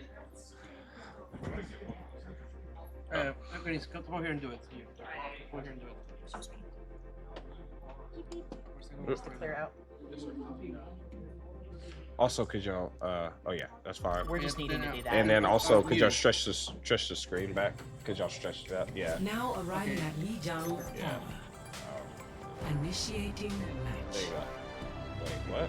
Can you check this room so we're just picking up Overwatch audio, or if I'm gonna need to mute our Overwatch? Yeah, mute Overwatch. We're getting Overwatch audio. Okay, I'll mute my There you Overwatch go. once he's done. Like, wait a second, let me mute him. I need to mute my. There you go. I guess. Yeah, that's good, that's good. So There you go. Here we go. Sorry there about you that, go. folks. We were trying to fix our audio. Now we're back. We got the. How do you pronounce his name? How do you pronounce his name again, Leo? Bruce. What? Yeah, we're still trying to get Street Fighter audio. Is there any way possible to get that? I'll figure it out. What's Weird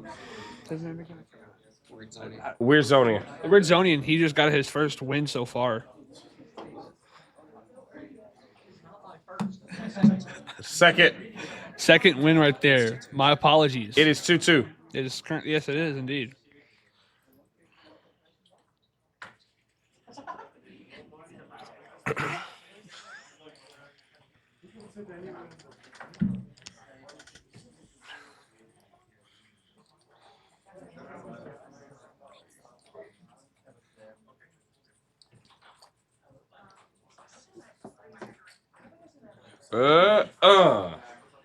There's a nice attack right there coming from him. Ooh, it's a different Red type of drummer. Zonian. Burns himself out. Yes, he did just there.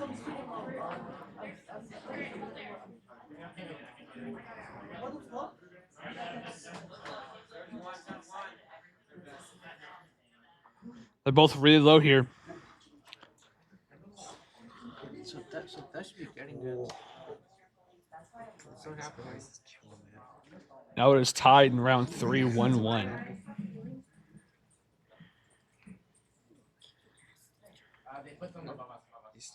No, I mistake that. Sorry about that, folks. We are currently in round 3 with 1 win. Round 2. I thought it was just round 3 because Game 3. No, game 5, round 2. Yeah, there it is. Thank you for that, Mr. Leo Man.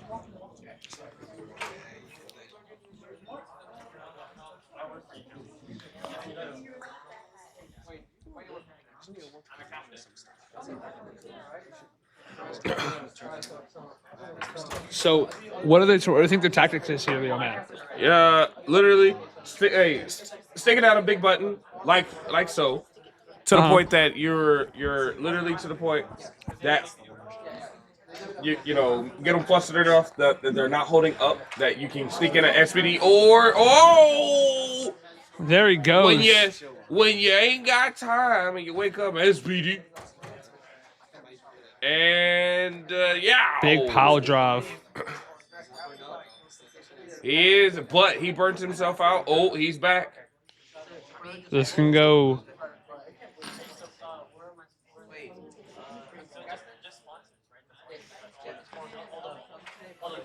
These boys that are playing here. He's down.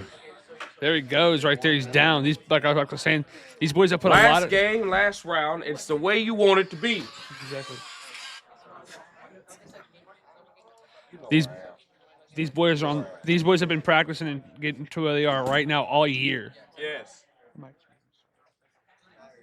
I did. These boys have been practicing real hard, and I'm proud of all 3 of our winners, our top 3 here. We're Zonian, Bruce Lee Wayne, and who was the other one again?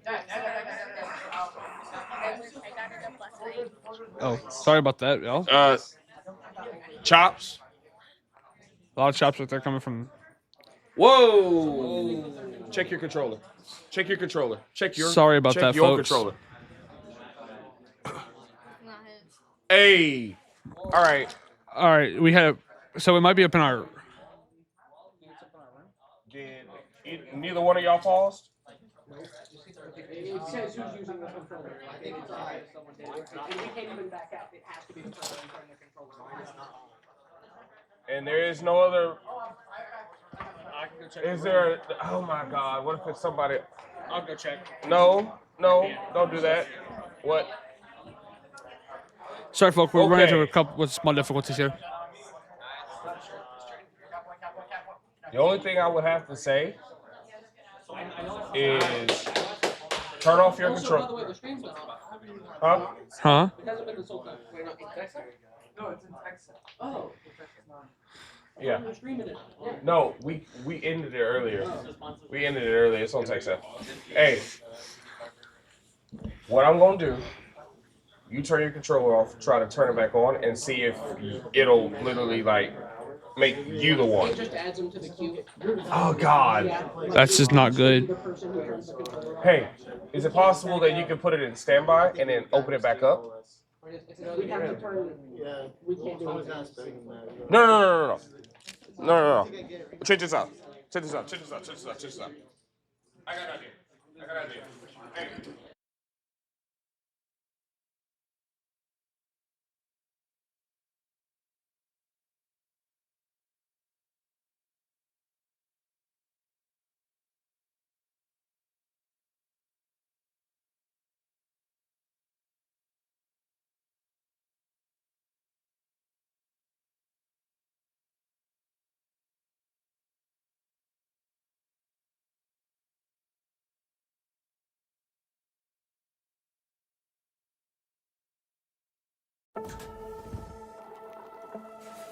Who are you not to be uncommon?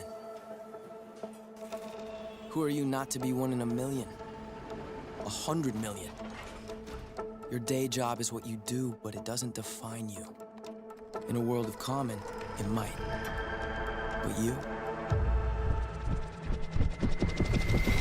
You were born to do uncommon things with the time you've been given.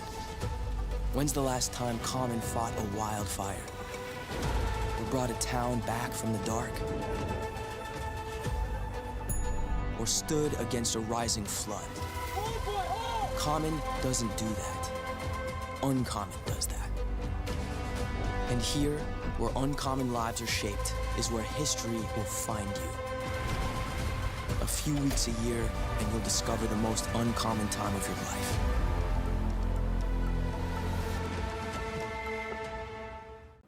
I think the most memorable moment, I think for me, was the first day when we got to meet everybody and tour all of the different facilities. It was the first taste that we got of what Gingy was going to have us do for the next couple of weeks, and just a preview of the learning. And I just remember being so excited on that day for all of the work and people that I was going to meet over that time.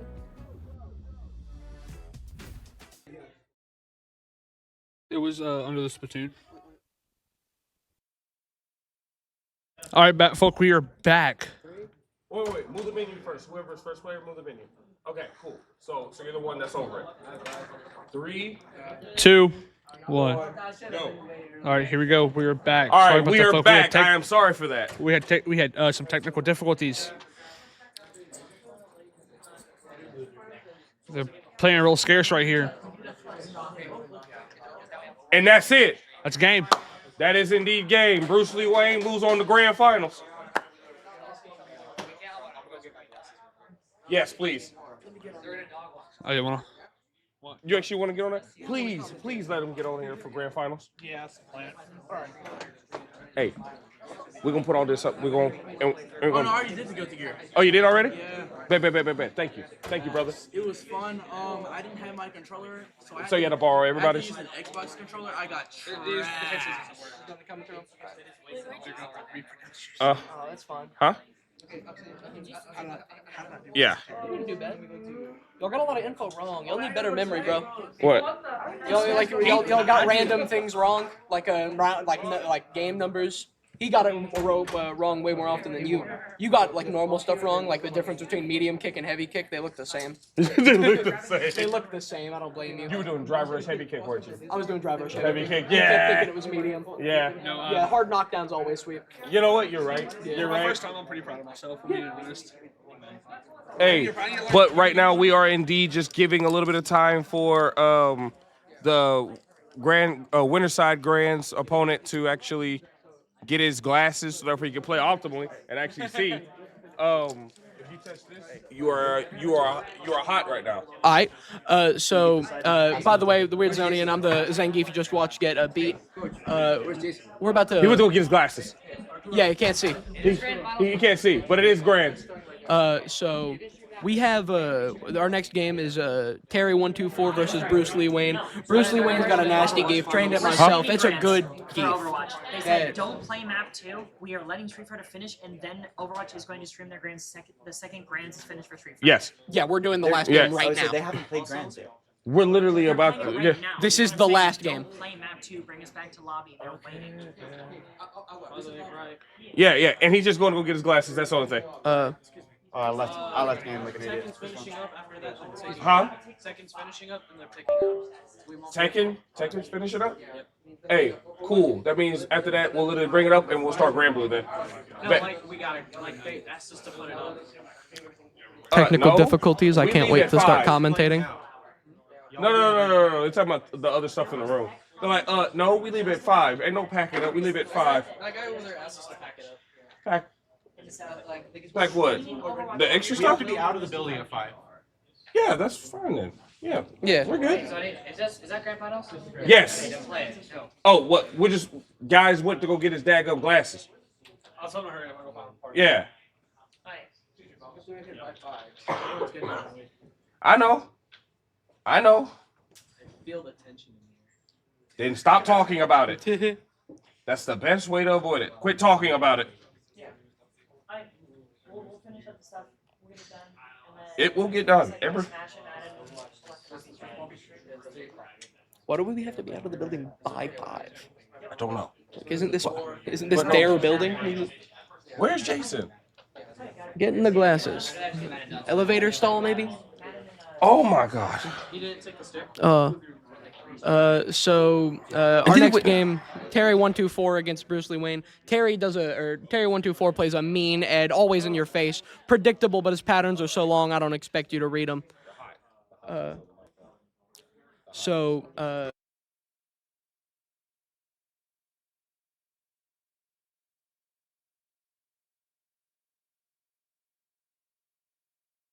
124 is he does not play Ed's neutral. Ed has one of the best neutral tools in the game, and every time someone tells him, But he's dialing up combos though, bro. He's dialing up his combos. combos are nasty, but bro, your character Absolutely. pressure.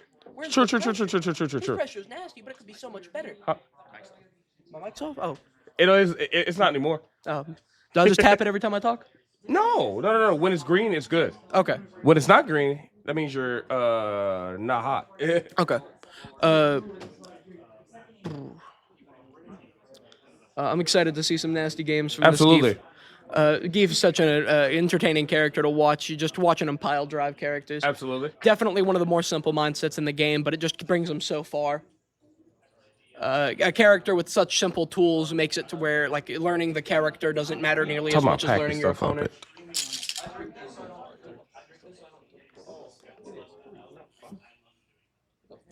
Yeah, we have 2 out.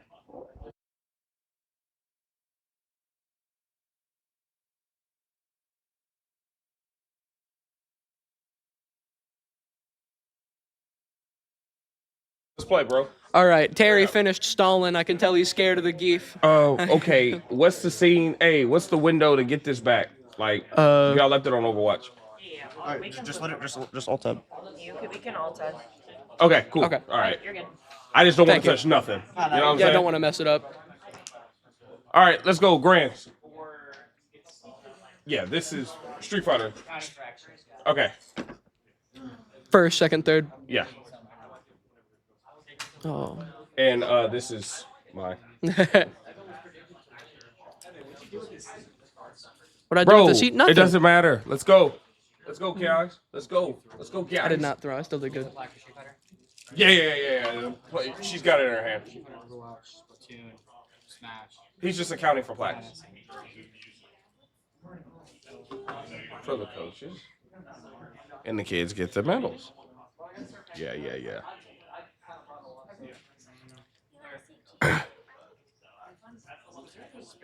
I get one just for having the most kids in the bracket. I get one for having the only kids in the bracket. So as they set up their controls, we can go ahead and get ready for a beautiful back and forth game. Knowing the way that Ed plays, or knowing the way that Terry plays, Ed's going to be in You know space what? most of the That's game. all good and dandy. I'm just going to say bump all that. I just want to let you know that I get a plaque either way. I get a plaque. I get a. Yeah, I got you. I get a plaque either way. Hell I yeah. got the only kids from Port Neches Grove that came out here to play Street Fighter. I get one. I'm a champion either way, baby. Doesn't matter who wins or loses. I'm a champion. Biggest Street Fighter team, best Street Fighter team. Absolutely. Only Street Fighter team that showed up today. Yeah, there was only one, and he decided to sleep in. He'd have been mincemeat. He'd have been barbecue chicken. But let's get on to game one of Grand Finals. Game 1, round 1. Play some neutral, goes for the flicker. Nasty backdash, gets the fireball. Gets straight into Geef's face. Gets him with the throw. Goes for the drive rush pressure. Gets him with a low. I will say what is impressive is the fact that Bruce Lee Wayne was not expected to make it to Grand Finals, and then here he is. Here he is. We always love to see a beautiful comeback. Beautiful pressure I'm seeing from Jason or from Terry here. So gets him with the jab pressure. Gets a few hits in. Ooh, doesn't take the combo. Beautiful anti-air from Bryce. Ooh, gets good parry. Oh, no, but whiffs nothing the there. grab. Nothing there. Just keeping Geef in the corner. Every character has crazy corner pressure, but Ed and Geef are some of the best corner pressure characters in the game. Absolutely. Full screen SPD, you can tell he's panicking. I imagine his nerves are shot right now. His fingers must be flying all over the joystick. Oh, running bear grab. Running bear grab. OD running bear grab, excuse me. We've seen it a few times. Running bear grab can be really good. It's just that range. It goes from worst or second worst grab in the game, one of the best, horrible. Never used this ever. Hugo Absolutely. has better moves. Hugo. Do not remind me of Hugo. Do not remind me of Hugo. We don't want to go back to Street Fighter 4. We don't want to do that. Some beautiful neutral here. You can tell they're really playing patient, but those bursts from Terry are really getting into Geef. I do like his use of flicker. Fireball there. It's good to see that. Nasty fireball. The worst part of flicker is definitely that I don't know which direction he's going. Absolutely. I just have to hope, which definitely is a crazy thing about the character. I do like that sweep. Nice throw tech here, just chipping away at his health. But oh, what a gorgeous SPD from a medium SPD from what's his name, Bruce Lee. Bruce Lee Wayne. Oh, nasty Another sweep. Gets the pressure. Nasty psycho flicker. We know this routine pressure on. That's what we like to see. Yeah, yeah. Oh, beautiful. When you autopilot on pressure, you know what to do right after. Beautiful pressure from the Geef right here. I'm very proud since I'm the one who trained him, but I know that there's definitely a bit he's done on his own. The sequence has been the same all 3 rounds, so I'm wondering if Bruce Lee Wayne will clock that and adjust or what, because it's been flicker, backdash, projectile, go in. Talking to Bruce Lee before this game, he even admitted that Terry play is very, very predictable. Yeah. But the problem is that Ed's such a fast character who's so plus all the time. Even though I know what he's going to do, what am I supposed to do? Absolutely. Beautiful combo from there. Did not get the level 3.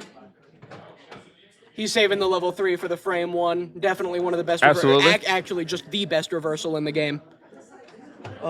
A frame 1 half health button is definitely one of the best parts of Geef. Very happy it's a thing they've given him throughout every Street Fighter game, and they've never nerfed it. And so, Bruce Lee Wayne goes up one game. He's 2 games away from resetting bracket. Bruce Lee wins the first game. Coming up from losers finals, I really hope to see him win this. It would be crazy if he won this. Definitely the underdog of the tournament. For sure. There's a higher chance. There was a higher chance of an Itabashi Zangief comeback at Capcom. Beautiful parry there. Oh, gets Psycho Flicker comboed. Now we're seeing nasty the Ed damage. Stuff. Now Just we're seeing some Ed Geef's stuff face. that we're coming to see. This neutral's beautiful. Terry's definitely struggling from the fact that he doesn't know the second medium chop is -6. Oh, gets him with the reset or the DI. Oh, goes for. Yeah, he's done. The best part of OD is it does or OD SPD. It does heavy SPD damage, but it has medium range. Yes. Yeah, definitely a really good reversal. Really worth the meter, depending on the situation. Oh, that's horrible. That you hate to see that. Doesn't get the third for the pressure. Nasty SPD. That's what we like to see.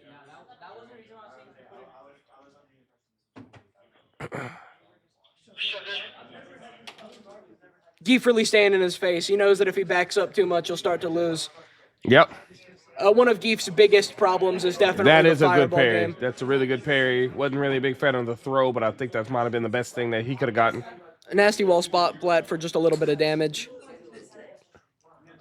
Oh, gets the level 3. This doesn't kill, but it'll This does not definitely- kill, but the fact that Bruce Lee Wayne again, still alive, got that Zangief health. It'll put poor Bruce in a very scared range. One we're medium still SPD here, wins right? him the Because I game, still but he have one does more thing I not gotta whiff punish run. that grab. Are they kicking us out? Goes for the fireball pressure, but does not finish. Let's shoot something else. You can tell this is some very scared neutral. One SPD will kill Ed, but one grab kills Zangief. 1-1. All right, because I was like, I still had time to do like that one little thing, whatever, throw that together, and after that, I was done. You know what I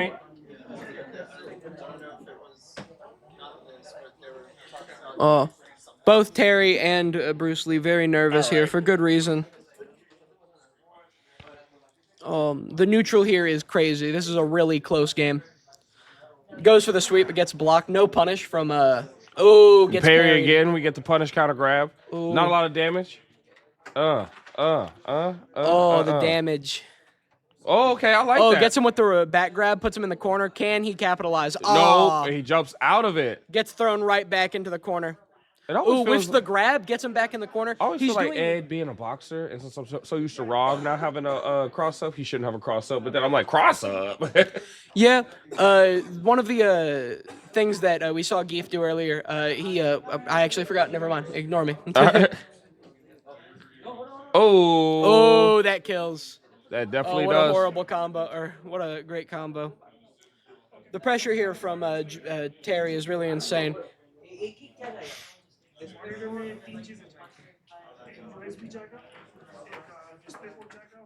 I panicked. Yep. Beautiful anti-airs from Bruce. That's what we like to see. Oh. Goes for the drive rush pressure, but just whiffs right over his head. That's what we like to see. I taught him that. He keeps doing down back throw, but it's definitely not what he should be doing. Did y'all play Tekken? Yes. All of it? Yes. Even grand finals and stuff for Tekken? I got before that. And it ran all the way through? Ooh, what a combo from Terry here, chipping away at his health. Grand blue and then that's it. You know what I mean? Oh, the burnout demon goes in burnout. Oh, uses level 3. This is going to put Bruce Lee in a terrifying spot. We've seen the game plan from Terry is definitely to stay in his face and chip away as much health as possible bit by bit. Oh, whiffs the SPD. Oh, what a horrible way to end a round. One more, and we'll have our grand champion. If Terry wins this next game, he does take home the grand champion title, but we have seen some nasty comebacks from Bruce tonight. Bruce Lee Wayne has definitely been putting on a clinic about literally like we're not quitting. We're not quitting. He does have a beautiful willpower. Oh God, what a pickup from Ed. Whatever result is, it's definitely going to boost both players' confidence for sure. Oh, definitely. I'm hoping everyone goes home with a bit of a confidence boost. I know some people definitely suffered, but everyone's definitely grown so much over the year. Oh, grabs him through the DI. And I'm going to ask, I will ask and pitch, since it's like CPT rules, you know, since one winner's already been qualified, would it go to the next person?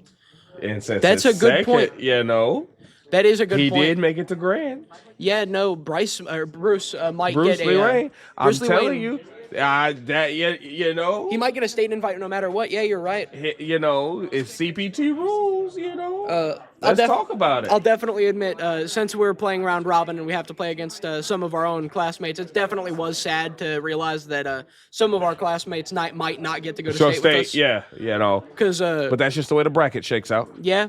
And I do believe we have a grand champion right there. Oh, that's horrible. Boom.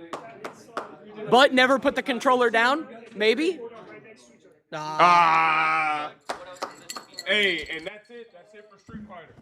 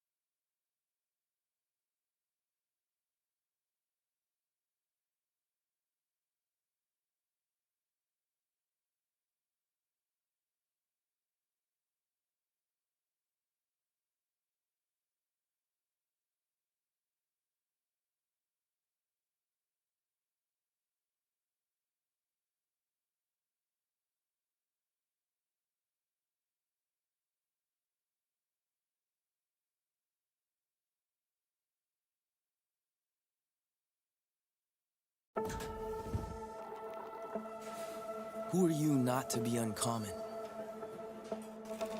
Who are you not to be 1 in a million? 100 million? Your day job is what you do, but it doesn't define you. In a world of common, it might. But you?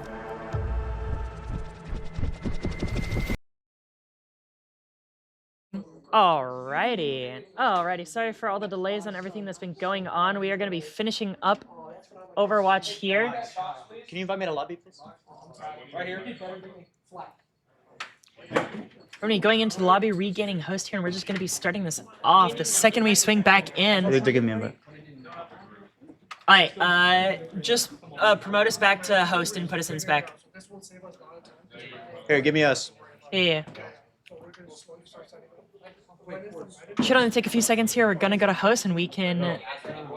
Alright, map is starting. Okay, you guys are still kings, right? Yep. Let's go. Maps in. It's good. We're going. Yes, just scoot over a little bit more to the sides. Alrighty. Yeah, sorry about that. We're turning back on the audio here now. I didn't take it off.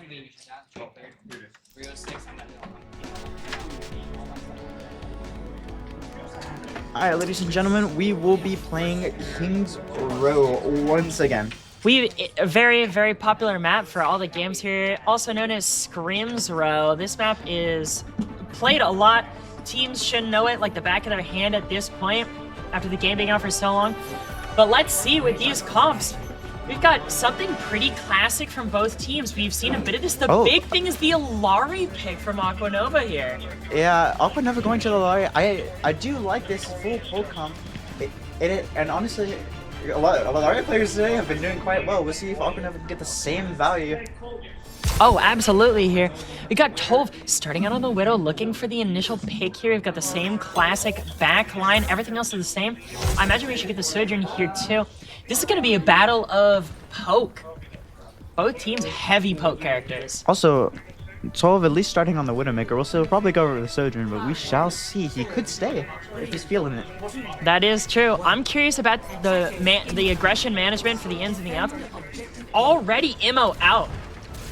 Immo already used by Infinite to stop that shot from killing. Here, going through. With Immo gone, I see no reason why they just don't try to burn this thing. Ooh, slide right low. That's Fortify gone already though.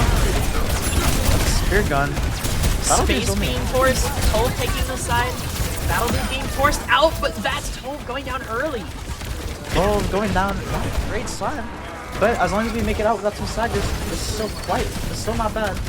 Oh, but most of kind of low for a sec. Really need to help out Slide right here.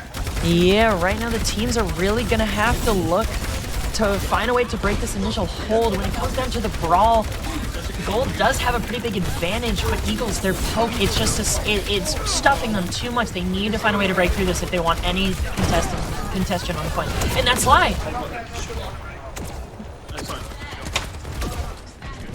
Slide down right at the beginning. Alright, sorry. Slide down right at the beginning. This team needs to find a way through. Gold has to get some opening pick, and this is the person to look at for that. Tolv so consistent with picks coming through, and this Sojourn Rail just triple lives at 1 HP. But Tolv really close to the OC. Can he kill 5 again and save his team? We shall see. Ashes 1 and Born with great shots. That's a tree. I love the aggression.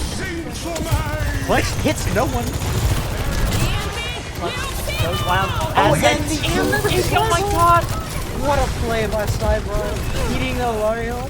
Nobody gets caught by that flex. That's an absolute disaster for the Eagles here. Oh, Eagles have lost all of their old momentum, and they've lost all their positioning They as also window, but it's so deep that they can't see point. And that's no gonna be value. What's the point of a window you can't see through? You're basically just looking at a brick wall at that point. Alright, going on into second here. Big time bank for KF Gold. As we can see, how are they going to break through this choke point on Kings? Yeah, I definitely think Baron's going to try to go for a nice early tire. Honestly, just having it distracting in the back while the other guys push the Juno ult, it could be really deadly combo. Brock going out, Fortify falling Juno through. ult. That goes Coming with out. the Juno ult, the initial pressure here. And Tolv gets a one-tap on a Ghost. That's massive to break this. Baron. Oh, it's Cyber kills Infinite.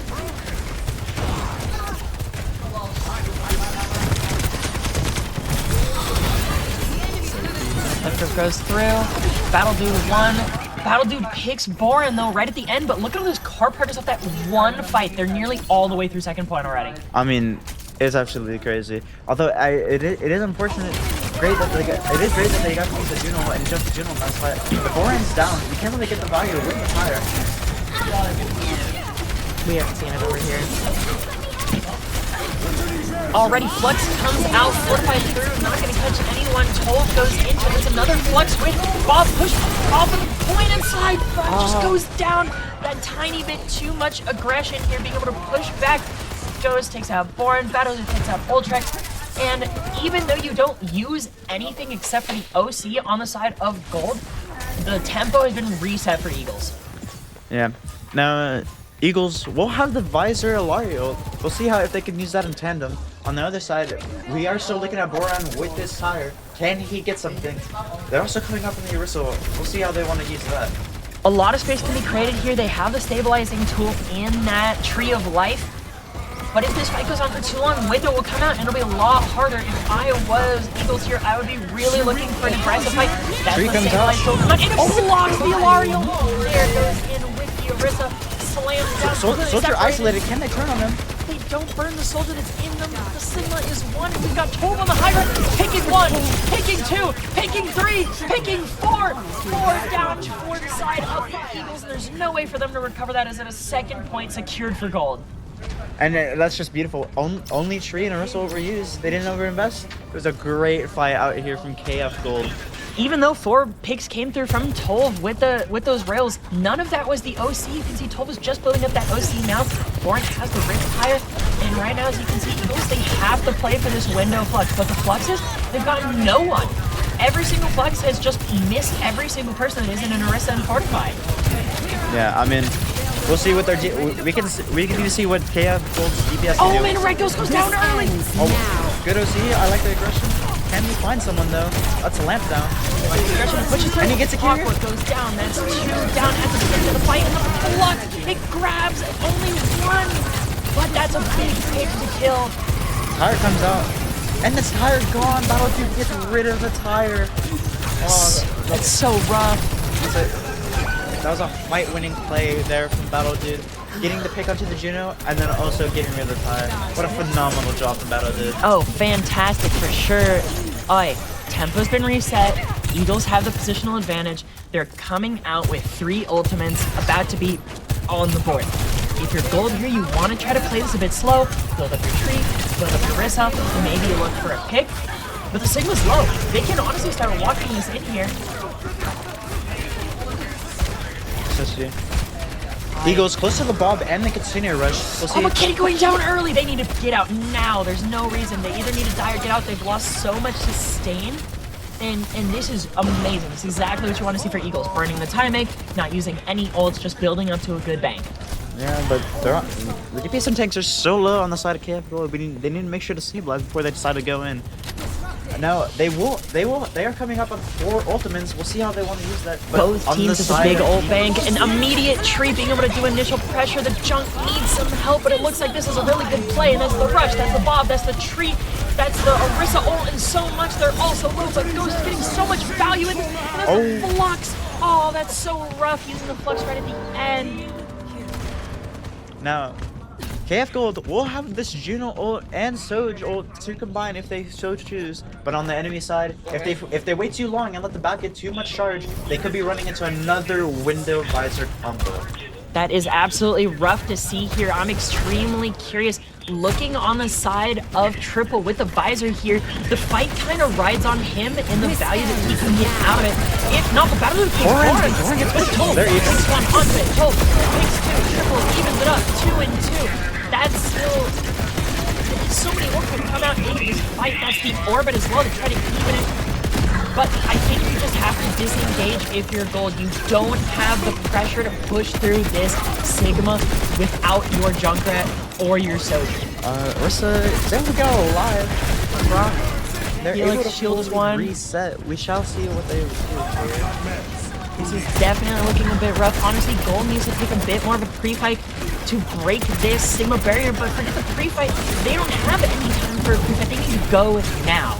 Slide Riot really needs to save this shield. Oh my gosh, the biggest hit you could get in this moment. Flux hitting onto Ultra. But the Flux hits nothing. Out. This is winnable. They need if they can tree, they can trade Drift to stabilize. If Boring gets a pick here to trade it, this would be massive. Slide Riot. Oh, and it's so big. And the Sigma's getting low. Nash is half. So many resources, but it's the Kitsune rushing back. And Slide Riot goes down. Boren picks Red Ghost. Battle Dude picks Boren. Tolv 1 HP as Battle Dude goes in and he's just finishing out this fight here. They just can't finish off the Juno to trick in the move, but Triple finished it off and stopped right at the end of Third of Kings. I mean, just a phenomenal 3rd point from Battle Dude. The value he's been getting on this Sigma is astronomical. It has been absolutely fantastic throughout this entire game. We are now heading over to the offense round for the Eagles. They showed their second point was a little weak. They got kind of bowled over by the strength of the Orisa comp once they broke through, but on that third point, they had the positioning, they had the advantage from the high ground, and they were able to consistently shut down Tove with that barrier. I would really love to see Gold take a bit longer to break Sigma barrier or get it low before these big fights. Ready for battle. And there's the Ram, no Sigma. I really think that they're quite successful in the Sigma. I see no reason not to just start that again. Maybe comfort for just the offensive side, especially if Ghost, they did this earlier. They did the Ram, they rotated through Theater, they TP'd behind. Gold should see this coming. They did it last time. They saved their util. Alternatively, Slibrite has not selected. He might be a little late to the fight. Orisa finally gets selected, but he does have 12 seconds to get back to point. They can't exactly hold close. They'll have to hold a little farther back on a different corner. Probably gonna have to play more statue side, but this is gonna come in. I don't even know if they can statue. I think they have to hold hotel corner. No, it seems that they're fine. Junk spam's gonna come through. They have the same TP for this side. TPing up to the top right here with the squad of 5. But the Ram falls off the high ground. Barrier cut off. Slibrite forced to fortify early here. That soldier still on top. That's Bella. Awesome. Slibrite can't die here. There's so much damage output coming out, and the support needs to keep him alive. But Slibrite goes down. There's just too much damage output with the Symmetra. The pressure is too intense. Yeah, I mean, even through Fortify, I mean, the Symmetra just melts their tanks like butter. It's especially Orisa. There's no way for her to be able to like hard mitigate that without just being able to like cut the distance or do any like pre-fight damage. No shield, no Zarya bubble. It's just rough out here. It is, but the dangers of shield is building that charge for free. But alternatively, Tolv is close to this overclock. Can he come alive here and take it and stop their push? We shall see. I'm very curious to see how they're gonna break through this. I imagine a very good thing to do. I would play this slow. I would wait. I'd build my backline, and then I do a very aggressive TP behind them. Like, bait TP gets the resources, but you forget the resources. You've got the Junkrat dead. Yeah. At first, I wasn't sure what he was gonna do with the TP, but then he decided to go with the TP teleport, the turret teleport rather. And it gets Boris. Yeah. What more can you want from that? Ooh, low there. Infinite almost dies. That's some resources forced up with the really cannon. alone. I don't think he has too much help here either. No. And he just gets forced out. It was so easily early. mitigated. Yeah, I mean, they just have to knock through. Tree on the corner, good stabilize tool not to lose too much space. But that's the rush OC, but the rush gets cut off too much into the corner. And Ghost is inside, and that's gonna be big. And it's just Slibrite just has such good ult.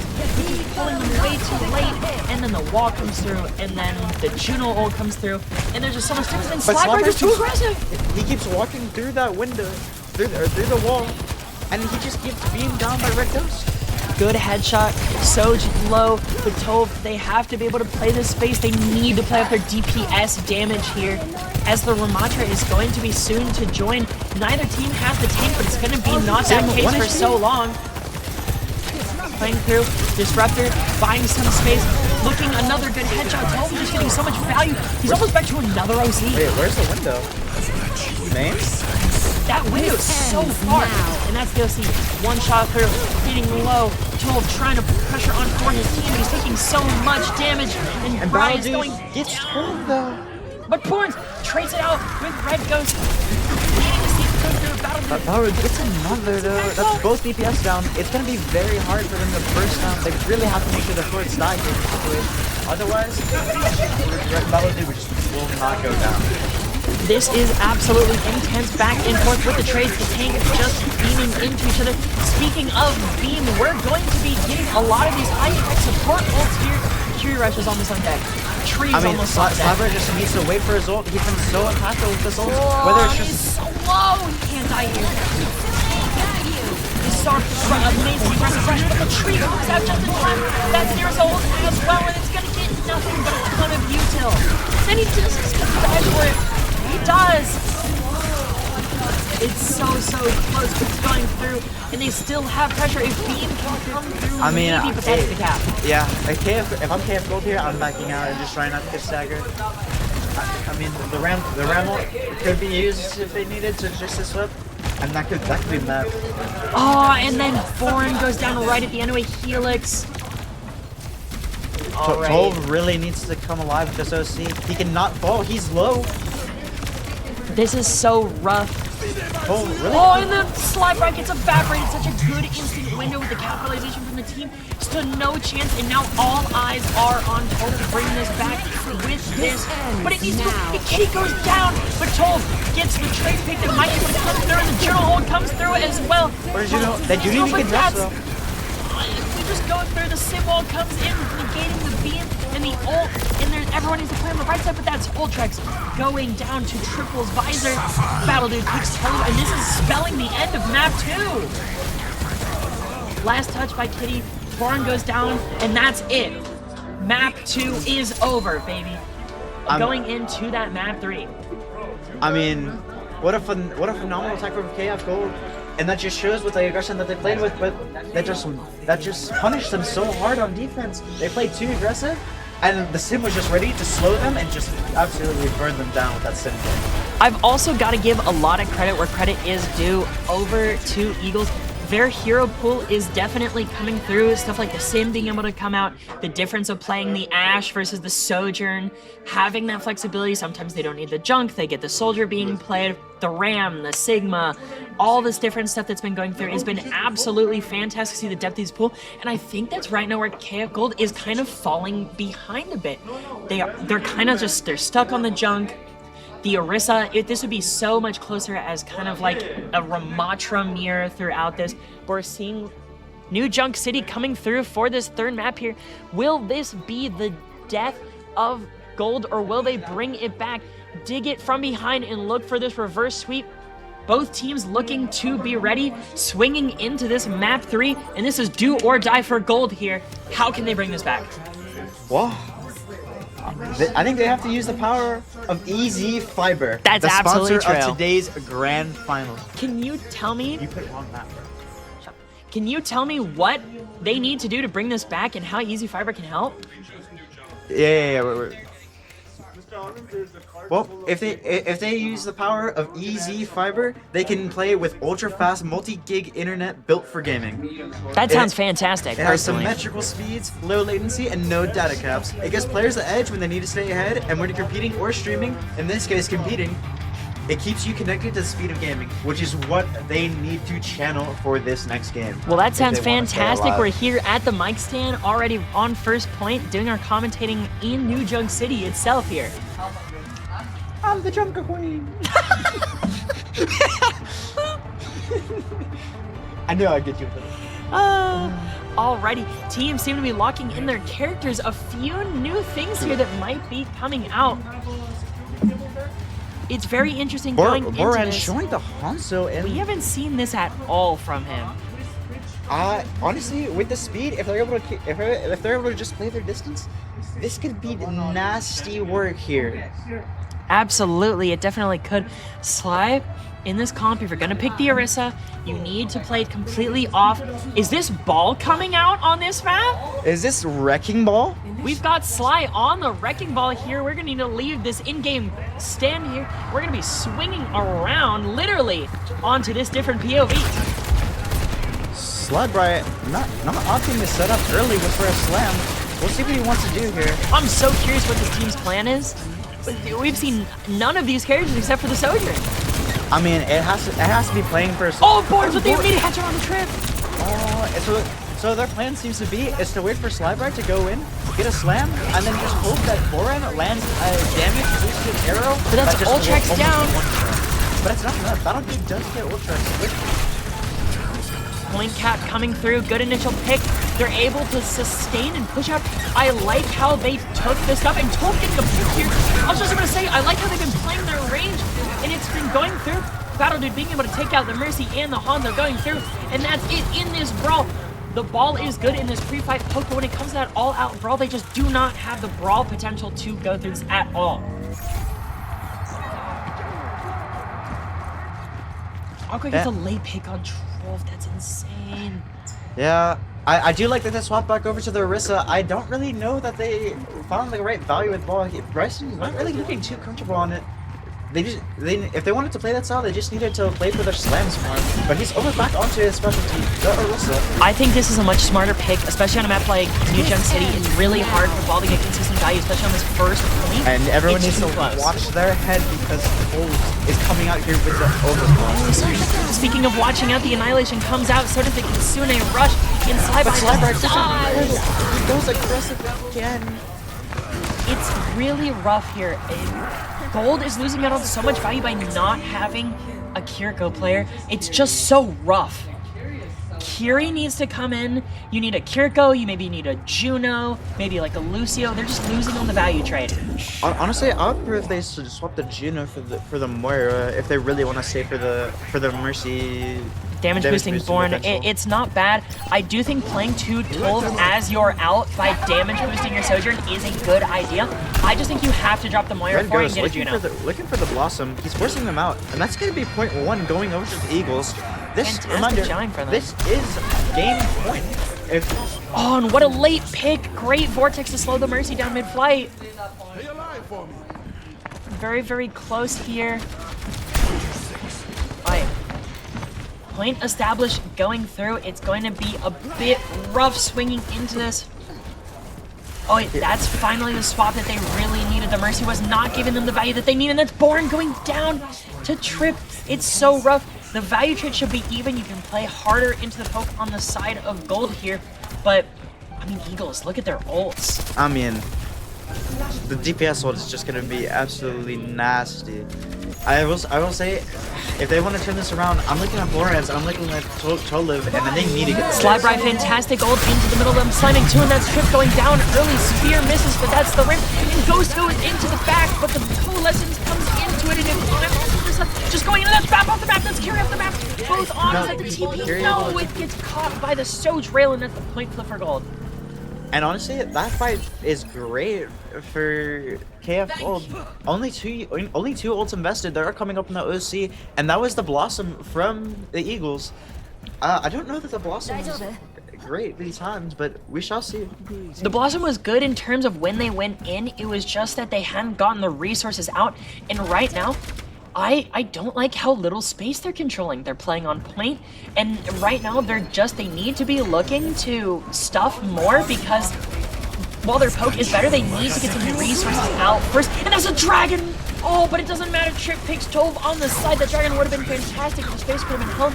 But now Battle's alone. Can they get Battle? Ammo forced out. Ram farm forced out. And if you're looking on the sides of Gold, you've got this OC, but Tolv is dead. Borin is down.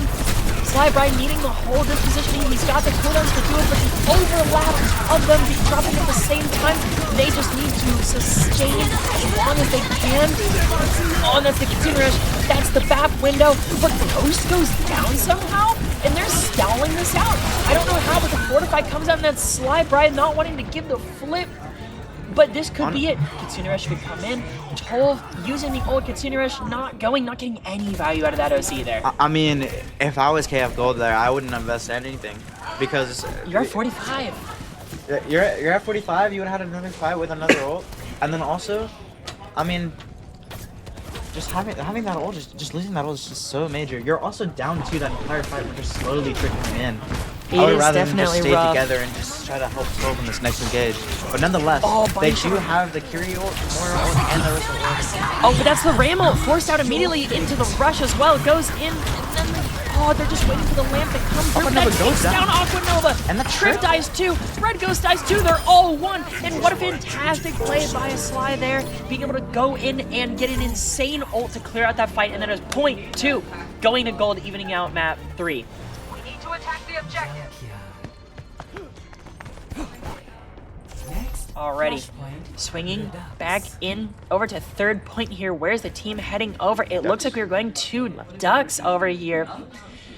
Look at this ult economy though. Both teams not really with a bunch, but Gold in the lead with both Cole and Dragons. What do you do here as Eagles, especially when you lose positioning?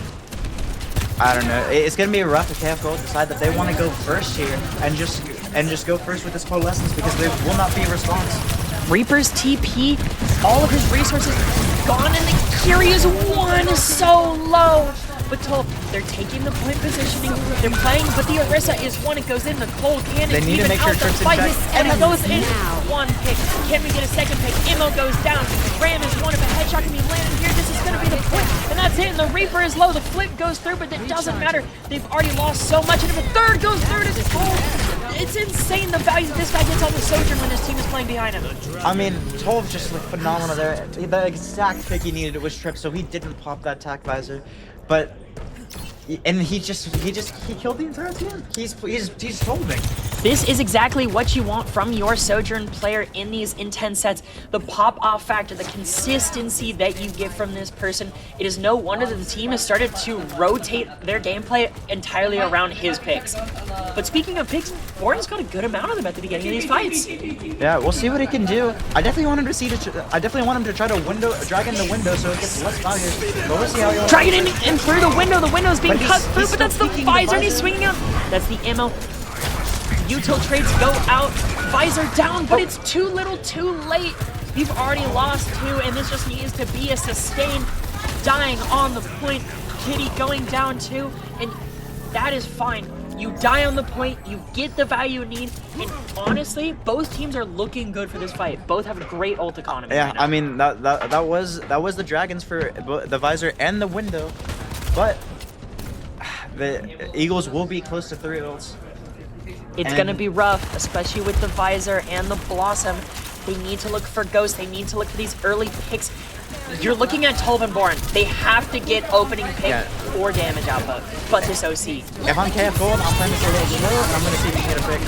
This ends now. Going through, swinging, looking for the value, but Trophy's going way too aggressive here.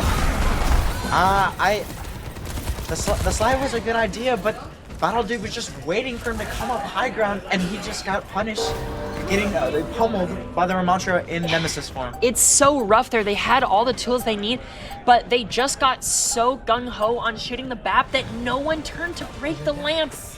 And you needed to break it, even if you're a Sojourn, just breaking that lamp, playing your range. You've got to understand right now as Gold, Eagles just has the brawl advantage. You have to play to range. And Boren, on to the Junkrat.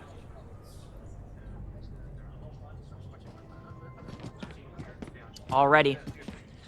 Going in to what might be the final point, the final map. Everything rides on Gold's performance on this specific point.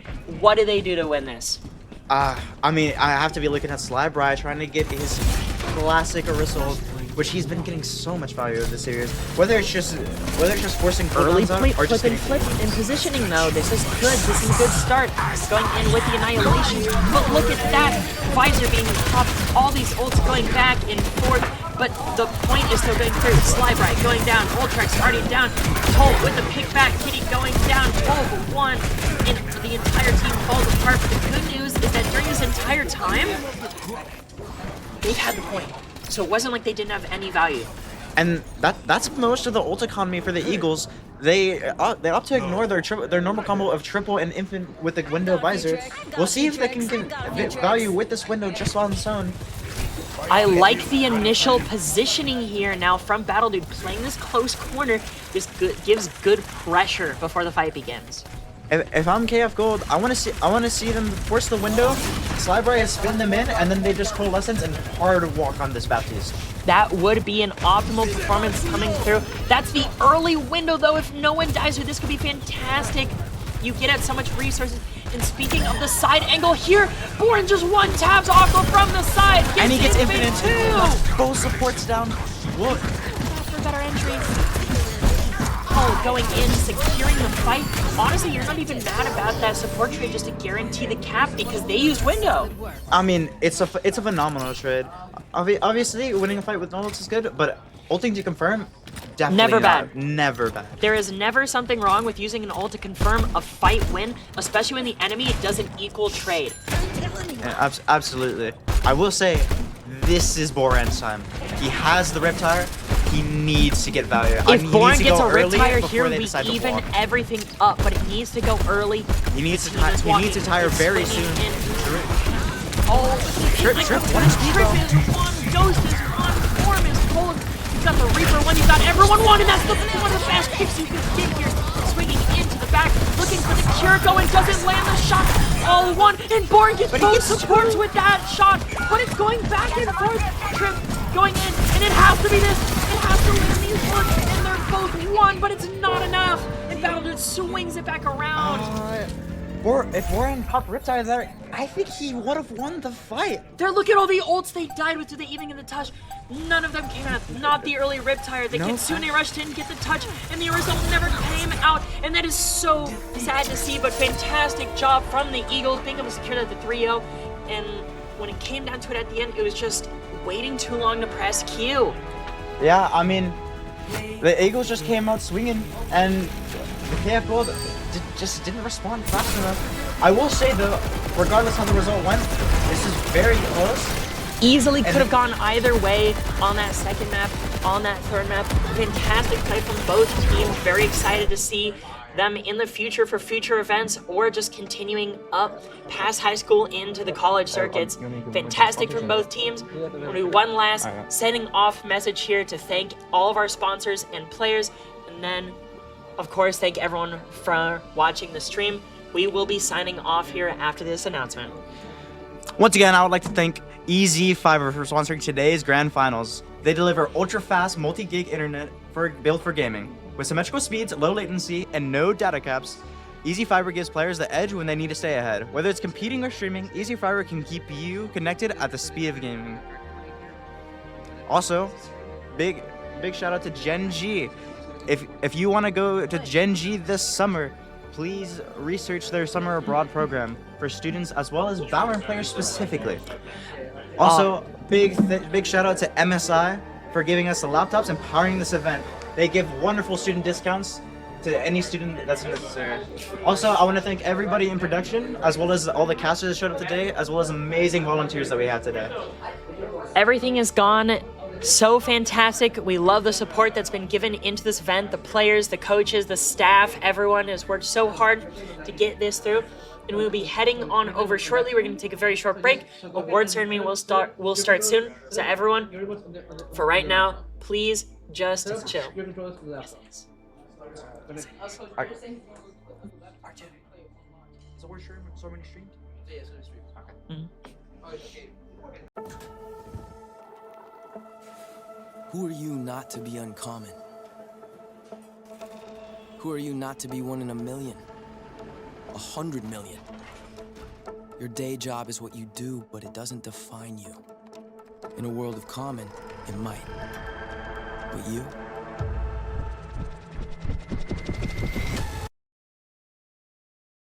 You were things with the time you've been given.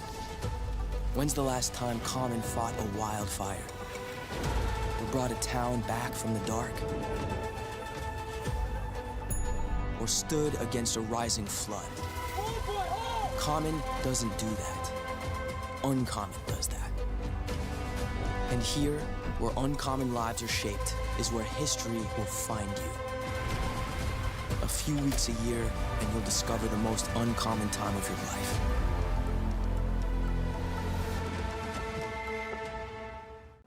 I think the most memorable moment, for me, was the first day when we got to meet everybody and tour all of the different facilities. It was the first taste that we got of what Gen G was going to have us do for the next couple of weeks, and just a preview of the learning. And I just remember being so excited on that day for all of the work and people that I was going to meet over that time.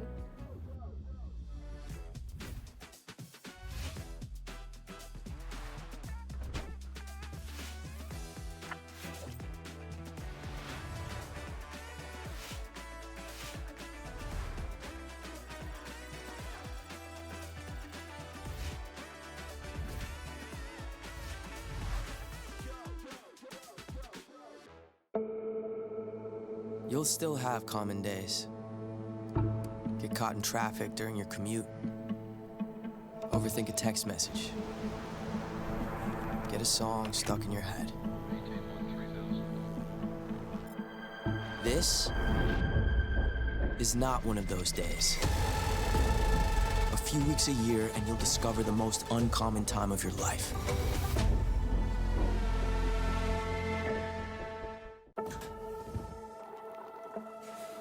Who Who are you not to be uncommon? Who are you not to be one in a million?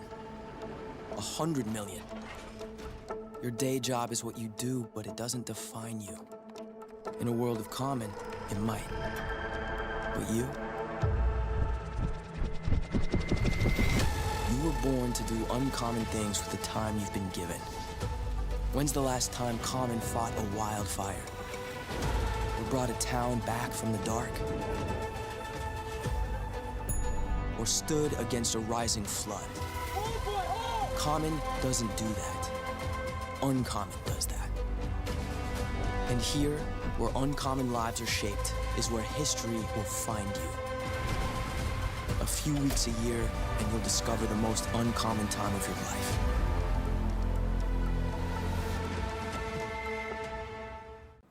I think the most memorable moment, I think for me, was the first day when we got to meet everybody and tour all of the different facilities. It was the first taste that we got of what Gingy was going to have us do for the next couple of weeks, and just a preview of the learning. And I just remember being so excited on that day for all of the work and people that I was going to meet over that time.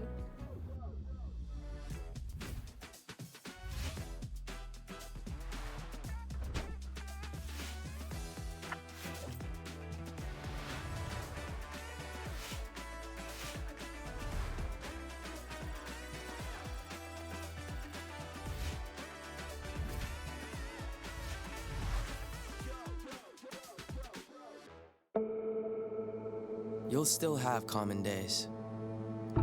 Get caught in traffic during your commute. Overthink a text message. Get a song stuck in your head.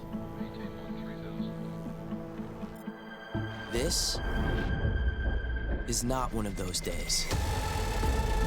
A few weeks a year and you'll discover the most uncommon time of your life.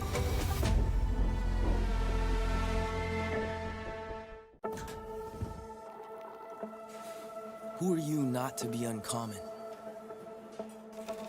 Who are you not to be one in a million? 100 million? Your day job is what you do, but it doesn't define you. In a world of common, it might. But you? You were born to do uncommon things with the time you've been given. When's the last time Common fought a wildfire? Or brought a town back from the dark? Or stood against a rising flood? Common doesn't do that. Uncommon does that. And here, where uncommon lives are shaped, is where history will find you. A few weeks a year, and you'll discover the most uncommon time of your life.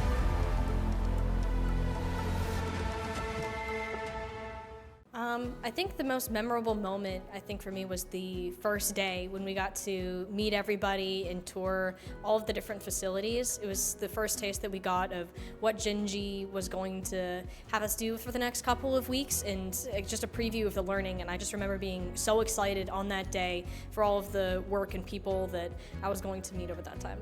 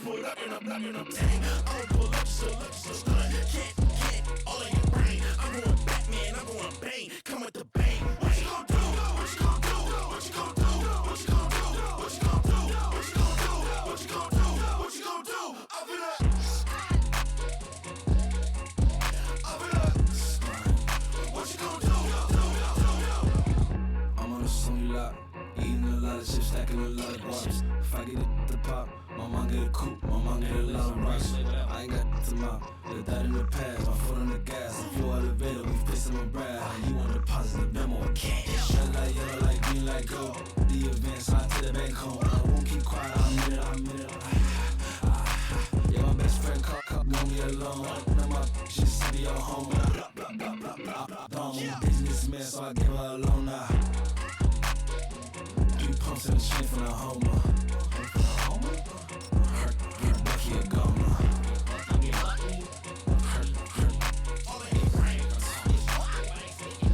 Get Bucky a goner.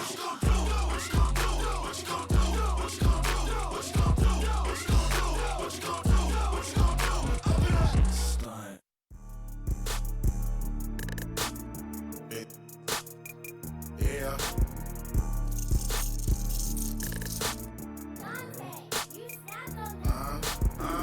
I was bad in school, now I'm trying to dodge a sin. Just walk out the lavish stove, pay a shoe, $12.50. You want boss up your life?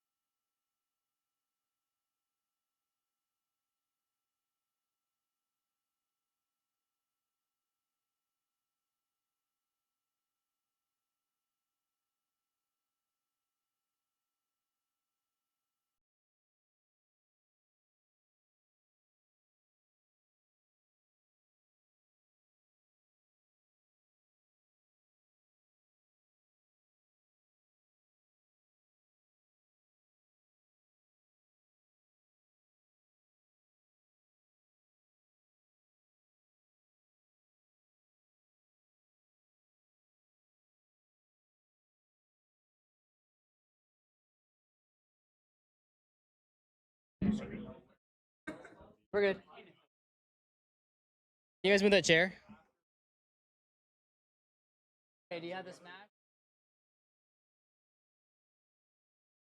Okay, I have enough. I have enough medals for top 8 of Smash too. By the way, Okay. we can do awards real quick. Wanna go? I'm gonna get everything. I'm putting it here. Okay, go get it. Grab it. Where's the Smash players at?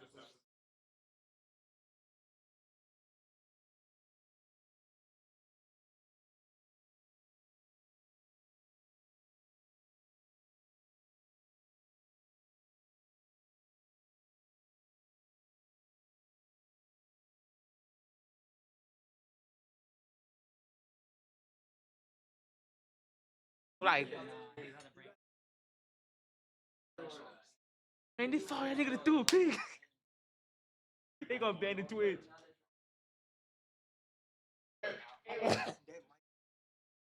Oh, he's home.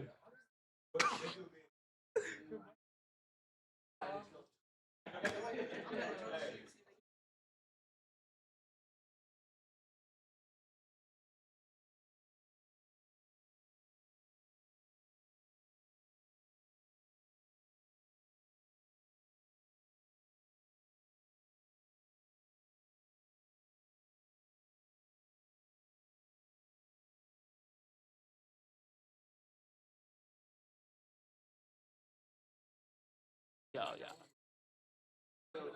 Horse now? Yeah, I mean, clearly gotta go. So, actually, gotta move. Alright, so let's go. They're good. We do caster station. They already got things. So, welcome back, stream. We're gonna do some awards and everything. Clear Lake High School won Smash. Oh, they won Smash Solos. Yeah, Smash Solos. Smash Solos with Clear Lake. And what school is this? For what? What's the closest? Bye guys, take care.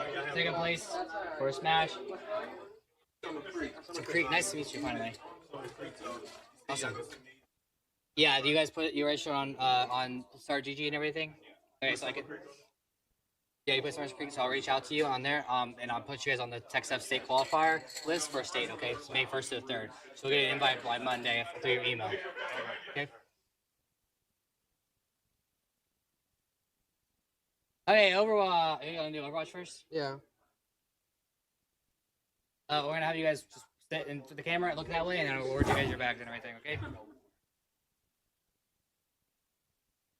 1, 2. Okay, you got the 5 medals and they're black.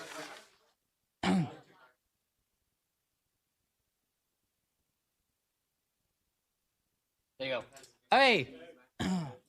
Jesse to high school. Congratulations on first place. If you want to stand against that wall right there, look at that camera. We're gonna give you guys your prizes, your plaque, and your medals. Stand on that wall. Look at that camera on the wall. Jesse to high school. Congratulations.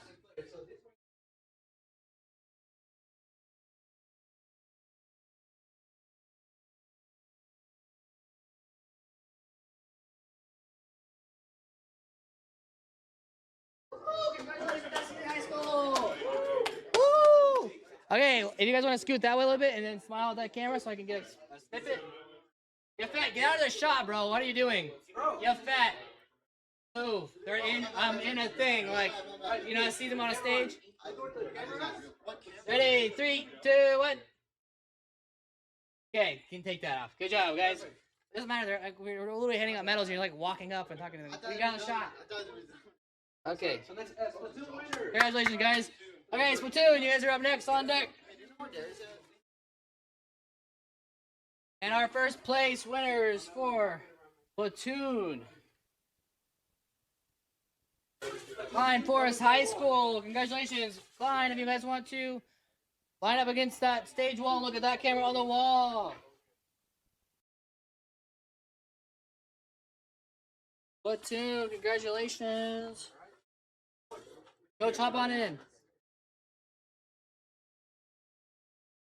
Where's the 4th?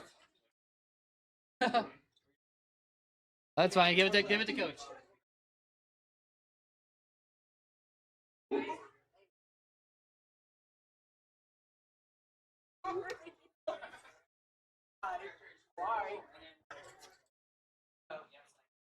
have 2 extras for him too, actually.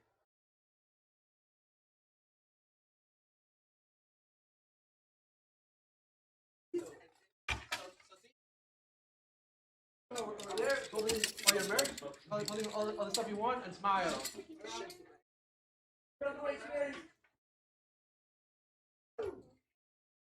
Boom, got it. So next we got Street Fighter. Yeah, woo! Okay, Madden, take a seat. Let's go.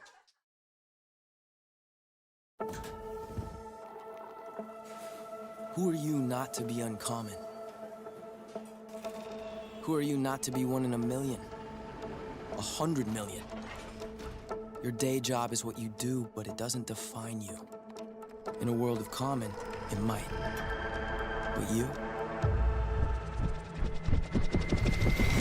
You were born to do uncommon things with the time you've been given.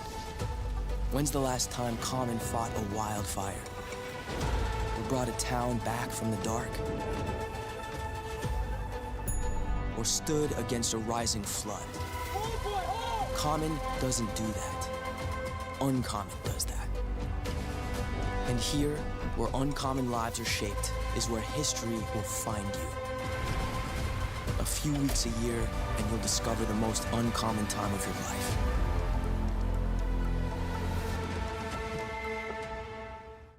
I think the most memorable moment, I think for me, was the first day when we got to meet everybody and tour all of the different facilities. It was the first taste that we got of what Genji was going to have us do for the next couple of weeks, and just a preview of the learning, and I just remember being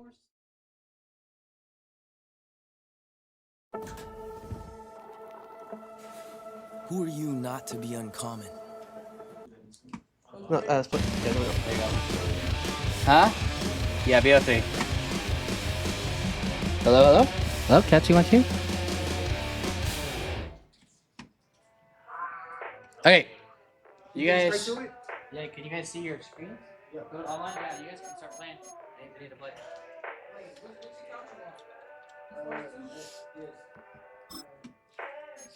Yeah, I'm doing best out of 3.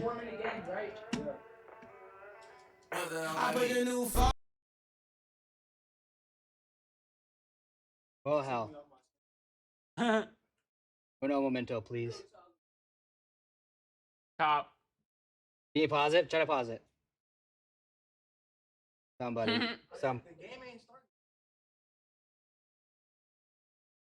One second, guys. I'm trying to get this to work properly how I want it to work.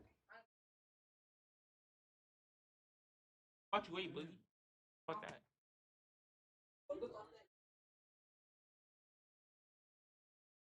I know, I'm trying to do something, guys, real quick. 1 second. It's gonna. I'm trying to fix it. There, I got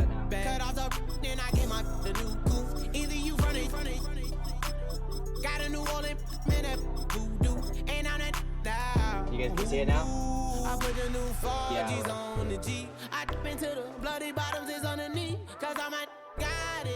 Let's do this. This is fine. This works. There you go.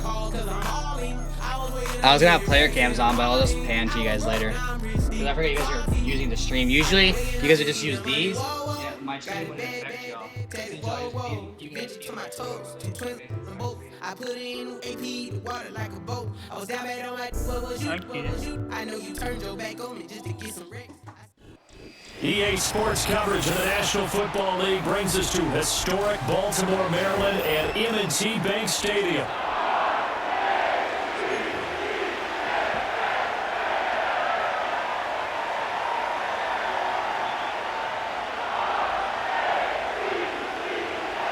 Hello? Hello?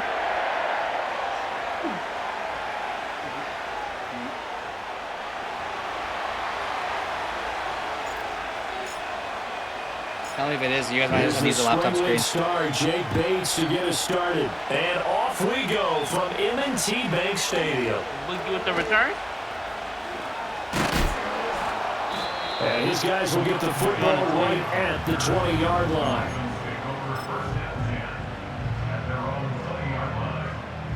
Nope, you finna get blown out. I can't say no stream. My fault, y'all. Right to the air is Jackson. Quick, he hiked the ball. Rolls out the pocket. Almost fell to feet. First place. Here is going to fall incomplete. We'll have to see what kind of looks this defense is going to throw at him as this game moves along, but they're in a zone to start. I do think we'll see plenty of man coverage as we move along, but the first throw of this one, incomplete. Engelbeck? I don't do quick. Now it's Jackson. Watch the corner, like I said. And this is going to be pulled in by the tight end Andrews. So from the 36 now, 1st and 10. Here's Jackson. That's complete with Zay Flowers with it. And he's going to be knocked down hard at the end of that one. So not quite a first down just yet as they come up on 2nd and less than a yard. To throw again is Jackson. Throw right side and we take it in by Henry. 6 yards to pick up, and that's a first down. Well, that's one way, and a good way, to get things going offensively. One play in, and you're already on the move. The defense, they're hoping that's not a sign of things to come as this game unfolds. And he is going to lose yardage here. After the loss, they'll come up 2nd and 13.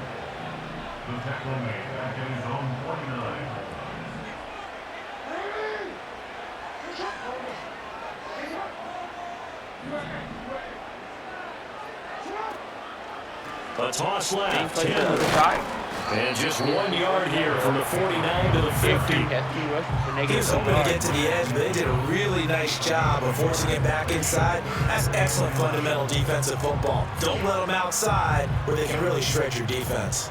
The 7th play now, this opening drive. This is 3rd and long, though.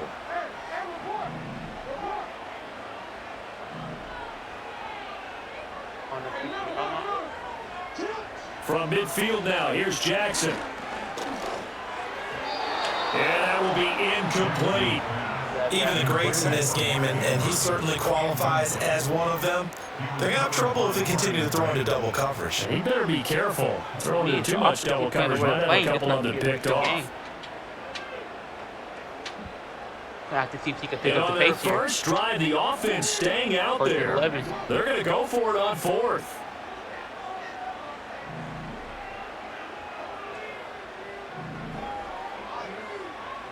Throwing is Jackson. Oh, wow. Looking for big, but he's got him complete. And he gets this inside the 35-yard line. What the defense is thinking there. So now following the roll of the dice, they got a 1st and 10 inside the 35. Best commentator today.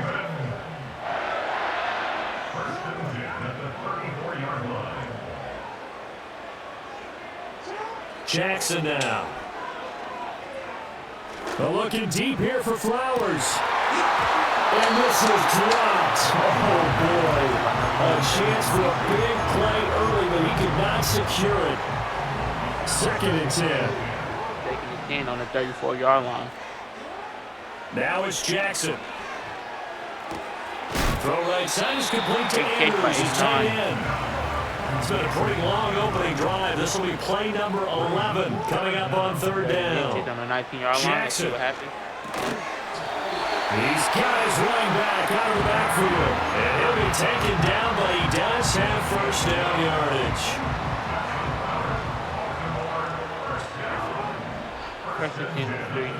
Now Jackson. Oh, that's great defense right there. Interception. Picked up by Fitu Melifonwu. Oh, he breaks one tackle. And the Lions are going to take possession of the football as they force the turnover on the opening drive. Not something you see very often from a quarterback of his caliber, an opening drive interception. Oh, there's no doubt in my mind that even he's surprised at how that one played out. But we know this guy is not going to stop him from continuing to fire as this game goes along. Probably give a little nod of respect across the field for that one, and let him know he'll be back the very next series. First carry out for David Montgomery. And he powers through the first lane, but he's going to be swallowed up behind the line of scrimmage. Sometimes you just... Great. Oh.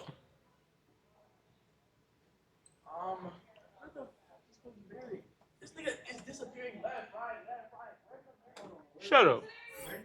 No, I'm trying to see what is this? Like, why does this thing keep popping up in my picture? You see, look at my screen. When I hold it up too hard.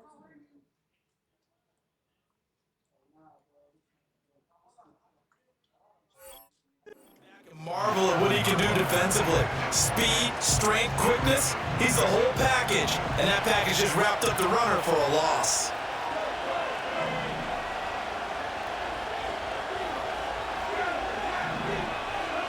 From the gun, here's Goff. He gets this out right to Gibbs. And he'll be taken down as that will take us to the end of the first quarter of play. We're scoreless after one. The Lions with the football here to begin the second quarter. As they've got it with a 3rd down coming up. They are in need of 6 yards here if they hope to move the chains. Out of the gun. Short pass here taken in by Laporta. And they're going to mark him down short, maybe by about a yard, if that. On 4th down, Goff. Another great catch by the offense. And he will have the 1st down, but he winds up taking a pretty good shot that time.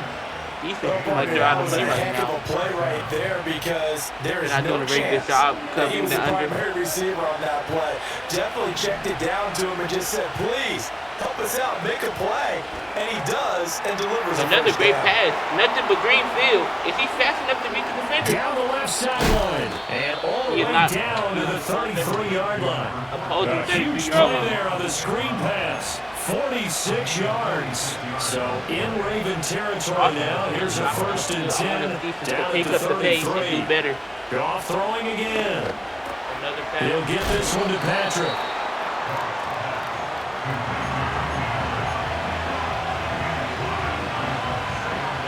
From the 28, it's 2nd and 5. In motion goes Patrick. Goff now throw. Another short Throw pass. Side complete. That's Gibbs. And he takes a shot at the end of that play. Another catch for him there on this drive, Brandon. It looks like they're going to utilize him out of the backfield. And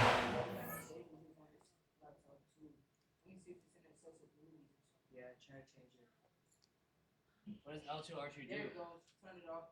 Okay. It's called quick check. And that time they pick up a 1st down. So now on defense, you assign a man to him and try and cover him before he gets going. And they'll send the tight end in motion here. Here's Goff. Another short pass by the Williams. And this will be a gain of 6 when it's all said and done. Down to the 15 from the 21. 2 minutes on the clock in what's been a scoreless first half. To throw is Goff. Quick hitter here, it's complete. And the Lions are going to have a 1st and goal as he'll be taken down at the 7-yard line. That was a route run not just with dexterity, but with intelligence. Found the hole in the zone, made sure the quarterback saw him, and was able to make the sure catch and flip the down marker back to 1. And they go the wrong way on this one. Losing yardage back at the 12. It'll go as a loss on the play. Not what you need down here. It's going to be 2nd and goal. When you lose that kind of yardage on a pass play, you often expect it to be a sack. But that wasn't the case there. They completed the pass. Probably would have been better off just dropping the football and making an incompletion as opposed to... And he takes this one in for a Lions touchdown. David Montgomery, a 12-yard touchdown grab. And the Lions go coast to coast and finish the drive off with 6 points. Point after, right down the middle. And it's now a 7-0 game.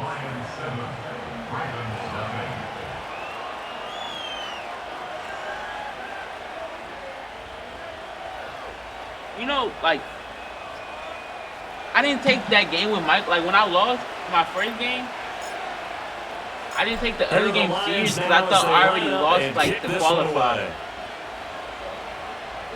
I did. And no run back here. That's going to be a touchback. And we'll bring it out to the 30-yard line. The Baltimore offense at the line, set to get going. They threw an interception the first time they had the football, wound up leading to a touchdown the other way. How do you approach drive number 2? Going back to your game plan coming in, everyone has matchups that they like better than others. Where they think they have an advantage, dial up some of those plays. Try and go to those spots and get your offense moving. He's got his man, it's Andrews.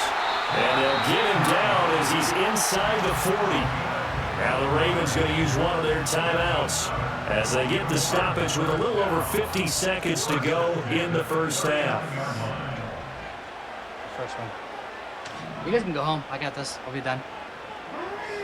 You guys can all clean up and go home. I appreciate it.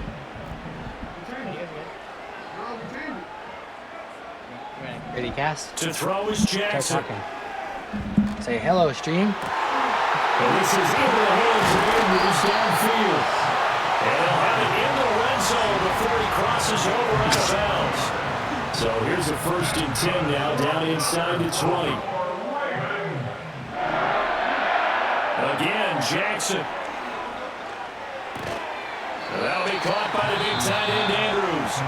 The Ravens going to use the second of their timeouts as they'll stop it with 40 seconds remaining in this first half. I know the halftime's approaching, but I don't think he's going to want to take a break. That's his 5th catch. Yeah, they've really been targeting the tight end. You guys have your stuff. Jackson from the shotgun. He's got it. That is into the end zone for a Baltimore touchdown. Nelson Aguilar, an 11-yard touchdown. And the Ravens are on the board here in the final minute of the first half. Tucker with the extra point, and that is going to tie our game as we approach halftime. So I'll leave it at 7 now as they kick it away. And no run back forthcoming. Hello, so stream. This will come out to the 30. The Detroit offense ready to begin their drive. And they got a little under 40 I never seconds complicated to the go game. if they You want to don't try know to put nothing. something together here. Oh yeah, he can do stuff. Second down. Goff is sacked. I gotta feel like with the clock on. Voice command is on, so we should be good. We should be Second good. down and Let's put the streaming 17. thing straight real quick. And that's hauled in by St. Brown over the middle. Now Hello, a testing? timeout signal for them. They'll get it with 10 seconds to go before halftime. No, we are live. Yeah, we're in game 1 right now. The Madden Finals here. It's a TechSF Coop Showdown here in Houston. I got Kane on the mic with me. Kane, say what's up to the crowd. Hello, everybody. What's up, Kane? We got Kane here as a guest caster here. We got. Is it just Chris or is it just Boogie here? Who's the point? Who's both? Baltimore is SHH Boogie, and Detroit is SMS Chris. Yeah, so we got 2 of the top Madden players here in the state of Texas right here. Chris in number 1 seed currently in spring season. Boogie top 6, has been in the past top 2 and top 1 as well. So we're going head to head here to see who can qualify for state here and win the Houston Texans gift package we have from them. Thanks out, shout out for the Texans for the gift packages and hoodies. We appreciate it so much here. So Boogie, what are you expecting here?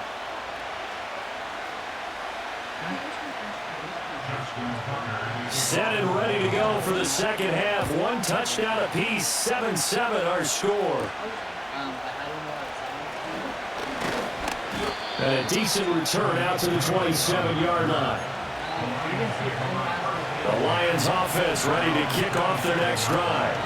Well, the first half very even. I mean, really, in all facets, this ball game tied, Charles. So as we start the third quarter, curious to see what the second half brings us. Certainly am. I'm with you on that one, and we all know. Another the touchdown by SMS Chris. And he takes this one in for a Lions touchdown. David Montgomery with his second touchdown of the night. And the Lions come right out of the locker room and score here in the opening. You guys started turning the stream. I was waiting for you to do when Mine, not yours. Yours is still live. Yours has been live. Touchdown from me. 14-7. Who's another touchdown game? Let's get you used to the mic. SMS here. Chris. HMS Chris. HMS Chris. Okay, Chris right here. Touchdown. Boogie. Here the Lions Second quarter here. 3 minutes left into the second quarter. We're in third quarter. Third quarter. So we're after halftime. We're getting one of the best of 3 series here. What do you expect is going to happen, Kane? Who do you think? You watch you guys play every day. What do you think? I feel like they both have a great offense, but when it comes down to defense, I feel like SHH Boogie defense isn't as well as the freaking playing defense. Oh yeah. Here with their first drive in the second half. Well, bottom line is they just saw the ball go in the end zone against their defense, and they saw what good offense looks like. They believe they've got a good offense as well. From the best players you've got to the top performers you have, and try to move that ball down the field for an answering score.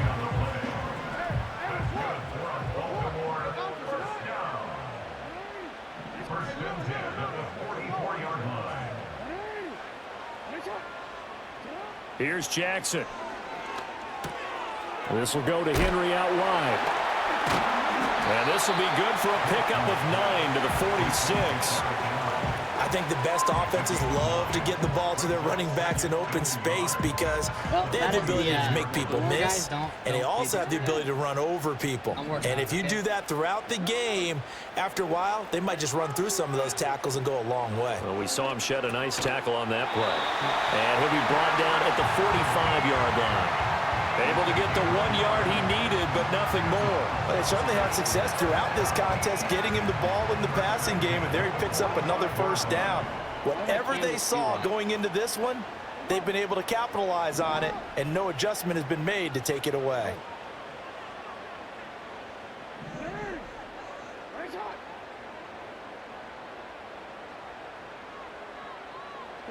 Here's Jackson to throw. He's going to sling this deep downfield. And incomplete on the deep ball. Zone coverage there, and they were playing deep. That makes it obviously a little bit harder to run by guys. And that time, there was not much of a window to get the ball in there, and it winds up incomplete. Third quarter of a tight football game as we come up on a 2nd and 10.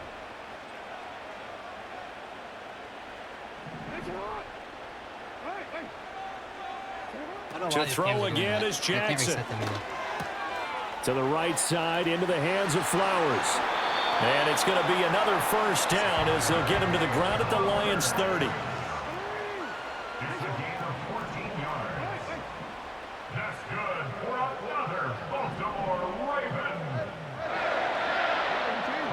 From the gun, it's Jackson.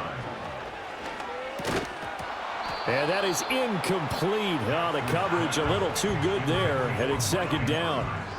Just what they need, a lecture from me, but subpar offense is what.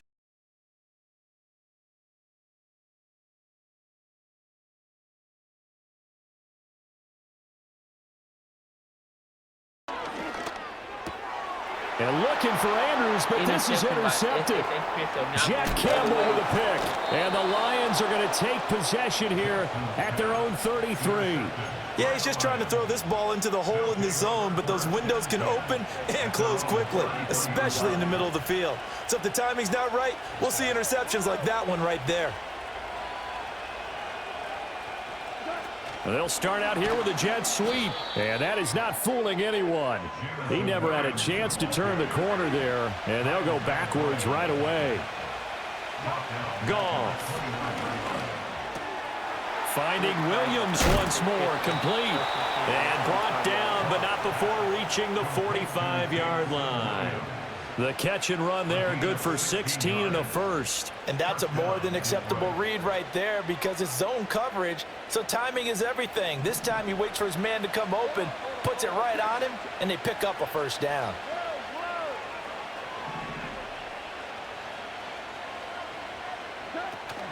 First down, here's the run with Montgomery. And taking it across midfield and just shy of the 40. 83 yards for him on the ground now. He has been a tough man to bring down all night. Here's Goff. Able to, and now a fumble. The ball's out, and it's picked up by the Ravens. This drive didn't end well, but if they can keep stringing these together, they'll like what they're doing. That was an 8-play drive before it ended in a fumble. So the takeaway's got to be doing what we want to do and doing it well. Just got to take care of the ball. If SFX Boogie still wants to be in the game, he has to be able to. The completion good for 3, and it's 2nd down.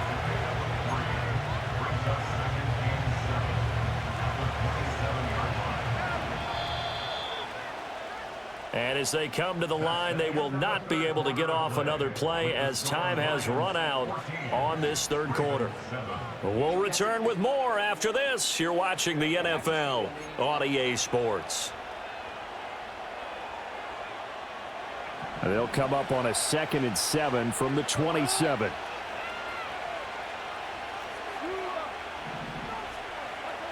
Goff now looks to throw. He'll leave it for Montgomery, complete. A gain of 3 last play. This time they double it and pick up 6. This is 3rd and 2. Maybe the biggest play in this football game. They'll run it. Here's Montgomery. And they work this near the 5. He'll be stopped at the 6. They're able to convert on 3rd down, and that sets up a 1st and goal. Now it's Goff. And he finds Montgomery, complete. And this is going to result in losing yardage. They're driven back to the 8-yard line.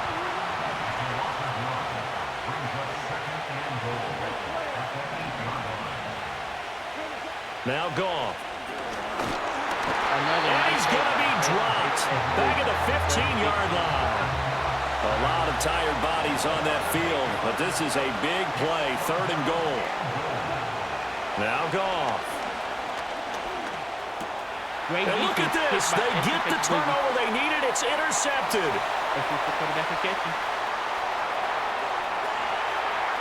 could not. Boogie has put it back to the 6. And he will bring this back. It's a pick six and a Raven touchdown. Did I just see what I thought I saw? Did I just see what I thought? That had to be. Come on, say it for me. Say it for me.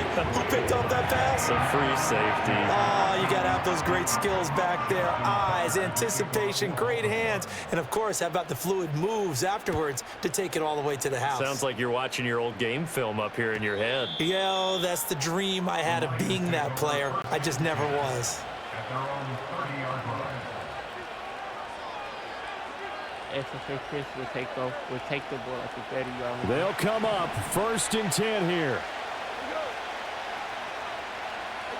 In search of redemption from the pick six. Goff. And that will going to be off target and incomplete. To give you an idea of how accurate he's been throwing the football, we're in the second half. That's just his second incompletion. Well, if he's that locked in, that means everyone's locked in, because to me it's like throwing a no-hitter in baseball.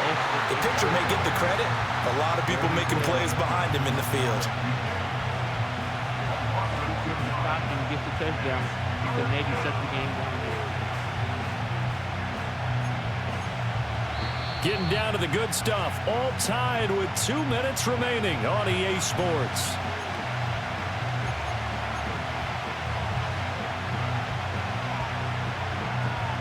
This crowd turning up the decibel level. It's 3rd and long.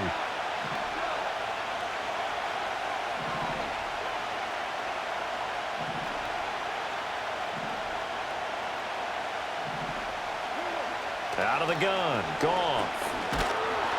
And he takes a shot on the release as this will be incomplete. Well, the defense certainly did its job. They held up in that situation, and now 4th down, you've got to punt this and try to get to overtime. There's no decision to be made in my estimation. And here now the punter Fox as he sends this one away. On the return is Sims. Found good room to run there. Returns at 14 yards. And the Ravens, they'll take over. Let's see if we can fill out the game. This is 1st and 10.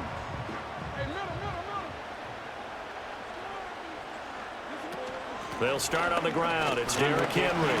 He'll be hit down at the 33, 5 yards on the play. They'll come up now on 2nd down. It's a gain of 5. Brings up 2nd and 5. Jackson. And that is incomplete. A lot of force bearing down on him there. He could not hang on. It's 3rd down. I guess you can't be afraid to take those chances late in the game. He tried to fit that one in there. Nice job, though, defensively. But to your point, it was a nice job of knocking the ball away. But you're also right. You can't be afraid to take those chances. That means your guys going downfield to catch the ball, they've got to elevate their game and come down with these in order to keep your offense moving.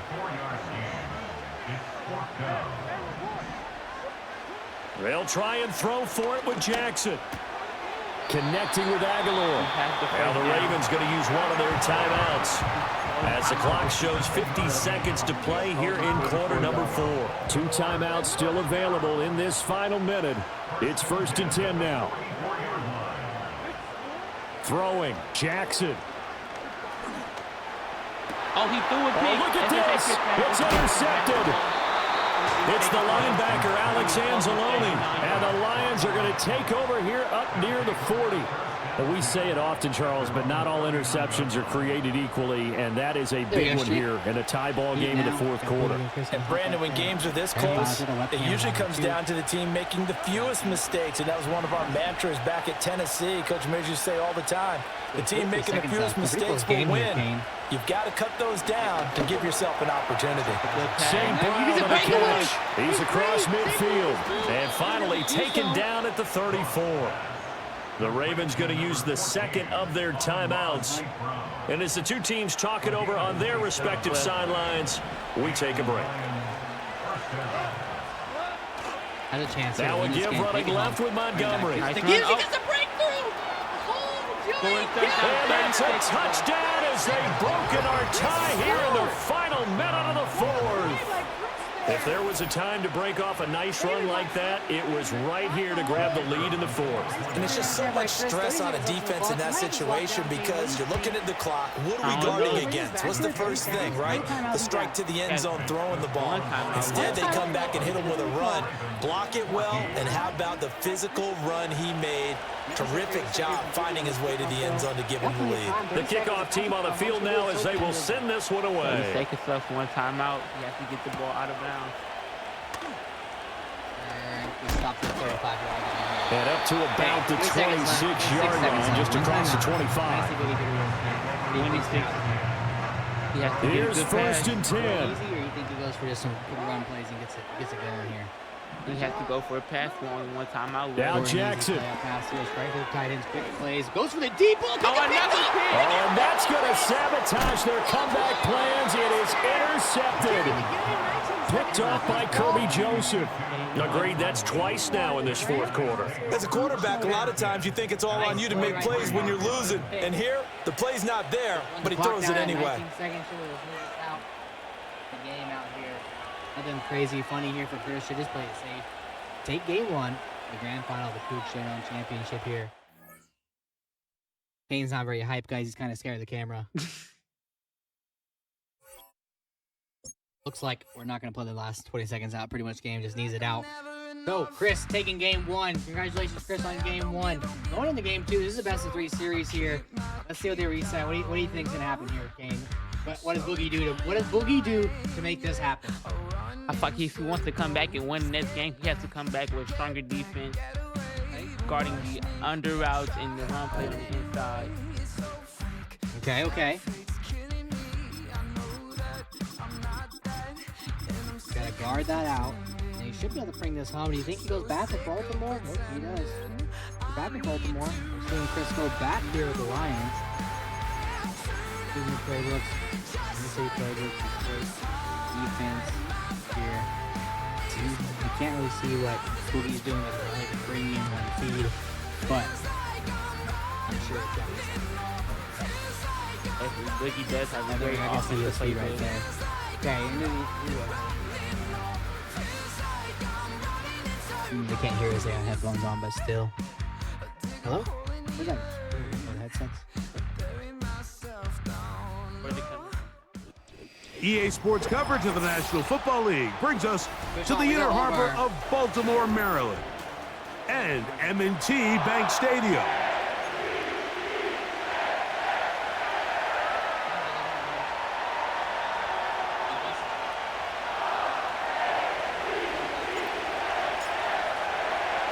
Here's the kicker, Jake Bates, ready to get this one underway. And off we go, here in Baltimore.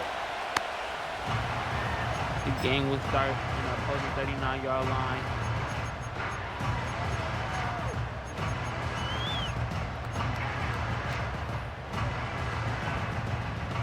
They'll come up here, first and 10. With the ball, let's see what he can do here to start the second game. Right to the air from the 30 on the first Another play. great pass. And he can't hang on through the contact. It's incomplete. What a good job defensively to meet him just as the ball was arriving. And it'll be second down. They'll motion over Flowers. Second down, Jackson. Great pass to the tight end. He's got his tight end, Mark Andrews. And they'll be set up now. Up past the 40 with that one.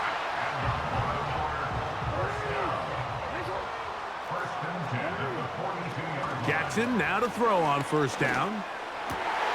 That's complete to the veteran, Nelson Aguilar. From the 39, here's a first and 10. To the air one more time with Jackson. That's to the right side. He's got Andrews. And they will take him down at the 20-yard line. What a luxury that certain teams, when they have a guy like this, I mean, not only is he the big target, But then to have that size and speed to run away from these linebackers and do so much of his damage after the catch. So instead of celebrating a touchdown, he's just heading back to his huddle trying to keep his head up as everyone kind of looks at him sideways. If that ball hits your hands at this level, you've just got to make the catch. That's what your quarterback's counting on. That's what your teammates are counting on. Frankly, that's what this entire stadium is counting on. As a route runner, once you identify zone coverage like they were playing here, the key is find open space and stay in it. He did a nice job here because that was not a big hole. Quarterback had to put a little extra on that one, and they were able to make the completion. And the Ravens are going to have a 1st and goal coming up. They try to finish off this drive with 6 points. Again, it's Jackson. He gets a touchdown with Mark That is caught by the tight end, Mark Andrews. Touchdown, Baltimore. Now Justin Tucker for the point after. It's up and through. And the Ravens will take a 7-0 lead. Out there is Tucker, and he'll kick this one away after the touchdown was scored. After losing in the last seconds. And we will not have a run back here. It's a touchback, and we'll come out to the 20-yard line. The drive begins at the 20. Here's 1st and 10. All right, we got Jared Goff with his receivers. Goff going to get this out to St. Brown. And good yardage there after the catch. They'll wind up with a gain of 7 on 1st down. Throwing on 2nd down. Goff. You'll find Montgomery out of the backfield. One of the easiest ways to negate these really good pass rushes in the NFL, Mike, is just to simply get the ball out of the quarterback's hand as fast as possible. And sometimes it's by design, sometimes it's based on need. But really nice job there by the quarterback, getting into the hands of his receiver and then see what he can do after the catch. They'll come up here on 2nd down and 5. First carry for David Montgomery. Nice one, nice Montgomery, one. 1st down, still going. And he'll be brought down, but what a run. Down to the 40. So they come to the line for 1st down and 10. After both of the running backs, nice switch, a nice power running Patrick back. And a nice motioning here. You got that right. On 1st and 10. Here's Goff. I think he has That'll be caught. It's Jahmyr Gibbs. Great example of 1st down efficiency. You don't always have to go for the big play, but put yourself in a friendly 2nd down. Now you have equal opportunity to both run and pass. Goff with the give to Montgomery. Good running there. He's got the 1st down inside the 30. I think this 2nd down call, Mike, they were hoping that at worst they had themselves set up for a 3rd down and short. But there's no need for 3rd down. He was able to get enough on 2nd, and they get a fresh set of downs. Another read pass. The RPO, it's caught by St. Brown.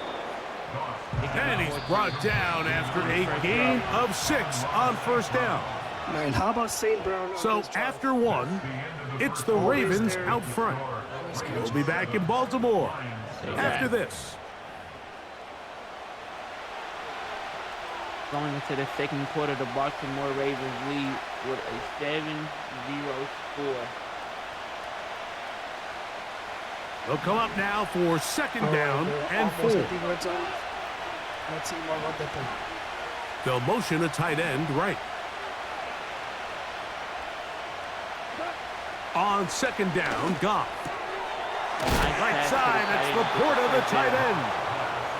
He is knocked down hard. Wow, they stopped him in his tracks, but he does have enough to pick up the 1st down.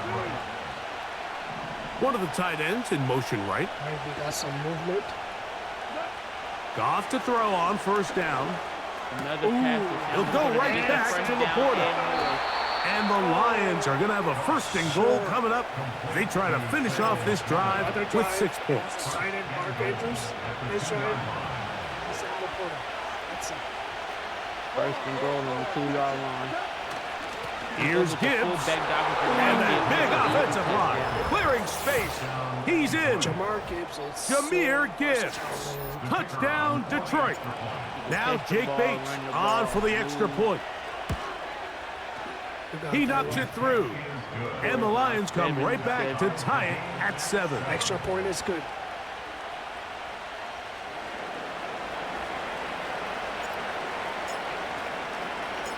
Each team one possession, each team a score. 7-7 as they kick it off. And no chance to return this one through the end zone for a touchback.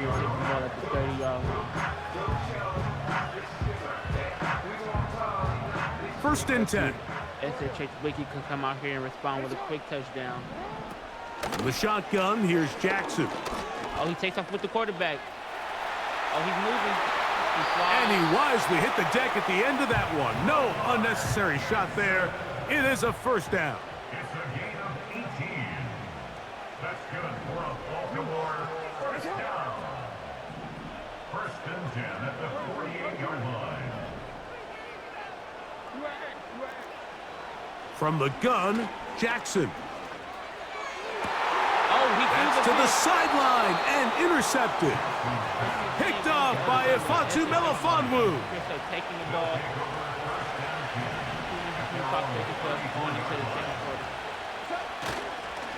On the ground, Montgomery to start the drive. Inside the 35. And he's out of bounds, but they're going to spot this inside the 25.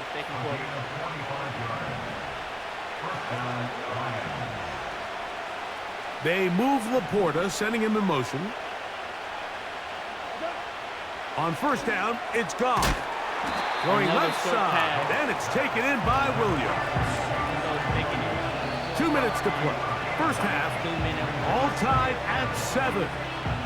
We'll come back to Baltimore after this. Coming out here in the new On the handoff, it's Montgomery. Nice tackle. And the Lions have a first and goal forthcoming. He takes this down to the 5-yard line. Here's a run.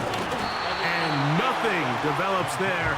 It'll stay right at the 5-yard line. No gain on that one. These edge rushers, they are judged by their sack totals, Mike. They love to rush the passer. But they have responsibilities in the run game as well. Great job here, keeping it to no gain. And he will fight his way to the end zone. David Montgomery. Touchdown, Lions. Bates now for the extra point. He's got it. And the Lions will move out to a 14-7 lead. 13 seconds left in the second quarter. Let's see if he can respond with a quick and easy touchdown. So after the touchdown, it's Bates to kick this one away. The return team gonna let that one go. It'll go through the end zone. It's a touchback. 13 seconds.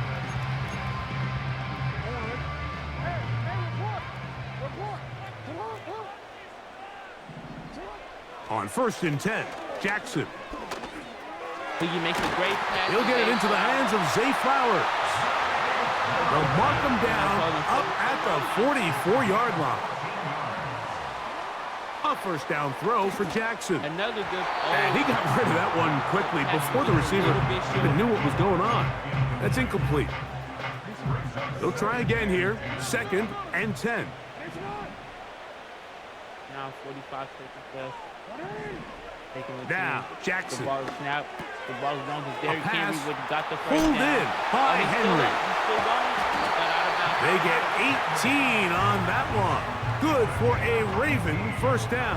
You have a big back like that. Every once in a while, it just comes down to you need somebody in the huddle to just make a play. And it wasn't a whole lot fancy here. The quarterback just dumps the ball down, a quick underneath completion, and then really it's the yards after catch that did the rest. And that's what it takes. You're not always going to have the perfect play. You're not always going to dial up the perfect play against the perfect look. Sometimes players need to make plays, and that was a good one there. A chance here to draw level before the break. It's first and goal. Jackson up top again. That one taken in. Nelson Aguilar. Touchdown, Ravens. That extra point try now for Tucker. It's up and good. And the Ravens will tie things up. We are all even at 14.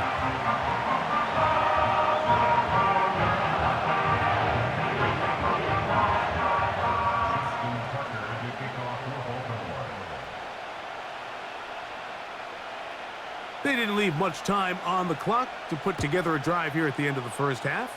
And the kickoff's coming their way. Very good kickoff. Returnable from the 4. He'll get across the 20, mark him down at the 23-yard line.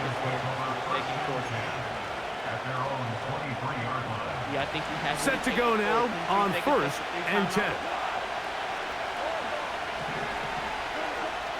From the gun, it's Goff. Quick slant taken in by Amon-Ra. And he is out of bounds on the other side of midfield. A huge play just before the half. 36 yards.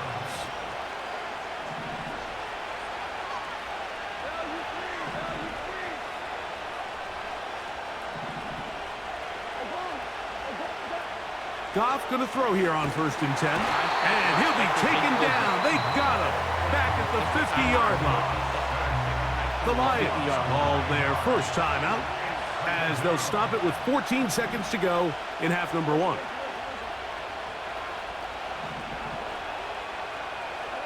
A second down throw for Goff.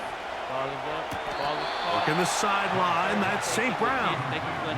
So often, sacks, especially on 1st down, can be drive killers.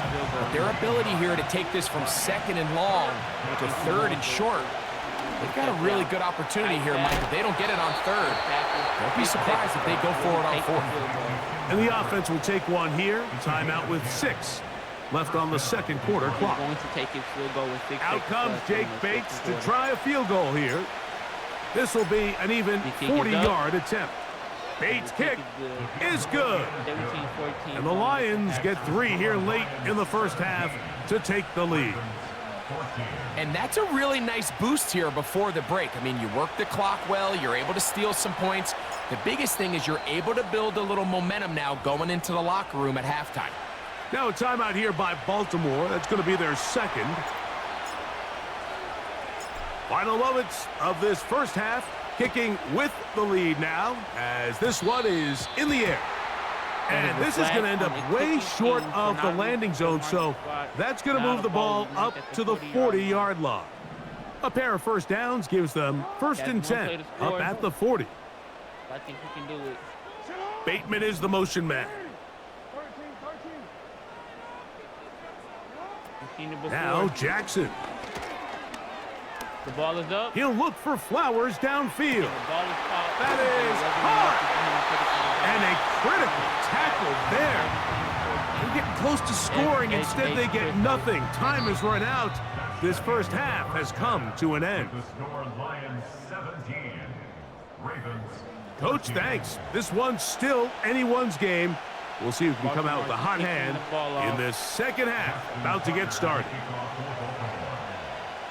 3 points, all that separates these two sides, as half number 2 kicks off. And no chance to return this one through the end zone for a touchback. They'll break the huddle, coming up now for 1st and 10. So they start this on the ground with Montgomery.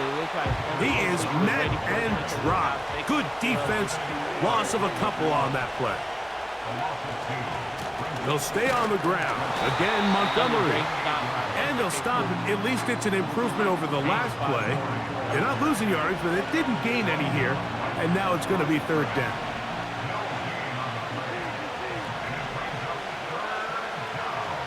Out of the shotgun, it's Goff. That's a short one caught by Laporta. And a good short tackle right there. It stops him a good distance short of the marker. It sets up 4th down. That's taken in. So the key to this play is when you're going to play pass coverage and you're going to drop in depth, you have to understand if the quarterback drops the ball off short, you need to rally tackle. You need to limit the run after the catch. Don't let that receiver pick up the first down. That's exactly what this defense was able to do in this situation. Tackle him short of the chains, force the turnover on downs. Here's a 2nd and 6.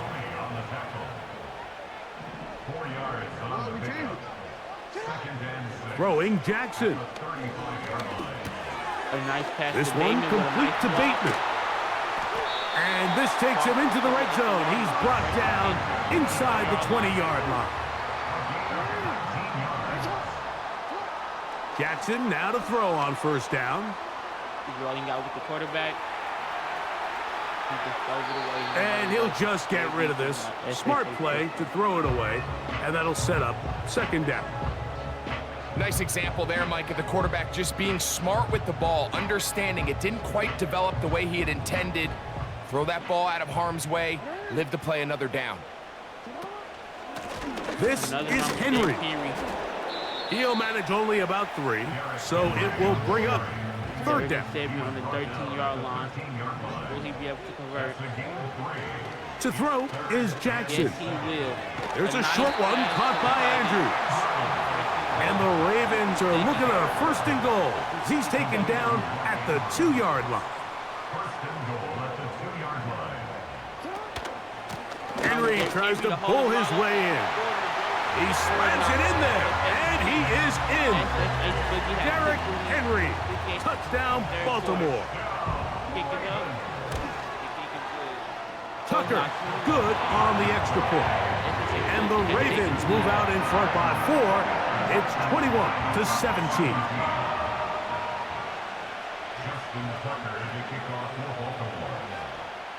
Out there is Tucker, and he'll kick this one away after the touchdown was scored. He'll start at the 4. Wow, they are hitting now. It's been a tight game, and he takes a big shot there on that return.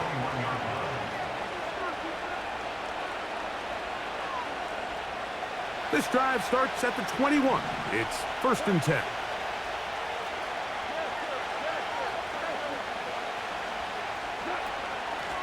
They'll run with Montgomery. And that's not going to yield a whole lot. Up to only about the 23. 2nd down and 8. Throwing here is Goff. He'll get that into the hands of Williams. And he's going to be marked down up around the 33. Not a whole lot complicated about this play, Mike. That was understanding where the holes of the defense were. Remember, in this zone coverage, you got to find green grass. Get past the 1st down marker, be friendly to the quarterback, and then the ball has to be out on time before those zone defenders can react to the receiver. It's exactly how it played out here. You can drop all the fancy plays you want, but when the quarterback and the receiver see it through the same set of eyes, it's virtually impossible to stop. Second game with amazing defense and has taken the lead.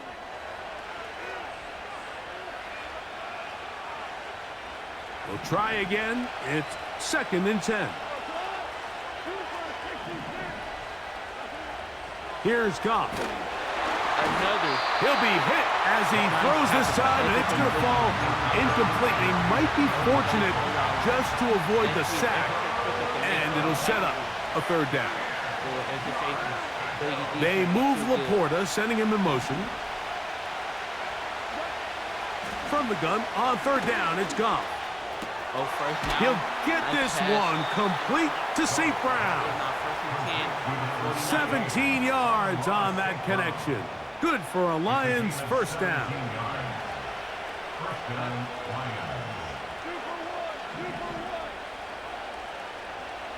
Williams in motion. And he's going to lose yardage on this play. They knock him back to the midfield stripe. Lost 1 on the last play, so now it's 2nd and 11.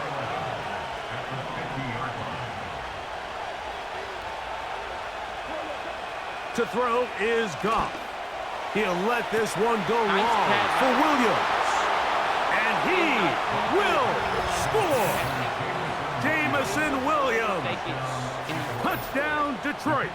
Now this, an important extra point here to stretch this lead to a field goal. And the kick is off. And that is no good. He missed it. That could have significant consequences. They're unable to stretch the lead out to a field goal. They're up only 2. So now playing with the lead after that fourth quarter touchdown, time to kick it back the other way. The return team gonna let that one go. It'll go through the end zone. It's a touchback. A fresh set of downs to work with. It is first down and 10. From the shotgun, here's Jackson. A deep shot for Aguilar. He's got it! And he is out of bounds all the way down at the 35-yard line.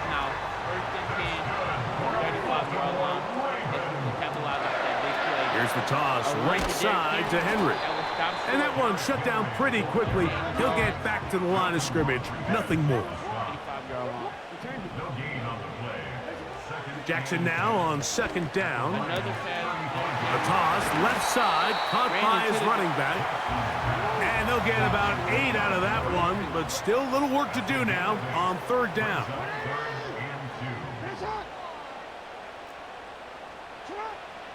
From the gun, Jackson. And he's going to have the first down taken down after a short pickup of 5, but it will keep the drive going.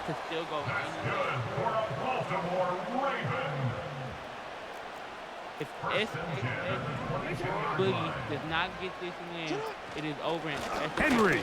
Take it all with On a short pickup down to the 21.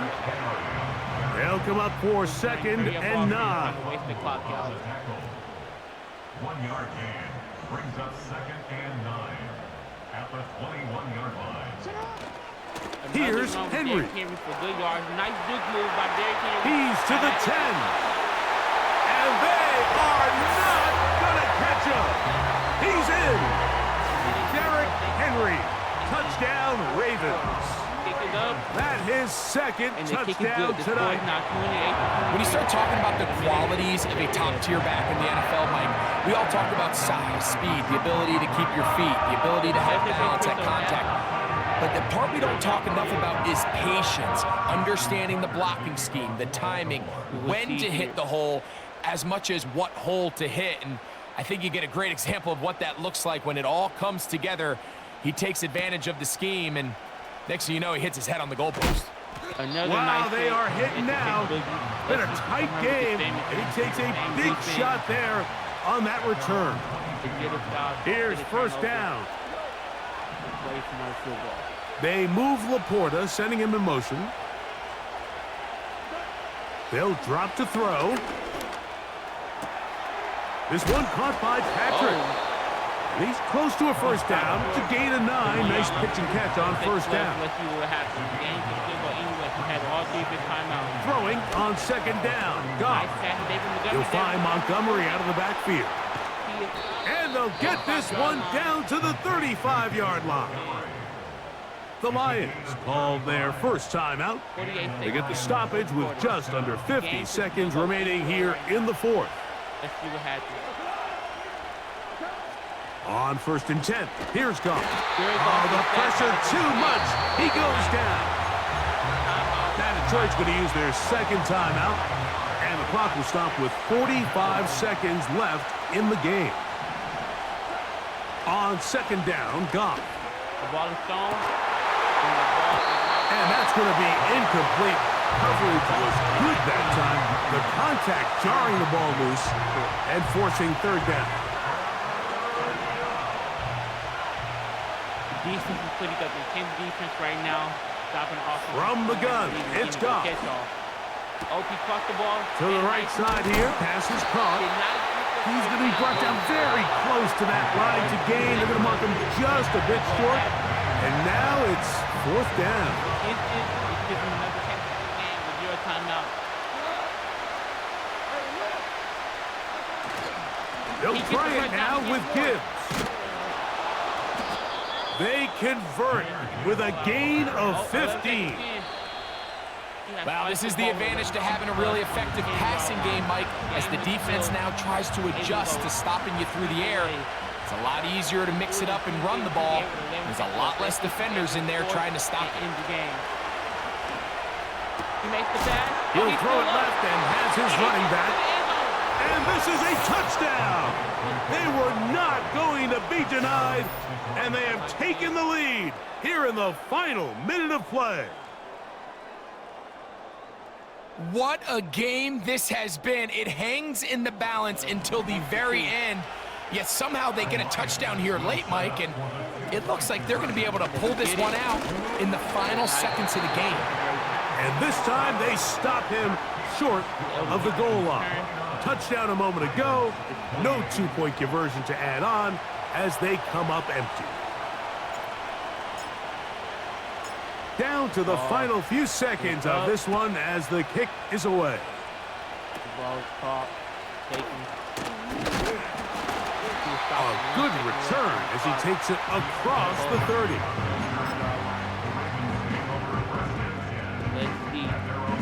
They'll come up for 1st and 10. Bateman is the motion man. Motion the man out. And the ball is high. One last shot now for Jackson. A deep shot for Aguilar. And that's going to be intercepted. Picked off by Ifatsu Melifonwu. And the Lions are going to come up with the late turnover, but it will only matter to the stat keepers. This ball game is over. Lost the series. So a win for the visitors, the Lions. What a finish to this one. The defense comes up. Great defense by SHA Crisso. That is it.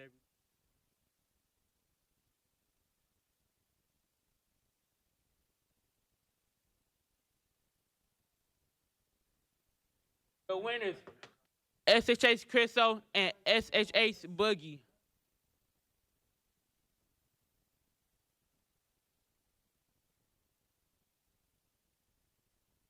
The best commentators in the back, guys.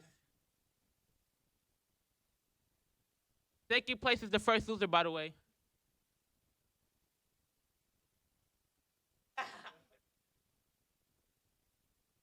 Thanks, everybody. That ends our stream and our Kook Showdown this year. So shout out to all of our sponsors, MSI, East Fiber, Gen Z, the Houston Texans. Thank you guys so much, as well as Kook Gaming for allowing us to put this whole event on, and UH Sugarland. Thanks, guys, so much. It was appreciated being here.